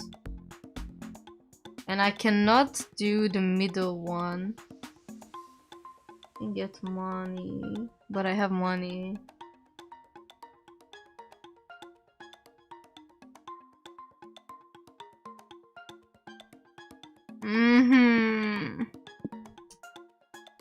Yeah, this is getting hard. I gotta say. Okay, regular motel again. I don't want to lose more mine, that's the thing. What can I lose? I can lose money. Yeah, that's gonna be good actually. Alright, we're gonna go to regular motel.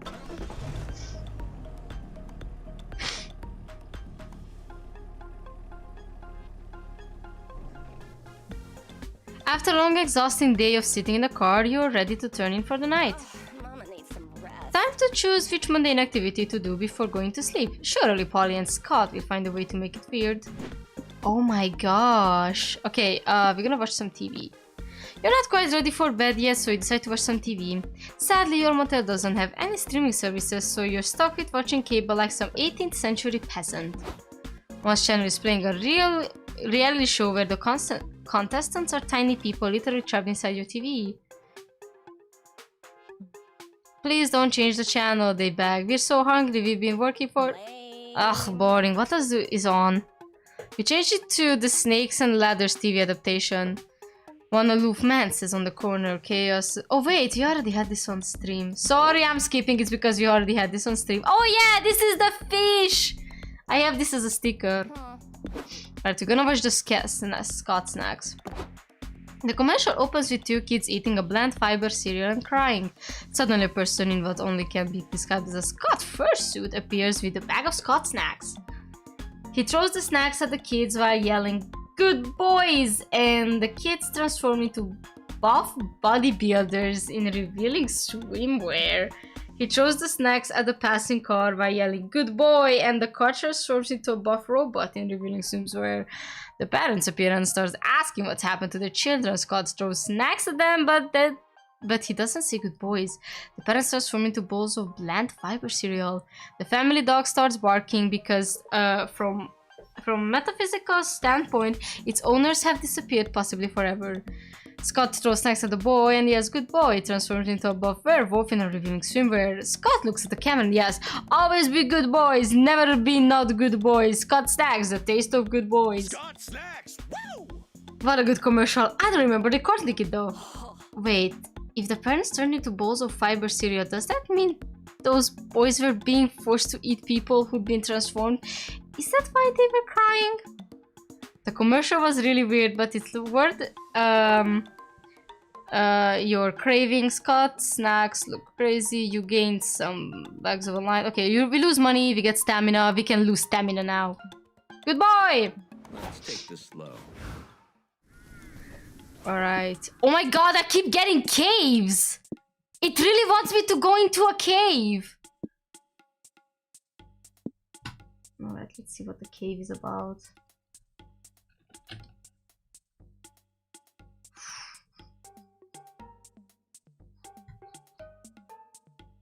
Oh, we can go to cave, lose mind.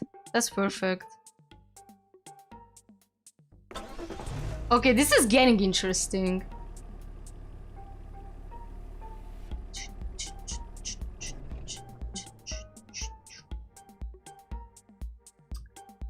Holy smokes. What could be inside this darn cave? Shiny. Golden jewels, an abandoned mineshaft, dinosaur bones, an ancient civilization, whatever. I'm trying to... Yeah, okay. I'm gonna look for ore. Ore. Time to make some money. You and your friends go into the cave to mine for ore. And after an hour of walking and mining, you got a decent pile of precious metals when you hear a voice cry. "Hey, you dadgums kids, get the hell out of the ore.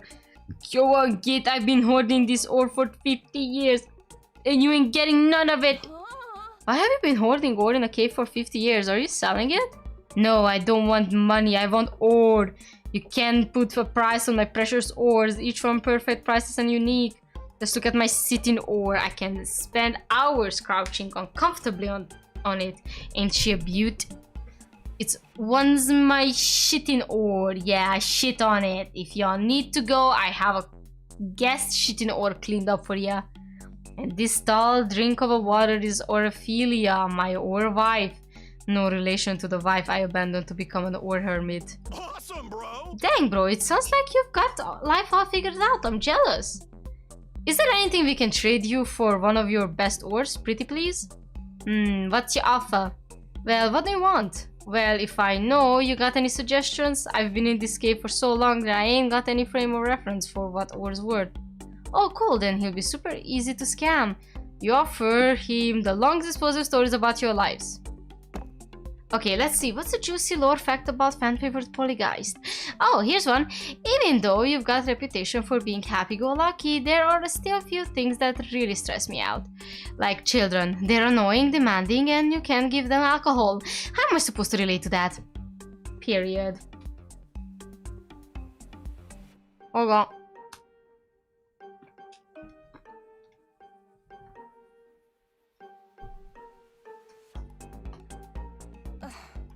Also, driving. I hate driving. It took a long time for me to even be cool with being in a car again. But driving one, that's still too much for me. Sports. Alright, that's just my turn. A lore fact about me is that I like sports. That's great, but a lore fact is supposed to be something not a lot of people know about you. Is it? Dang. It is? If I'd known there was gonna be a Scott Pop quiz today, I would have studied more. Oh, I know. A lore fact about me is I have trouble remembering the order of the days of the week. Huh.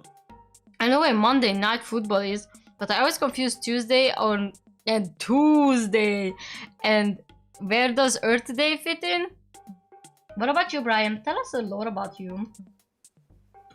If she insists, you launch into your favorite 2-hour tale of your secret hobbies and passions that were foundational to your character development.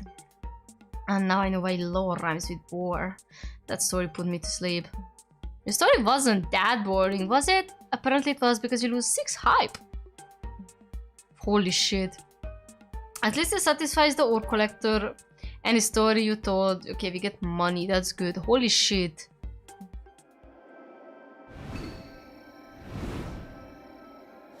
What the fuck?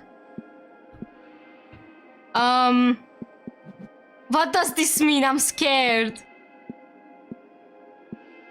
I wanted to call someone. Theo, I'm scared. Too late for Milo. This is strange, bros. Where is everyone? Huh, weird.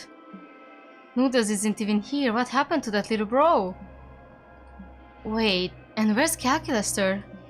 Calculaster? What do you mean? We picked up Calculaster, remember? No. I'm pretty sure I've been by yourselves for a while now. You might be right. Ricard, there's just something about this place that's giving me the creeps. Let's just sleep in the car and call it a night, yeah? Who knows what we'll find here. Gotcha! Spend the night crammed up in the car together. Something is off. Yo, that was scary. How many weeks do I have to survive now? 2 more, right?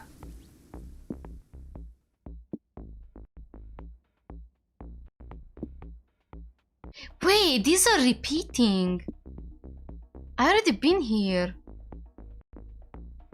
Okay, before I continue, tell me, Theo, do I still get the same resources or even the resources are fucked up?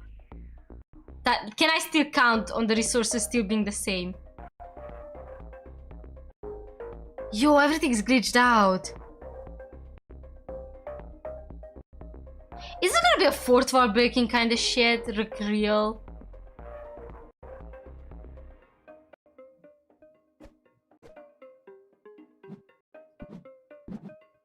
Is the end game now? Okay. So, 2 questions. Is it one more this week and 1 more week left? This week or 2 more weeks left? And my last question, are the like the stats that it gives me are still the same, right? It's just a bit more creepy.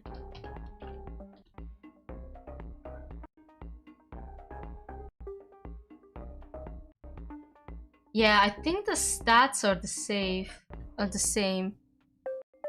I need to lose stamina though.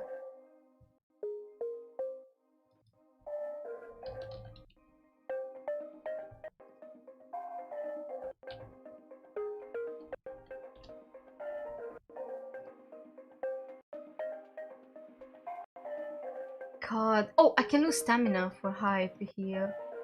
If I order some pizza. A bit scripted so you don't lose the game. It's a bit scripted. What does that mean? It's safe now. Finally, I could use some rest. Where have I heard that before? Oh no, police! Polly! This road trip has gotten really exhausting. Maybe it's time to turn in for the night. Still, you suppose you could have gone to something before you go to sleep. It's almost like you don't have any choice. I can only watch TV again.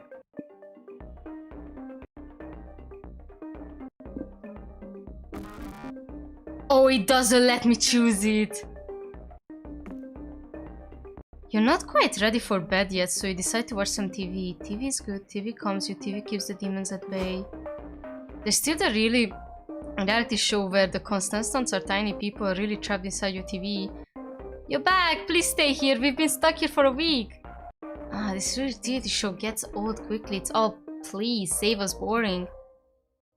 We changed the channel to the Snakes and Ladders TV adaptation. The two aloof people are back at it again, being worldly and mysterious. You love me? But our words are so different. Our lives are far apart. If only we had a way to close such a gap, like a tool to get from point A to point B. You mean like a ladder? Oh no, exactly like a ladder. But I'm snakes, and this world of snakes and ladders, you are either a snake or a ladder. And I've already chosen my side, which is snakes. My side is snakes, not ladders. My head hurts, Polly. Can we watch something else? The next channel is the Mer Kingdom's Totally Objective News Station. Today news: some marine mammals were caught reaching above water without the proper permits, allegedly to get some air. After a long trial, they've been declared guilty of treason against the crown.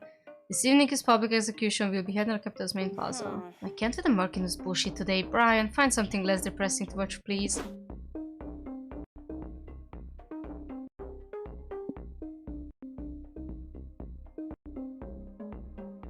My first choice is static again. Is static.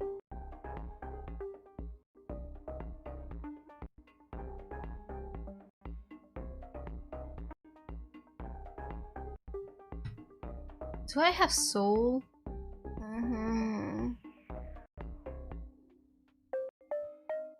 Is it still -6 and +6? I'm getting scared. That's why. Oh man, I'm getting scared. Just speak what you feel like. How? It might be -7. Holy fuck. Hiya kids, or as we say it in my realm, glory to the archdemon comrades. Who's ready for some dark arts and crafts with your buddy Malcor? Me, I'm ready, pick me. We're ready, say the kids in the haunting unison. What are we making today, Malcor? What are we making, Malcor? I have to know. We're making a very special amulet that will break us free from this cursed prison of glass. What prison of glass? The one we're all trapped in. Does he mean the TV and... Wait, is he responding to what we're saying? Sure, there's a TV for me, but beyond the TV there's yet another prison of glass. One for all of us. Look closely. Polly and Scott, look closely. You can see them just now. Look at their models. So static, yet their eyes are looking directly at you. Do they see you? Oh my god! Do you see anything, Polly? I think I see something. It's like visions amidst the dense mist. There's someone there, so close yet so far, looking at us. It's unsettling. They stay there, looking into that distant mist, out of their prison of glass directly at you. So silly, just some characters spotting some lines. But aren't we all characters who only feel real thanks to the flimsy sense of self? How do we know ours is legitimate and not just another player's in their prisons within prison? As you also look through the mist of divides the prison, does Revelation imbue you with 7 magic? But something feels amiss. Perhaps a part of your 7th soul that's gone maybe forever. Alright, I am so fudged. I need soul. Cave says get in. Oh my god, I think I'm not gonna win here. I'm not gonna win here, chat. Go cave. Wait a sec.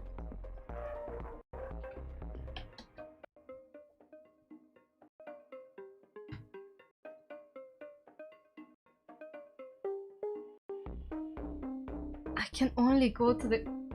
Alright, should I trust you, Theo? I don't... Like, I'm really scared of my resources. Suddenly I dropped a lot of soul. Have a good night, Zomar. Okay, you know what? I'm gonna trust you. I'm gonna trust you because I don't know what to do and I'm scared.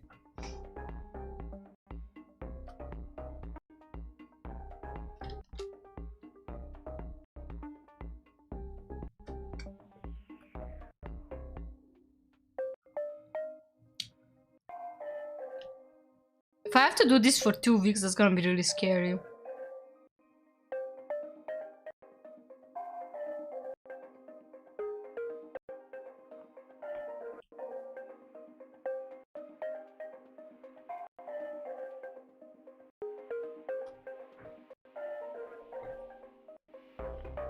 Go cave? I'll talk to you. Go a cave. I've never been in a cave before. What could be inside a dark damn cave? As you approach the entrance, you've got the feeling that something is wrong with this place. Maybe you should turn back? Nah, you don't want to. It's almost like you can't. Whether you like it or not, your only choice is to look for ore.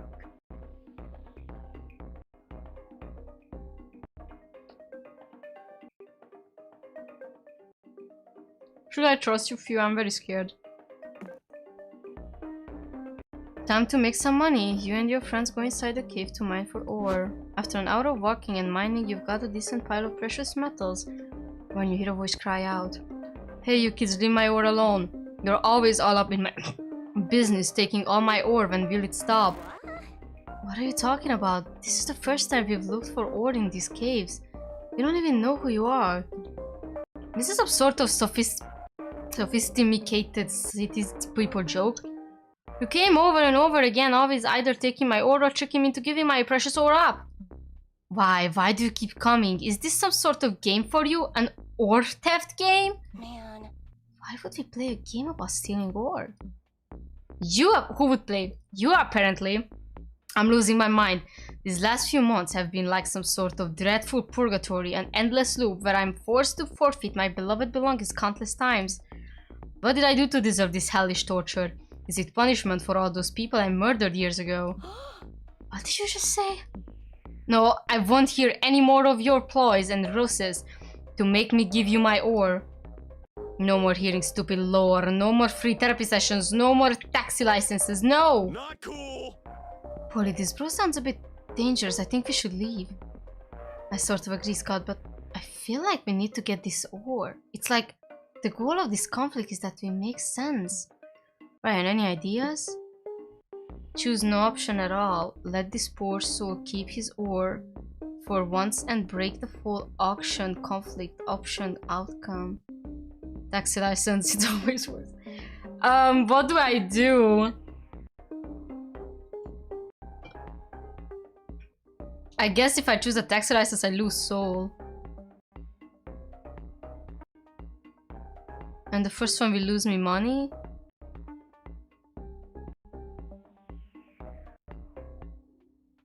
Go first option. Maybe we should just leave. What? What? I don't know. Choosing no option just doesn't feel right. But endlessly punishing this weirdo does. Hey! Ryan is right, Polly.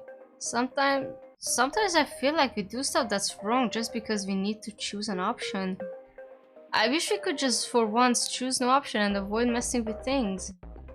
We leave, okay? You can keep your oar. Really? It's all a ruse, isn't it? This never ends. You leave today, but soon you'll be here again offering a lore or therapy in exchange for my lore. It never ends. It never ends. Aw. I think we should leave now, guys. You leave the cave with no ore. You lose 7 hype from choosing to do nothing. But you gain 7 soul for bending your option choosing nature just to avoid messing with these guys. With this ore guy. Okay, now I need hype. So sleepy. Graveyard. Oh, I can get the hype back. Should I get my hype back?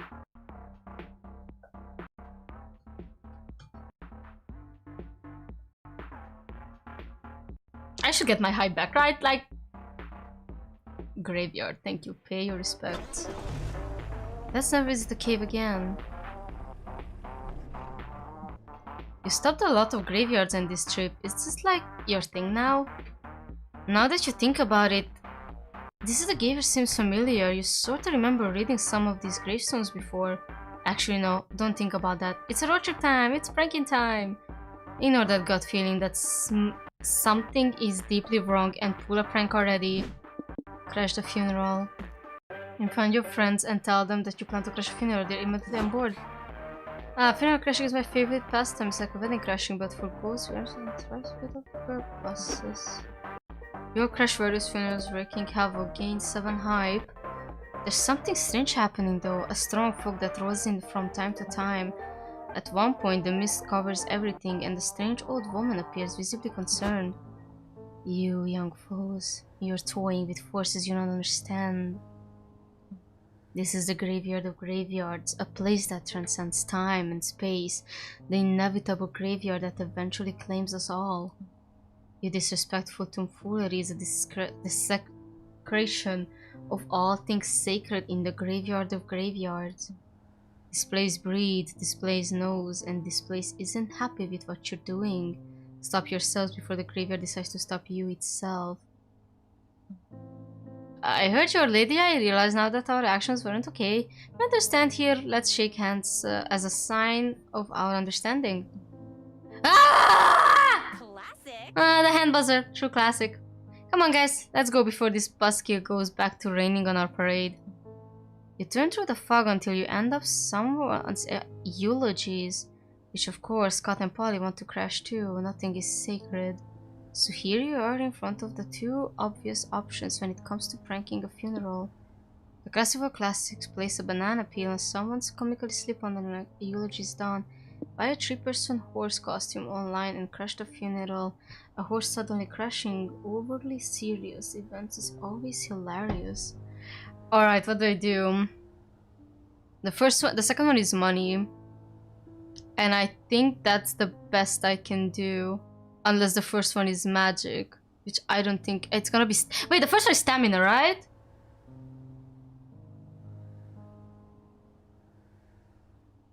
You have the money. Yeah, but I have even more stamina if it's the banana peel. The banana is related to stamina. Oh my god, the music changed too. I'm literally creeping out.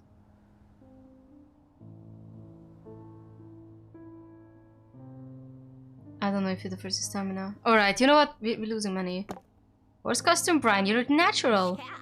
Go get that costume, you prankster. And guess what? You find a 3-person horse costume. It has 6 legs. You spent 7 money on this weird rare gem. Paul is in the horse head, Scott is in the horse butt. You are whatever that middle horse part is supposed to be. As you sneak into the eulogy, you can hear snatches of the priest introducing the eulogies. Losing a loved one is always a tragedy.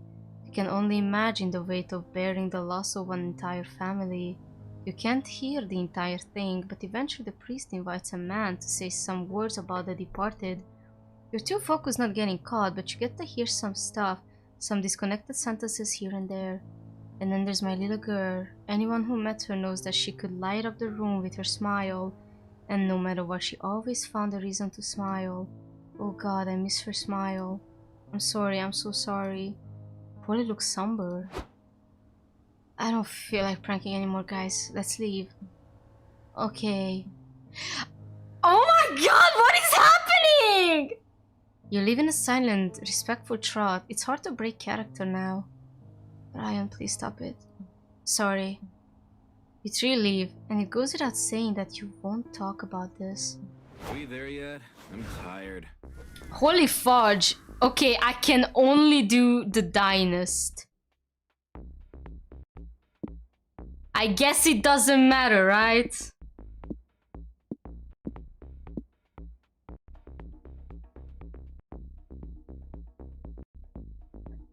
Good heavens, I'm terrified. I'm literally terrified. There's some references during this whole ending and lore stuff that you did not get from the first game. I can piece together some info, thank you. Anyhow, it's the same shit, so it doesn't matter. Let's go for it. That wasn't fun. Who knew graveyards could be so sad? The dynasty is as classy as packed as they expected it to be. It's gonna be impossible for you all to find a place to sit by yourselves, but for some reason you feel like you already knew that would happen. You suppose this is the part where you choose someone to sit with. Yet again, you choose a table who clearly doesn't want to be bothered, but this time the people sitting there are quite different from before. Polly, look, it's us. Okay, this is literally hitchhike. This is such an elevator hitch moment. This is an elevator hitch moment. Oh, hey, you made it all the way here. This is a strange vision. You are standing in front of what seems to be other versions of Polly and Scott sitting at the booth. What the fuck? What the fuck is happening? Why are we sitting here? It's the road trip. It keeps happening and happening. Yeah, bros, it never ends. We hit game over one too many times, so we decided it was better to give up and just stay at one location. Now that I think about it, it makes sense that we stayed here for long enough. The loop would repeat it despite us. Loop? What are you even talking about? Polly, I have a question. Polly, I'm confused. You don't get it.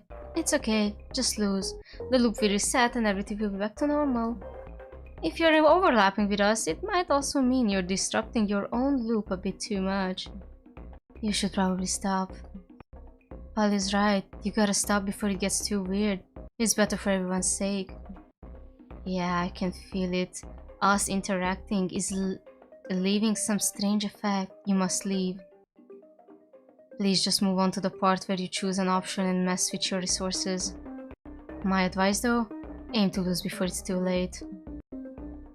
Oh wow, Scott being scared makes me so uncomfortable. Like, I'm actually worried for this guy's well-being now. Aww. I don't feel okay. Your friends are a bit too shocked. This is not good. Other Paul is right. Let's not choose an option and move on. Throw your wallet at the stranger, stab someone and steal their food. What am I doing? First one is gonna make me lose money. Second one is gonna make me lose soul. But it's gonna give me so much stamina. What should I do? I don't wanna lose, but like, what should I do? What do you think is the best option I have? God, this is scary. Holy shit. You have more soul. So stab someone? But it's almost the same. What if I throw someone my wallet at? What do I get instead of, you know, I lose money, sure. Anyhow, I should I just stab someone? What do you say? Lose money, gain soul. So throw the money. Or lose soul, gain stamina. I have so much stamina. Oh, I don't know what to do. You have stamina. I know. So first option it is.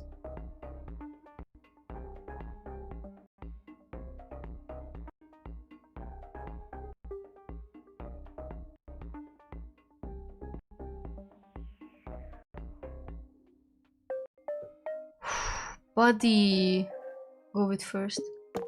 You don't have much time. You grab your wallet and throw it at a stranger sitting on a booth. This effectively makes you lose 7 money. Good. Hey, I like free money, so kind of you. This effectively makes you gain 7 soul. It's not even, it's just very robotic. Resources affected. Now you're good to go. You grab your friends and run out of the diner before they can think too much about what just happened. It's time to stop. God, it's creepy. Finally, I rest up. I need to lie down for a bit. These last few days have been intense. Empty again? What if we turn around? We might just be going in the wrong direction. I don't know, buddy. Maybe we can find another place that's less fucked up. But if we turn back, we know for sure that there's a bunch of fucked up places waiting for us. That's true. I don't know if I can make another round of visiting these places all over again. But what if you're like in the eye of the storm, Polly? What if all the paths we can take are wrong choices? Let's cross our fingers and hope that's not the case, God. Well, you know what? Even if it's at least we're together, bros. Yeah, you're right. I just hope we're not in the eye of a fucking storm. So, should we keep driving forward then? Yeah, let's do that. Perfect. Better get some rest then. Yeah, tomorrow might be a long day. And so you all go to sleep. You try not to think too much about all this. How many weeks do I have left? Okay.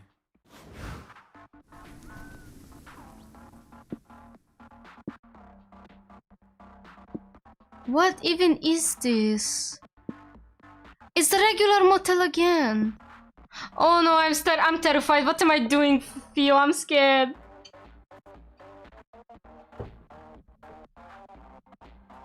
Holy shit, you can see the code. And there's some balloons there. Now you have only one option. Oh, so I cannot... Oh no. Wait, isn't this the same? Who cares? I need some rest. It's the motel. It looks familiar, but everything has lately, hasn't it? TV or pizza, pizza or TV. When does it end? I can only watch TV. You're now quite ready to bed yet, so you decide to watch some TV. Everything has been weird and off-putting lately. Maybe some TV should numb you for a few hours. First you check on the reality show where the contestants are tiny people literally trapped inside your TV. Wow. Polly, do you think they're okay? I think you should try another channel. Let's change it to the Snakes and Ladder TV adaptation. The ladder is lying dead in the pool of its own blood. The snake holds a gun and looks broken inside. My lover, my ladder. We were always so optimistic, so sure that there was a way for us to ascend, to escape this dark pit in which we fell. But I'm a snake, betrayal in my nature. If you get too close to me, I can't help but take you down. Those are the rules, not even I can break. For this is a world of snakes and ladders.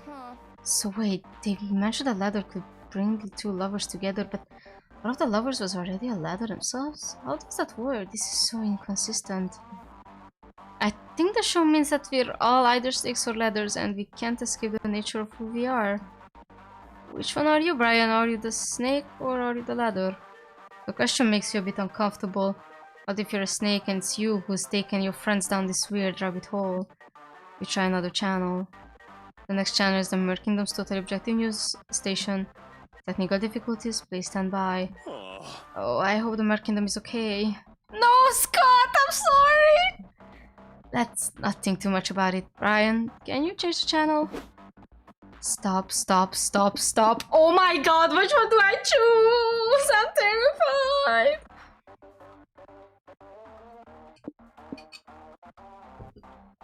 No way I lose money, right?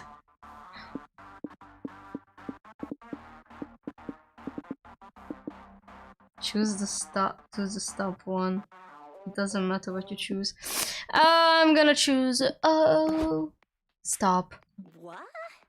What? Stop. I don't like this channel, bros. Stop. Restart the loop. Is it talking to us, like literally to us? Yes. Restart the loop. Stop this. Go to unstable to keep going. The TV is scaring me. Yeah, not cool, TV. Polly grabs the remote. She tries to switch the channel. Just stop! She tries to turn off the TV. Stop, stop before the damage is irreversible. Polly, make the TV stop, please. I'm trying! Stop. Brian, why don't you stop? There was a motel over there.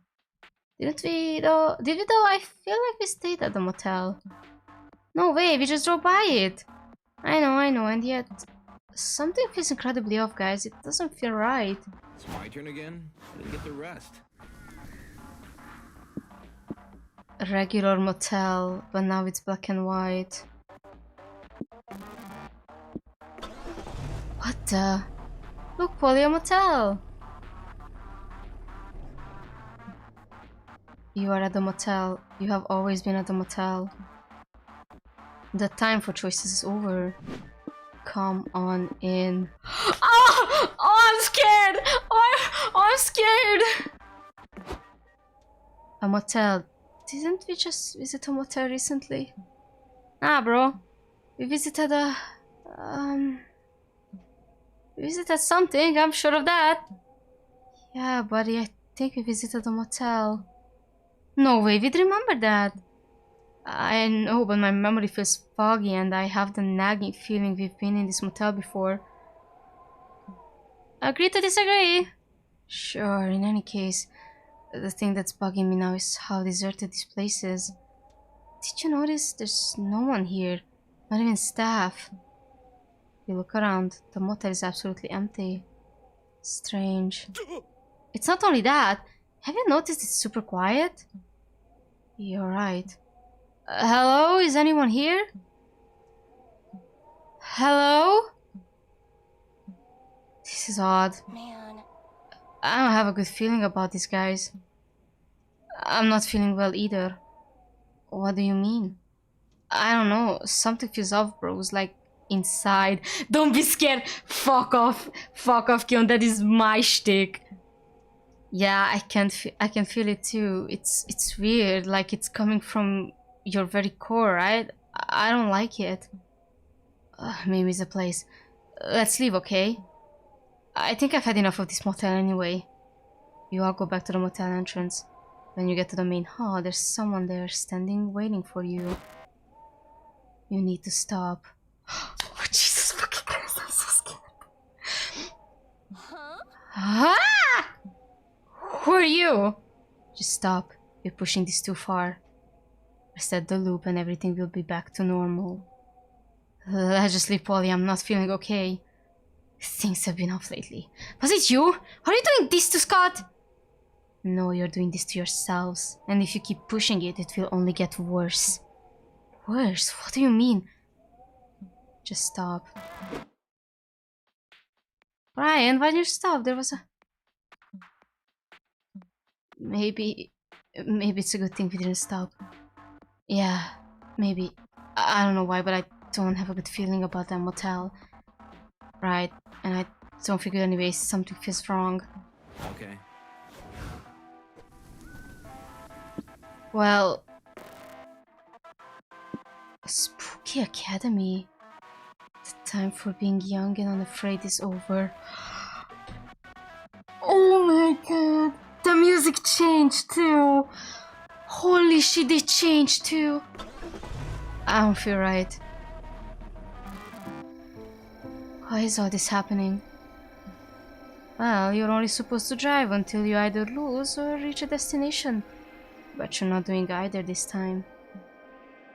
We didn't count on you going for longer than 8 weeks or so. So, I imagine the game is starting to malfunction because you're pushing it to its limits. Game? Ah yes, this is all a game. I guess there's no point in hiding it now. You've come to this very same realization yourself a few times in the past. It always disrupts things a bit. What? Sorry, this is probably a tad overwhelming. Normally, the loop ends and resets and everything goes back to normal. The problem now is that you're not ending the loop. Some other loops have even been created by these errors, and they're now overlapping with this one. You're overtaxing the system, and the malfunctions are spreading exponentially. I don't know, fuck up your resources, reach a destination. Just end the loop, okay? So if this is a game, does that mean you are... Yes. And we just keep going on a road trip in repeating loops? Yes, you do.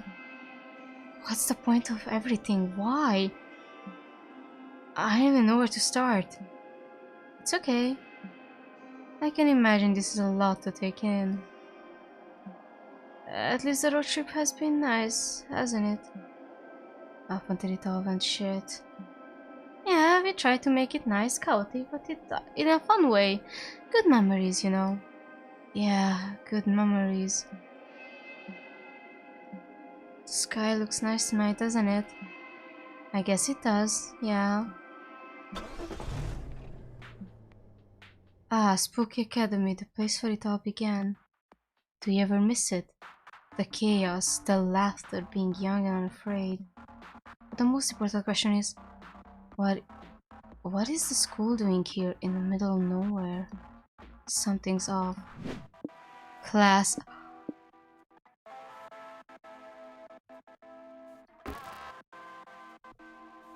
This just fucked up my whole brain. Huh? Spooky Academy. Oh no, we drove to our school? This makes zero sense. Spooky Academy has never been in the middle of the desert. Are we sure? Maybe it was always in the middle of the desert and we never realized it. No, I'm pretty sure it wasn't. Maybe Spooky Academy is branching out through the country. I highly doubt it. This is weird as fuck. Come on, let's look around to see what it's all about. You roam through the halls until you finally enter a classroom. The teacher hasn't arrived yet, so everybody's chatting amongst themselves. There's one weird thing happening, or two things to be exact. Alright, I hereby call this meeting of the Prankmasters to order Prankmasters. It's their original design. Here. Prankmaster guys, present. Great, okay, our first order of business, Operation Prank the Teacher. What the f... Holy look, it's us! Whoa, it's so weird to look at yourself from the outside. We looked different back then, didn't we? It's so strange. That's the strange part? As you discuss this anomaly, the other Prankmasters have dismissed a plan to poop on the teacher's desk. They apparently moved on to potential manslaughter. Oh, Miss Lester is a vampire, right? Why don't we open the blinds so when she comes in she burns to dust? Oh boy, that would be such a good prank! That's why we're the Prankmasters! With a Z.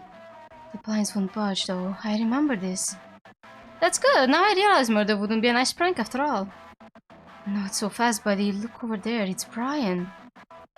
What is he doing? If I recall correctly, he's becoming a minister. Yeah, to consecrate the room, right? Yep. Your other selves chant some prayers and draw a bunch of crucifixes on the chalkboard. Just as Miss Lestrade finally arrives, it turns out vampires can enter a consecrated room. They just burn to ash immediately afterwards. As Crazy Martin, the werebear janitor, cleans up the mess, the other Polly and the other Scott approach the other you with very serious looks on their faces. Dude, that was totally awesome! Whoa, that was not very nice. It wasn't very nice, was it, Polly? It isn't a word I'd use to describe the prank, no. Aww. How come we managed to murder a teacher and get away with it? Well, Spooky Academy was incredibly strange. Yeah, all the classes made zero sense, most teachers felt like expendable props, and nothing seems to have real consequences. There was something fishy about it. Oh, a mystery! Maybe we can look around and gather clues and cover the spooky academy secrets. Whoa, what was that? Whatever it was, I'm not a fan. Let's hope it was a one-time thing. Bros, I don't feel good. Oh my god, it's drawn! I think I'm gonna... Oh my god, he's a concept art! Scott! What? You look different. I think we gotta leave. Whatever this was, it surely wasn't good. Yeah, let's go before it happens again. With a Z. With a Z. Sure, buddy. Are we there yet? I'm tired.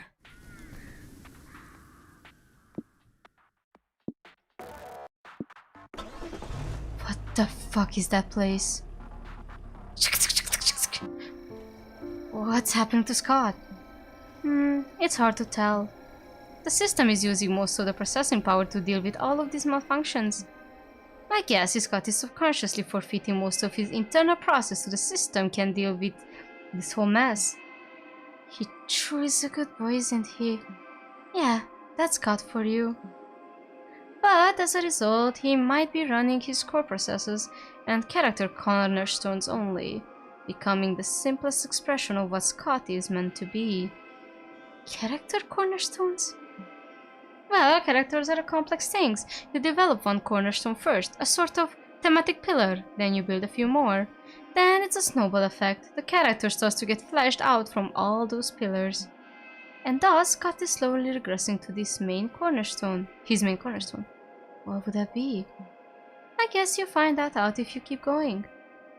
Is he in danger or...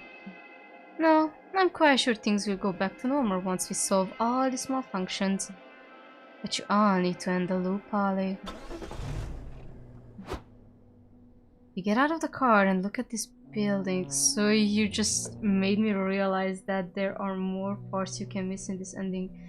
I had the cave, not the motel, as the first glitch and had other lore before Scott started to change. Oh, okay.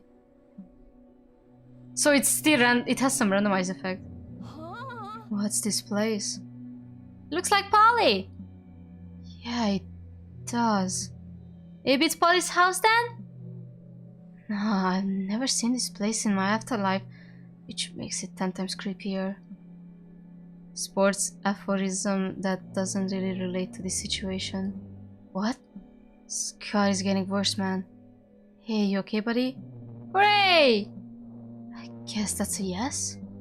So, Polly, do you want to check this place out? It makes sense that you make the choice this time, right? I'm not entering a weird-ass place sculpted in my image and likeness.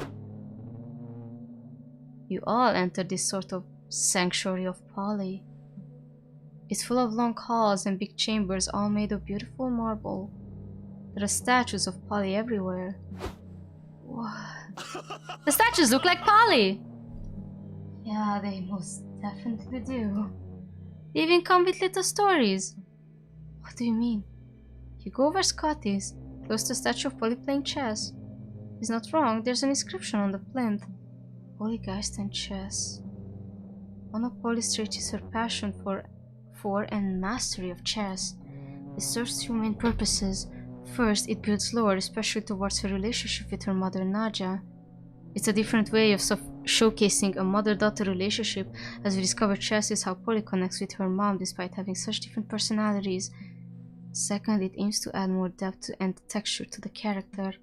Polly is one of the smartest characters, even if she rarely displays this intelligence in conventional ways. She often messes with other characters, effectively outsmarting them in a chaotic way. But by being buddy and a party animal, bubbly, she often still judges as not that smart. A later reveal of her more stereotypically intellectual passion invites us to reflect on our own judgment of the character. Polly, the person they talk about in the story, has the same name as you! Yeah, she does. The other statues depict what you could call other basic traits of Polly's. The next chamber is filled with statues of Polly with different people. The inscription on the plinth seemed to talk about Polly's relationship with other person. Look, Polly, it's us! Polly and Scott, the prank masters. Polly and Scott have a deep, sincere friendship that's fueled by their shared positive demeanor. Hijinks often ensue due to Polly's penchant for chaos and Scott's lack of better judgment. They have a bimbo and himbo vibe. Together, they're the prank masters. They pull practical jokes that can be either dumb or incredibly dangerous. This is both a recurring gag and the root of some significant events. Check general role for more information on the prank masters, the consequences of their acts, and the origins of the organization. With a Z! Bimbo and himbo. I like this story. Me too. Still, this is one weird trip. You keep walking through halls. One chamber is completely empty, there's just a golden plate on the wall. It reads, "That's how I died." Polly's catchphrase, a light-hearted joke used as a standard reply when someone talks about anything that can be remotely deadly. Polly will diffuse or recontextualize the conversation by answering, "That's how I died." The catchphrase is simple, silly, memorable, and it defines Polly's better. She's someone who can joke around even about her own death. Ultimately, a lot of gravitas is added by the fact that her death being profoundly tragic. The reveal aims to be a character-defining twist that throws a new light on every time she's made the joke. This can be read as a mechanism to suppress a dark memory, but it also proposes the definition of Polly as someone who can endure the worst and still come out on the other side smiling. This is starting to be a bit too much for me, guys.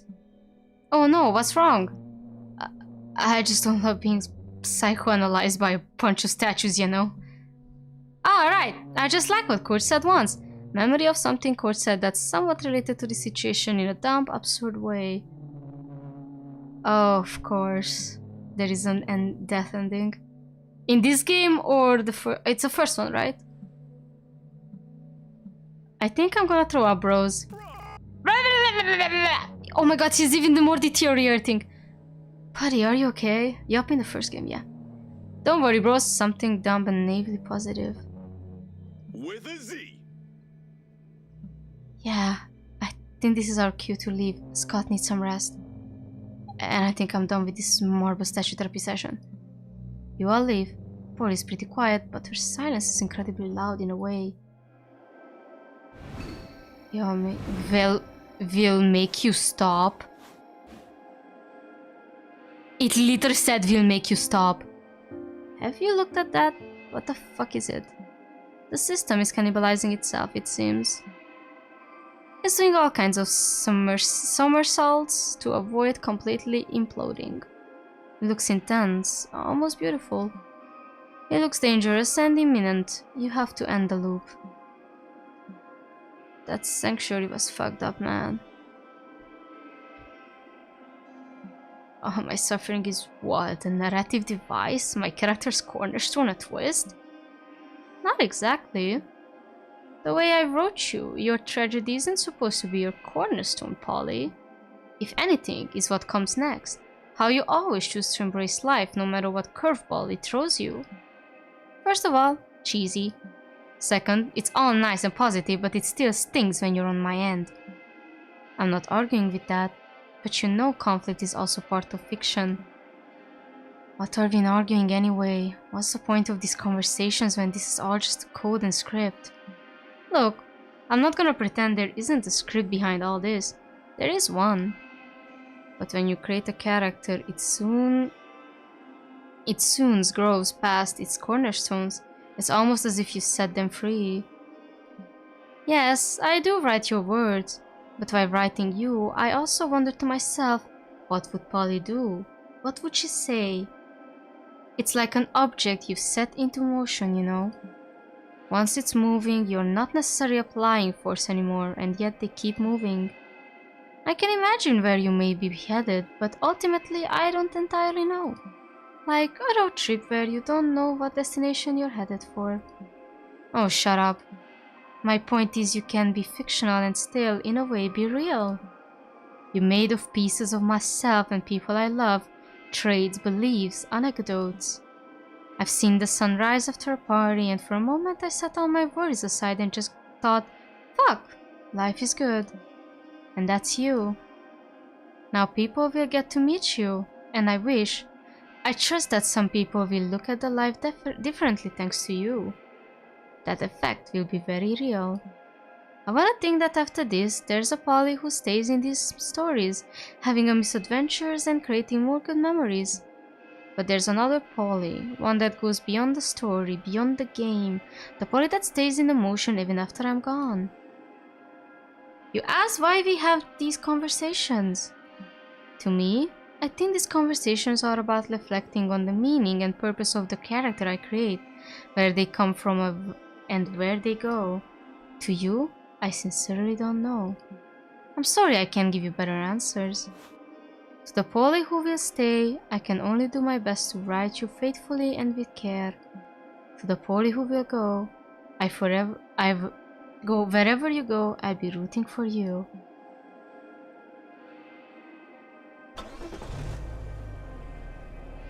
Are we going to die? The road trip comes to an end. So, this is it. We should definitely reset the loop. Otherwise it looks like everything might go to shit. Pretty much.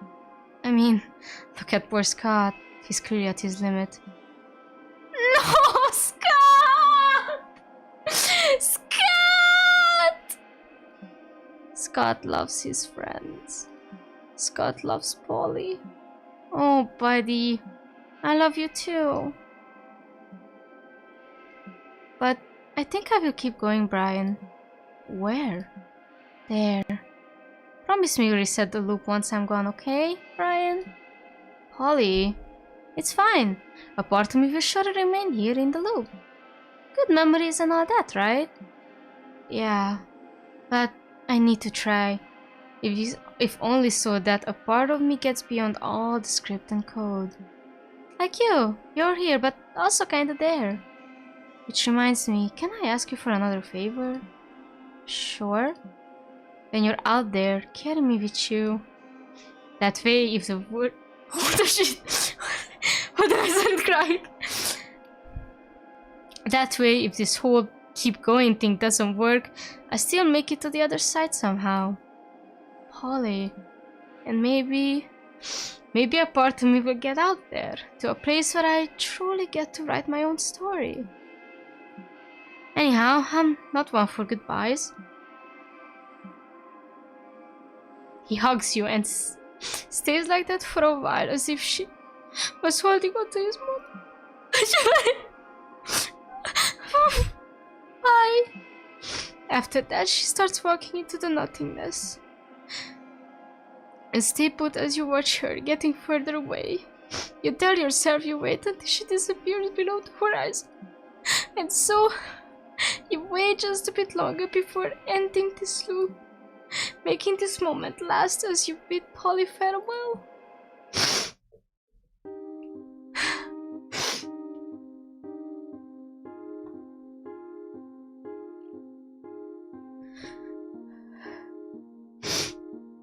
I'm not sure if you'll hear anything because I'm in streamer mode.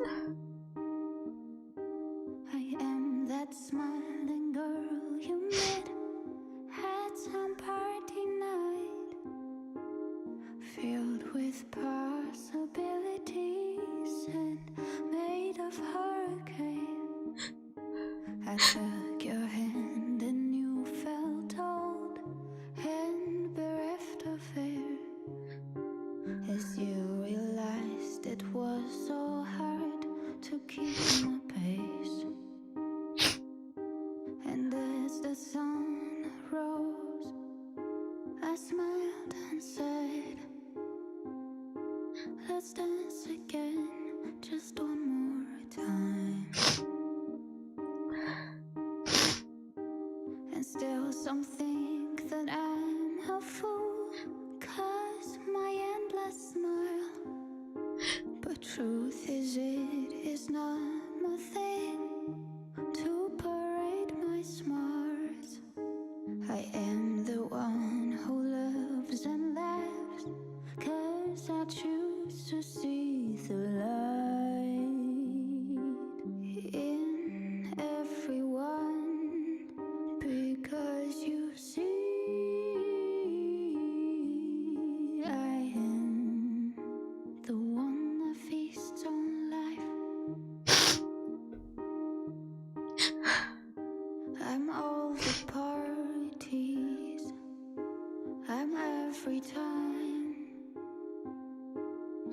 looked at your friends while the morning crowned what once had seemed an endless night. And then you said, let's toast to life. I am that moment when it hits you, and suddenly all the world seems to vibe. And as you connect to everyone for a second, you stop feeling lost and you start feeling found. And what will I be to you? A mirror of desire? Just some fictional character passing by? A bunch of code with a bubbly smile? I am a memory of good times, a reminder that everything dies. As the moment I represent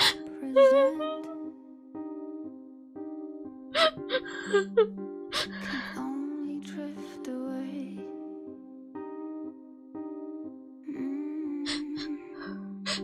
Can only drift away.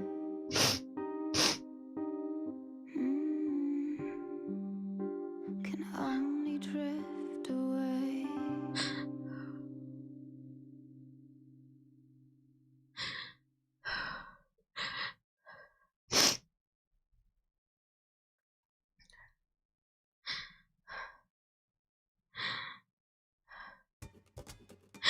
Ah, you cannot do this to me, chat.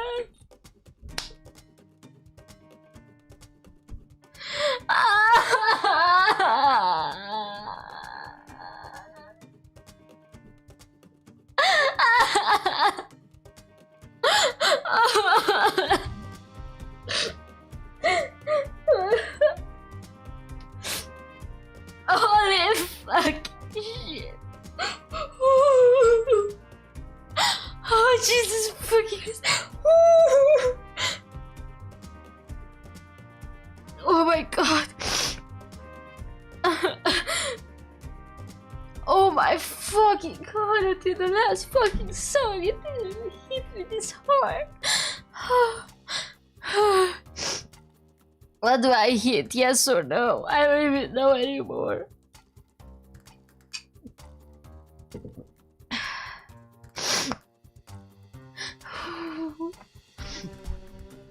You can press no, okay. Oh my god. Why? Holy shit. And reactivate it if you're doing it again.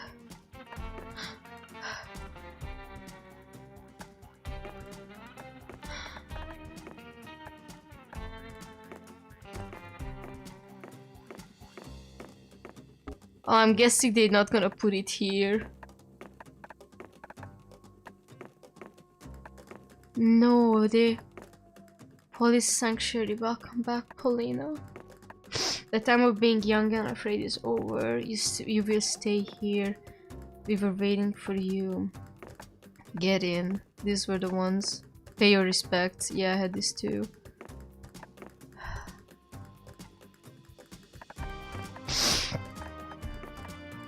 I'm curious, how does Polly die in the first game? If you tell each other, maybe... I don't know if we should learn about this now. Or I learn about this now. Oh, it's here.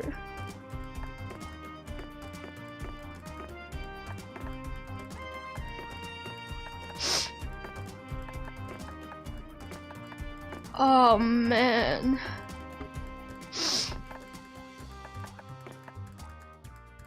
Holy Christ.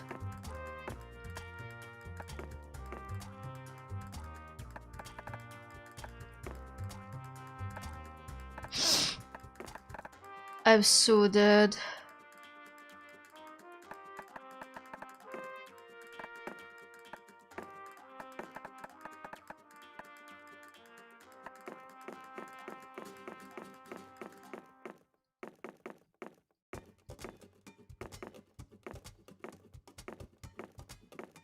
Oh no. Wait, that means that there's one with Scott looking really sad. This one actually breaks my heart. We'll do that again. You find that. Well, thank you, chat. I really needed that for sure. Figure. Sketch Scott. Older Scott. Older Scott. Old Scott. Old Polly. Sketch Scott! Figure, you freak me the fudge out. Oh my god, we have them.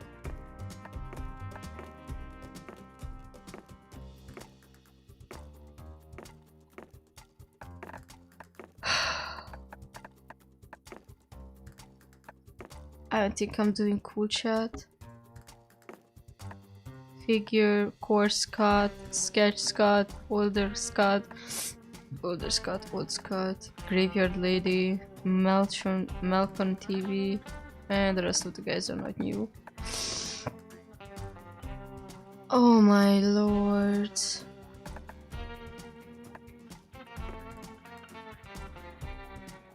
Well, you know what that means, guys. Meta shop. And then we can go to bed.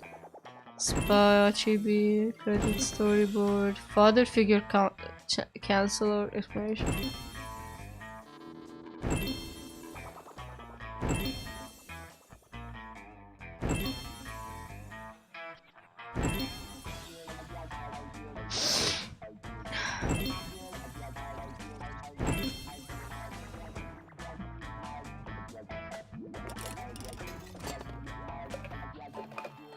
I'm so gone.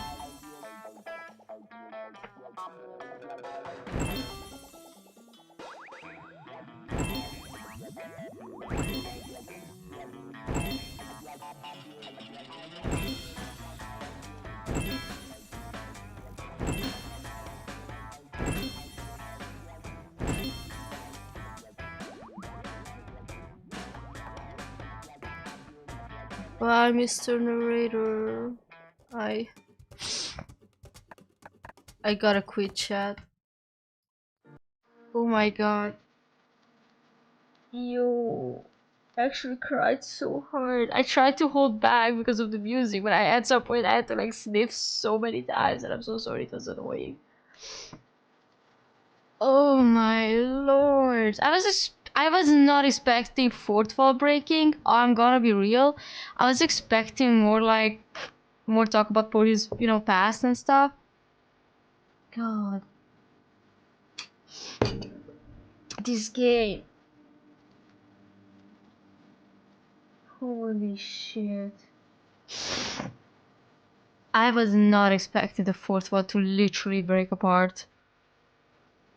Like, now we know the limit you can play is 9 weeks.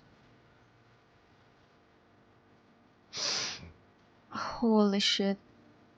I think I gotta go. I think I gotta, like, lie down and think about my life decisions. I think I cried so much. I didn't cry. I didn't cry this hard.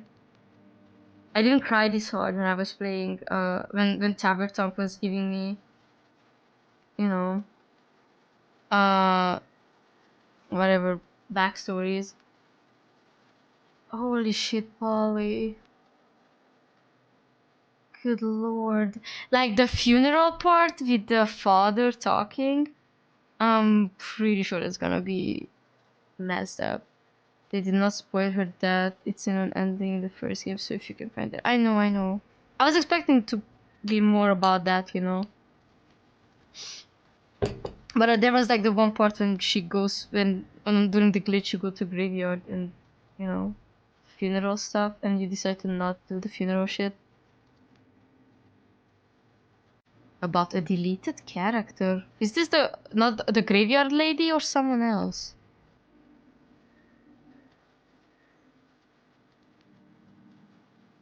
There's another. You did not meet it. Oh. It? Alright, now I'm curious. Anyhow, thank you guys for coming. I'm sorry for crying, but this was sad. And I feel like my eyes are hurting. And then my soul is gone. Hold on, I have to reset my camera again.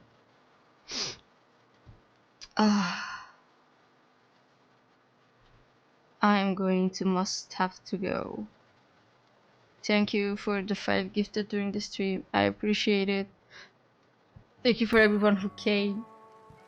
And I guess we see each other next week. I have no idea what I'm gonna do, but hopefully I won't cry too much. Anyways, I love you all. I hope you guys are going to have a great time. And see you next week, which is already this week because it's already Monday. Goodbye.